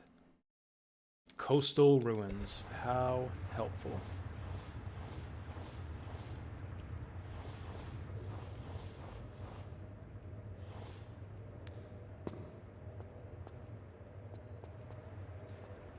I mean, maybe Cleopatra's Palace is underwater. Maybe the coastal ruins are the ruins of Cleopatra's Palace. Honestly, that's the most exciting new thing we've found so far. Like, I can't think of anywhere else in the level where we might use these new items, but that giant new underwater castle is something I haven't seen before. Once again, let's kind of retrace our steps. Like, where's the game leading us? Honestly, I can't remember. I have no idea which one of these doors we came out of. Okay, we're lucky to be alive. That was a shortcut door. That was like the first shortcut we found.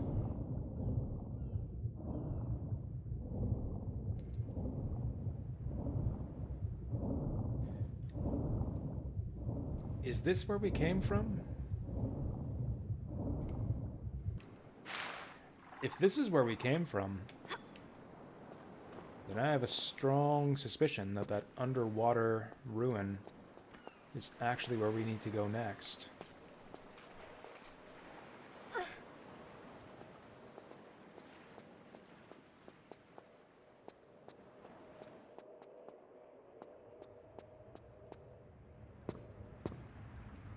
Okay.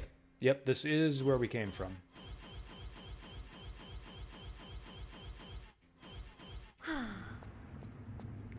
Yes, this is where we grabbed the glasses and then we came... I found this before. This is actually one of the first places that I found when I went through this this big outdoor area here. And I couldn't figure out anything to do here. It was a dead end. Turns out that this is an exit passage. And then they're exiting us right up here. So I think that's a sign that wherever we want to go next, it's probably nearby to this exit.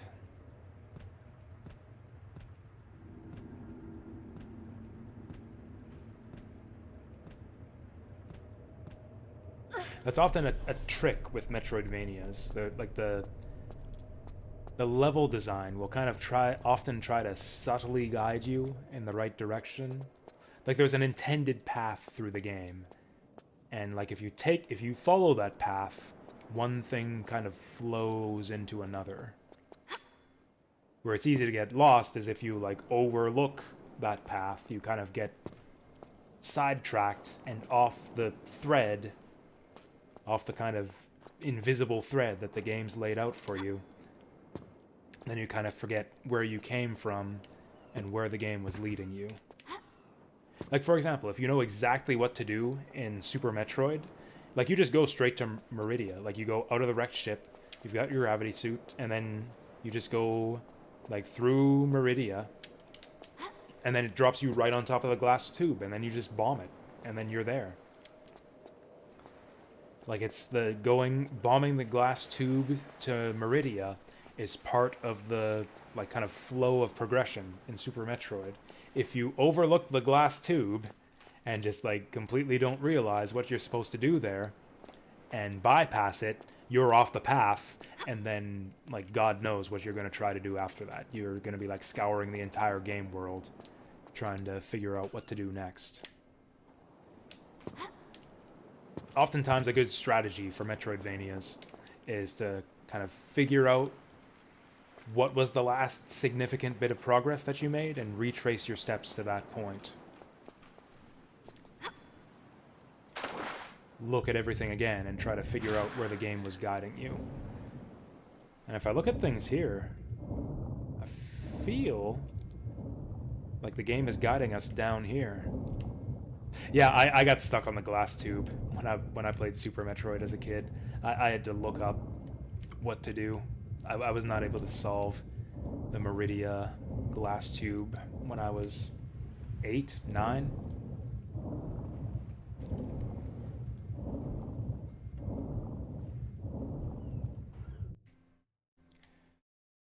I don't know. I have a good...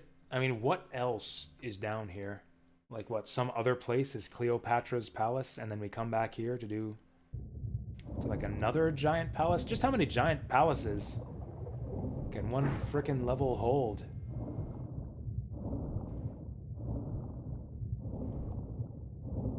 This might be something. Oh, I'm drowning. Okay, so that's an exit up here. I don't think anything happens if I climb up here, other than we just leave. Fucking shark! Get off my ass.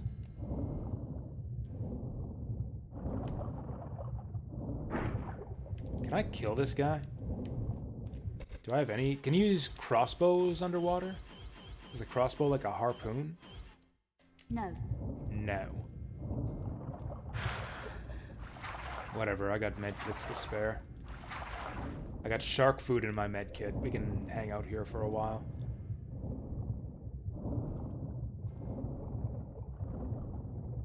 How would we open this? There's got to be a switch somewhere.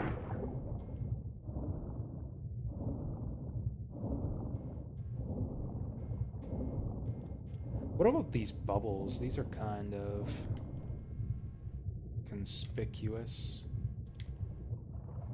Nope. Or maybe this isn't the way at all. Maybe I'm completely wrong. If there's a switch to open the door, it must be attached to the temple. Yeah, that's only logical. I'm drowning again. Don't know where to go in a game and become stuck 5 minutes. I mean, I guess it kind of depends on, like, what you enjoy in games. Like, I actually do enjoy getting lost in games to a certain extent. Like, you know, anything becomes tedious if you get stuck for long enough. But, like, if you enjoy... Oh, pff, it's just a hole. It's just a fucking hole I have to swim through that I didn't even see. I must have swam everywhere else in that cave except for that hole. Well, that's simple enough. And we'll probably have to put the other Pharaoh's thing in another hole. I actually think I have more patience for getting lost than I do for boss fights.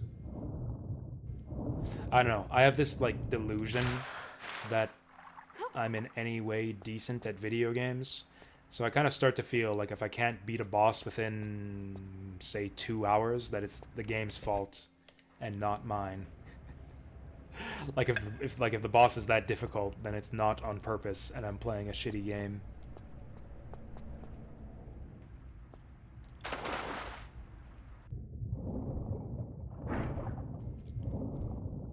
I think that's about right, actually. I think about 2 hours is my threshold. I start getting really just annoyed. Bored and annoyed after about 2 hours of the same boss fight. It's probably why I disliked Sekiro too much, so much, because pretty much every single boss fight in that game took me more than 2 hours.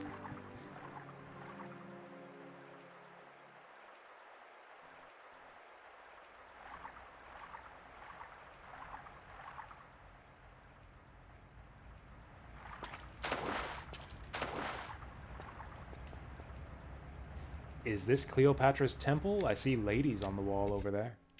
This is exciting. Holy shit, I can't believe this worked. I mean, I guess this makes sense. Yeah, this must be it, because those 2 keys got us in here. Has YouTube reduced a lot the videos it randomly suggests? I don't know what you mean by that. Like, it's reducing the same amount, yeah? Or it's suggesting the same amount as ever. Like on a search? I despise this so much about YouTube. The way that it just throws random suggestions at you interspersed with your search results. It's like for every 2 search results, like you'll be going down the list of search results trying to look for a video on YouTube, and like after every 2 legitimate results, it'll give you like 3 suggested videos like you might also want to watch. People also watched, and like it's just impossible to actually find the stuff you're searching for. I freaking hate it. It's so baffling. Like, yes, please show me a giant list of stuff that I'm not searching for every time I search for something. Like if I search for Tomb Raider, I get an ad for the Tomb Raider movie. I get a trailer for the Tomb Raider. Oh, is there an upcoming Tomb Raider movie? Are they making a new Tomb Raider movie? Tomb Raider 2018, what the fuck? Okay, apparently that completely passed me by. Oh hey, one of the results is my own stream. Okay, so we go down like 7 results. That's actually pretty good. Then it gives us a list of shorts. Okay, and then we get 2 results, and then people also watched... Holy fuck, 1, 2, 3, 4 people also watched results. 2 search results, 3 channels new to you. 2 search results, a list of unrelated shorts, a list of semi-related playlists, people previously watched. Yeah, YouTube gives you like 7 results and then starts feeding you garbage. Fuck YouTube.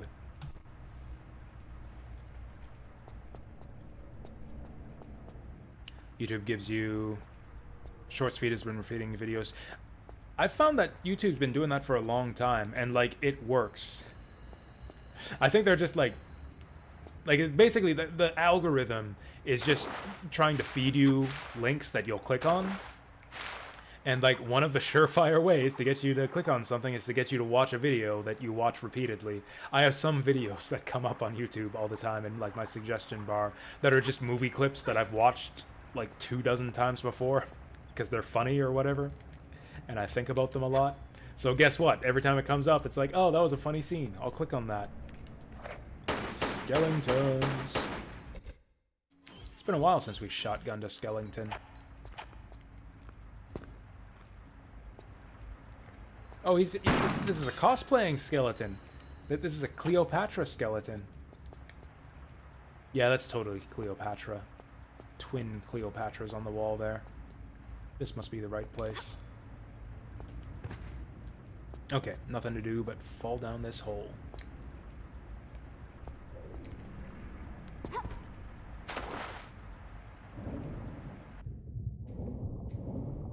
Random unrelated videos with like 50 views. I mean, you really can't please anyone, because like small content creators would probably actually like that. It's like, I'm not getting treated right by the algorithm. No one will ever see my videos because they're constantly pushing the stuff that gets 1 million views. So then YouTube could theoretically be like, okay, we're going to promote small content creators and include videos with 50 views in the search results. And then people who want good search results are like, why are they feeding me this garbage with 50 views that nobody cares about? I talked about this with like 4X strategy games too. It's like everybody wants different things. You can't win. Like people will complain about 4X AI being like too aggressive, not aggressive enough, pursuing victory, not pursuing victory, forward settling, playing isolationist. Like no matter what you do, someone's going to think that what they're doing is stupid and that it should be a different way. It's the same with YouTube search results. I mean, nobody wants what they're doing, I think. Like nobody on God's green earth wants them to do the shit that I'm complaining about, which is show you random garbage in your search results that is not the thing you're searching for. The fuck is going on here?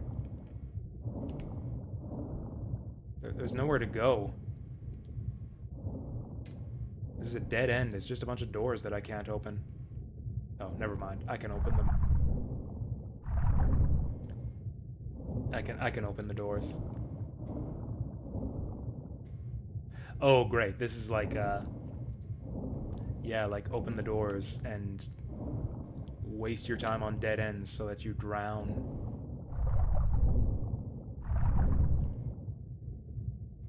Check out these hieroglyphs. We got like an eyeball, a mace, a star, and some kind of weird like Loch Ness monster looking thing. That's a great look for Lara here. Awesome camera angle. 10 out of 10. You got the heaving bosom and the fucked up eyes. I'm gonna leave you guys with this. Well, I take another refreshment break, actually, because it's been a while since we had one of those. And I've got to pee. Listening to some Xenoblade Chronicles tracks that have... oh, that's always annoying. It's so difficult to find music on YouTube sometimes these days. Fucking Roblox. The worst. What even is Roblox? Who even cares about Roblox? Anyways, I'll be right back.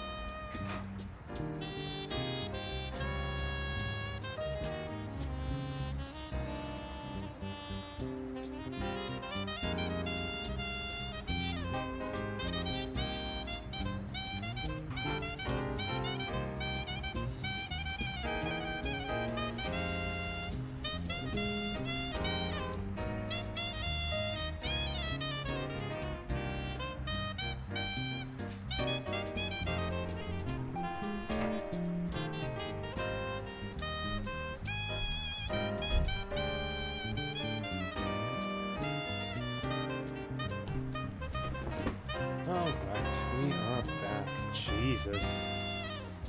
Anyways, so we're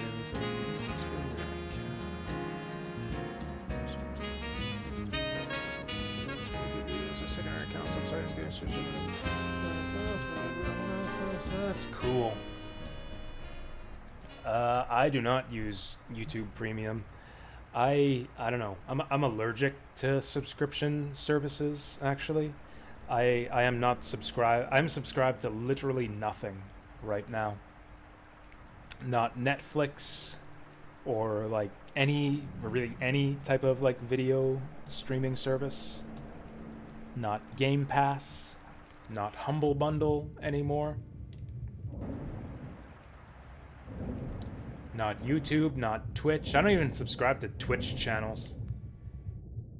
I think subscribing to Twitch channels is for suckers. Only suckers and losers subscribe to Twitch streamers. It's the worst, most worthless kind of subscription, to be honest. Makes me sick. I love you guys. Wait, so all these doors are dead ends. What the fuck? Okay. Oh, there's switches. Nope, those aren't switches. Those are just wall textures. TV on demand. Yeah, that's what they call it.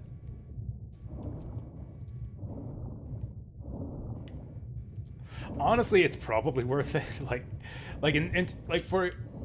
If I couldn't watch YouTube, like if YouTube was just a paywalled service, like no YouTube for anyone, no YouTube at all, unless you pay for it, I would probably pay for it. I watch a ton of YouTube. But, you know, I don't have to, and I use ad block, so I don't bother. But, like, it's a pretty great service, to be honest. As much as I complain about the search function and ads on mobile and all that stuff, it's a pretty great service, in actual fact. So I probably would pay for it if I had to.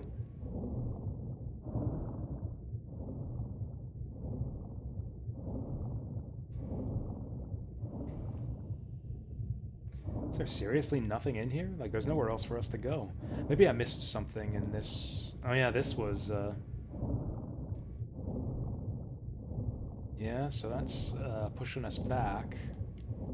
Where was I during the break? There was like a weird frickin' place for us to surface. What is this? Was this it? Was this where we got our weird camera angle? Where did we get our weird camera angle? Alright, I'm off. I'm off, like, right away. That's fine, because we are at a perfect place. Oh, we are at a perfect place. No, we're not. I can't get back up. We're trapped down here. I was thinking, oh, we gotta go back up top and, find the shit. We can't do shit. We're trapped down here. I can't go to D&D because I'm trapped in a tomb. I'm gonna drown to death, guys. What the fuck? Do I watch regular TV? No, I actually do not have regular D&D or regular TV in my house. If I wanted to watch TV right now, I would have no way to do it. I am TV-less.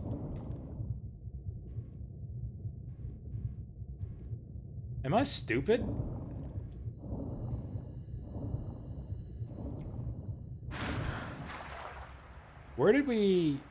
Where was I where I made the camera do the stupid thing during the break?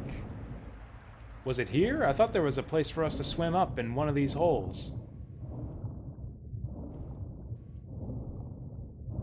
This is absurd. I'm completely stuck. Like, I can't even go back the way we came. Well, whatever. This will be a fun puzzle for us to resolve when we stream this next time. I'm gonna... Again, I always gotta be careful of soft locks now. I'm gonna save it right here. And I'm gonna go off to D&D. Thank you, guys. Hey, Bonghorn, thank you for the cheer so much. It's like, hey, come outside. Come, hurry up and come outside. I'll give you bits. Leave a trail of bits out to the car. Okay, I will be right there. That's not Bong Horn annoying me there. That's my phone. It's just like, hey, you didn't respond to this text message. Here it is again. Anyone recognize that ringtone? Do do do do do do do do do. That's Mambo Mambo from Legend of Zelda: Link's Awakening. I'm off to D&D. Thank you guys so much for watching. It's been a fun time. In so many ways, it's been fun playing Tomb Raider today. I'll see you guys next week.